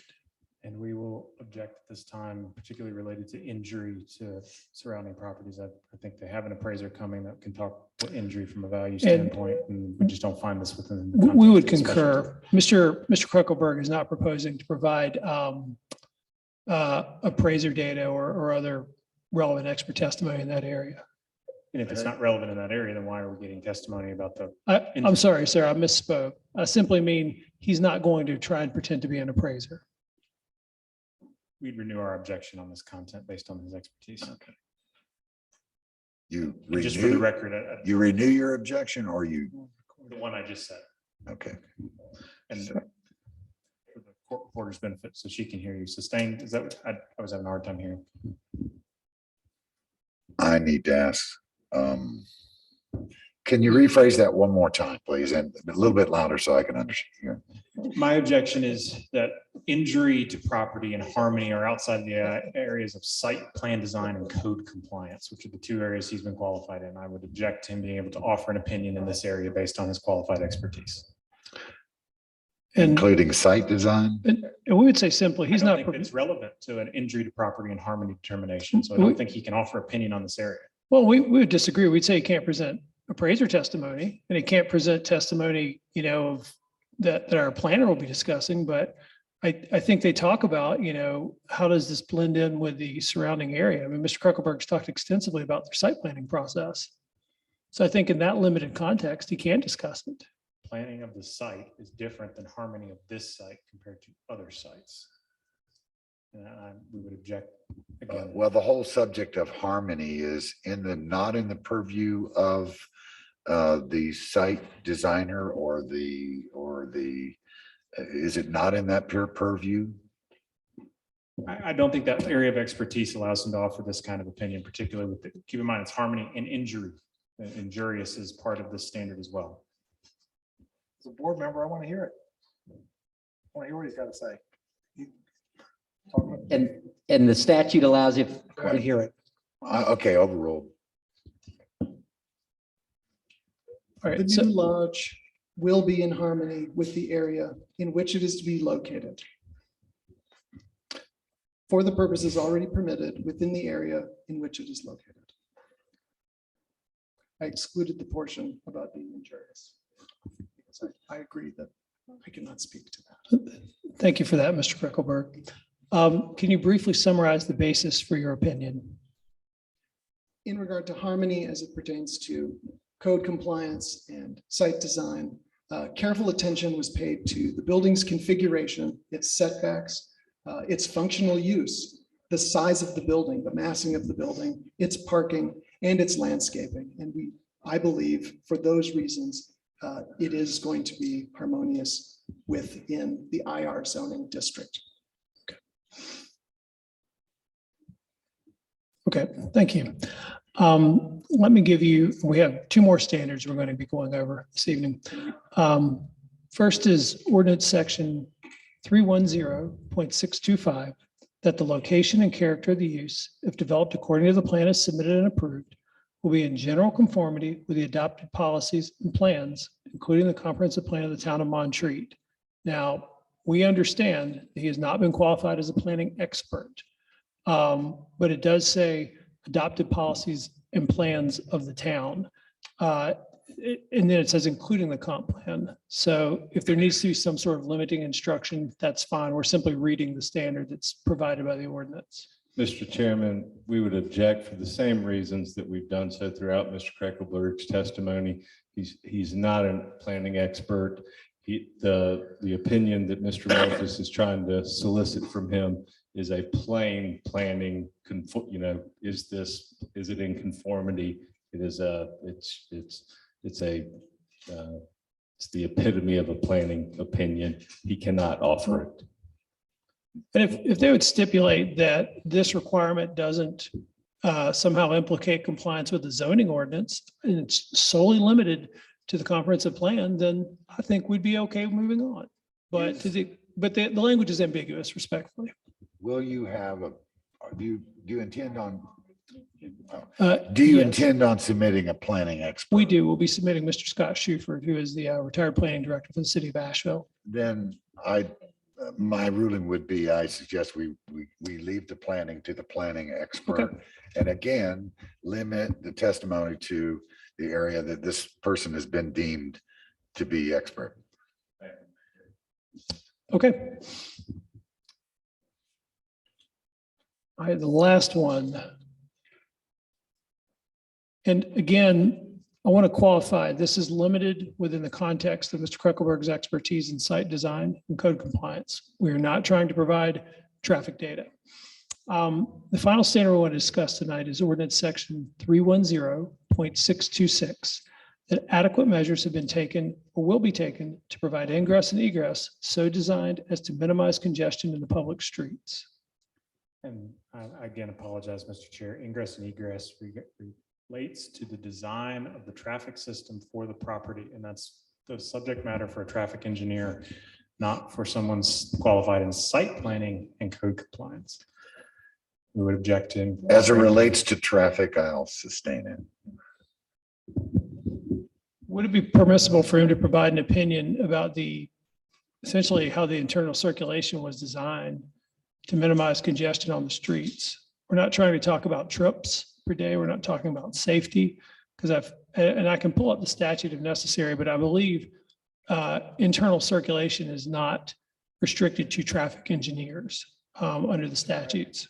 Right, you mentioned congestion on the streets, which now is taking us off the site and then talking about congestion and traffic flow on the public streets. So again, it's related to what a traffic engineer should be offering an opinion on. So we would object. Well, that's fine, so long as when we get to our traffic engineer, they don't say, you can't talk about this standard either because it's ingress and egress off of the property. So I will not make that objection. other parties withstanding? Because we have a traffic engineer as well. I would agree. Okay, so we don't want an opinion about how the location of the driveway and the parking garage is good design. I mean, that has nothing to do with traffic safety. It has nothing to do with trips per day on the street. But I think Mr. Kreckelberg is qualified to say where we put it is in a better location than what's currently there or what we could have done. So that's really what we're getting at with this. Okay, let me say this. Architecture deals with good planning and good circulation of traffic. That's how you end up with a design. I am interested in his opinion of how he approached traffic in and out of this place because it affects how he designed the building. I don't care. I don't want to hear from, with all due respect, I could care less about levels of service and right hand, left hand, and decel and all that. I just want to know, did you consider that when you did the arrival and or ingress and egress of the building you're proposing? And just so the board knows, there's a statute that specifically addresses expert testimony in this area. And what it says is that you have to have an expert testimony to testify to the increase in vehicular traffic resulting from proposed development poses a danger to the public safety. And we have a traffic engineer for that. And Mr. Kreckelberg's testimony will be limited to what you proposed, Mr. Solaski. Okay. The number of ingress and egress points currently is 2. One goes to the gravel lot, one goes to the Galax parking area. We are not increasing that number. We are continuing to have 2 ingress and egress points. We are moving the ingress and egress point at Galax to the east to provide a shorter driveway that has less paving and is more direct in accessing our parking garage. Vehicular access is similar to what currently exists. A traffic impact analysis is not required by the zoning ordinance, but as Mr. Morphus noted, we do have an expert witness who will speak specifically to the math behind impacts of traffic. Thank you. Yes, my question. Who's over there getting dripped on? I'm watching. Are you guys avoiding the drip?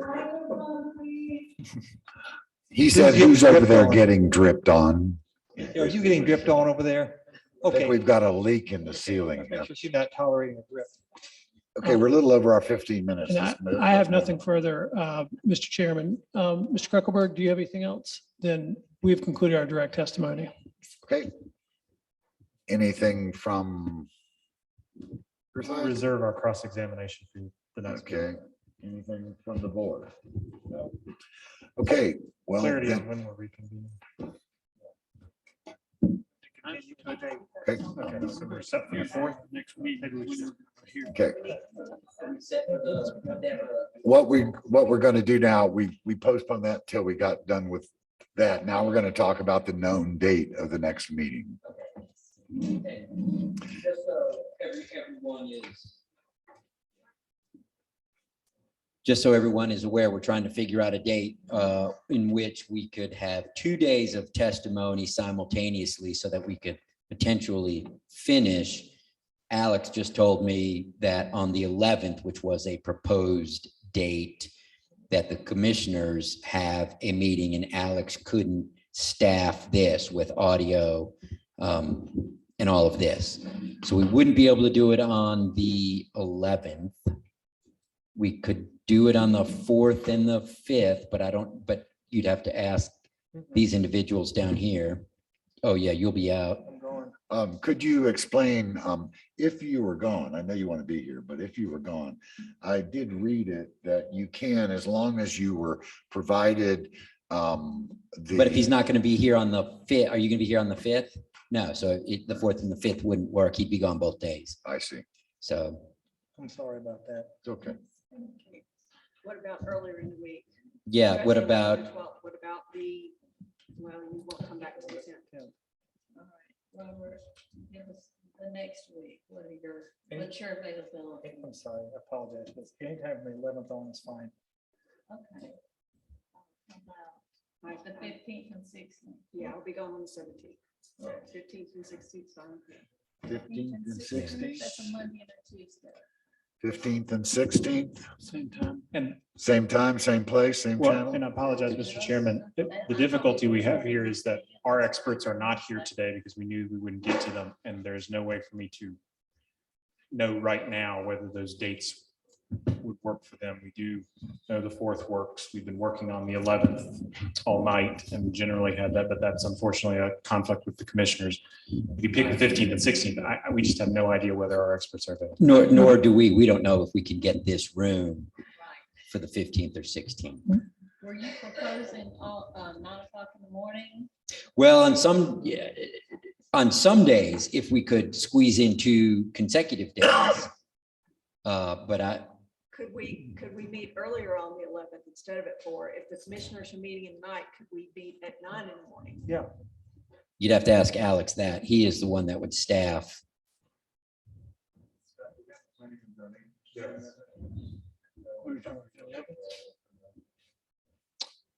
Yep. Mr. Chairman, We're talking about the 4th. one possibility might be to stay with the 4th since they know their witnesses are available that day. And then the clerk to the board could poll literally everyone, and then you all could have a special called meeting on the date that is agreeable to everyone. Perhaps that way we'd at least know when the next meeting is. We'll have to yet have another special meeting to set a known date. Well, no, not in the way that we did it in the first instance. I think what would happen is if we're all coming back on the 4th, hopefully in the next week, we'd be able to figure out an acceptable date to all the staff, this building and Correct. council. Because we know we're going to be going past the 4th. I Yeah, believe. we're absolutely going past the 4th. Yeah. Could we start earlier on the 4th? Could we start at 9 in the morning and knock out as much as we can? So I think you're asking the wrong person. I can be here if the board wants. We're I think you prepared need. for the 4th to proceed as planned. And then I think Mr. Morpheus's idea of polling the board in between now and then to figure out when that follow-up date will be, we can then decide on the 4th when that will be.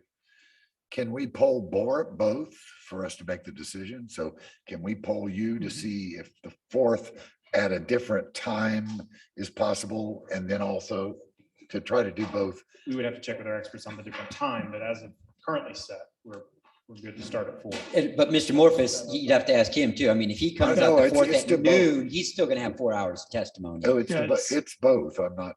Yeah, exactly. But we'd be amenable to, someone sending out possible dates and times, and then it might be as simple as a doodle poll with 30 people responding, see if there's overlap for any of them. We have to set a date and time. We have to set a time for the 4th. Yeah, we do have to set a time for, that's the next And, meeting. and my thing is if the board wants to try to meet earlier, we should ask Mr. Morphus if he thinks he'll have about 4 hours of testimony. If he does, that 4 hours of testimony could start at 12. It would be done at 4. They're already anticipating their experts being here at 4. We could just flow right into there, Okay, 10-hour meeting. We'll have breaks. except Alex is going to tell me something. We're gonna have a masseuse. We don't know about the room. So here's the thing. I think if we set it for 12 and we don't have the room, we can always push it till 4. Yeah, let's shoot for the 12 and see if we can. Shoot for the 4th at 12. at 12, that's right. The 12th at 4, right? Yeah, No, I no. think that's what we said. TC, do you think you and Mr. Oast can be here? Well, here's what I think where we're running into is we can be here. We may have one expert who has a conflict, and what we may have to do is have one of our experts sort of go even during their direct examination. So, when our expert can get here, then that person can slot in. We're happy to accommodate. Okay, and I think if we could do that, then we could start at 12. Because I know we've got at least, I think, one conflict on our side, but we'd be amenable to that. It'd be 12 to 9 on the 4th. We will have lots of breaks. I'll bring coffee.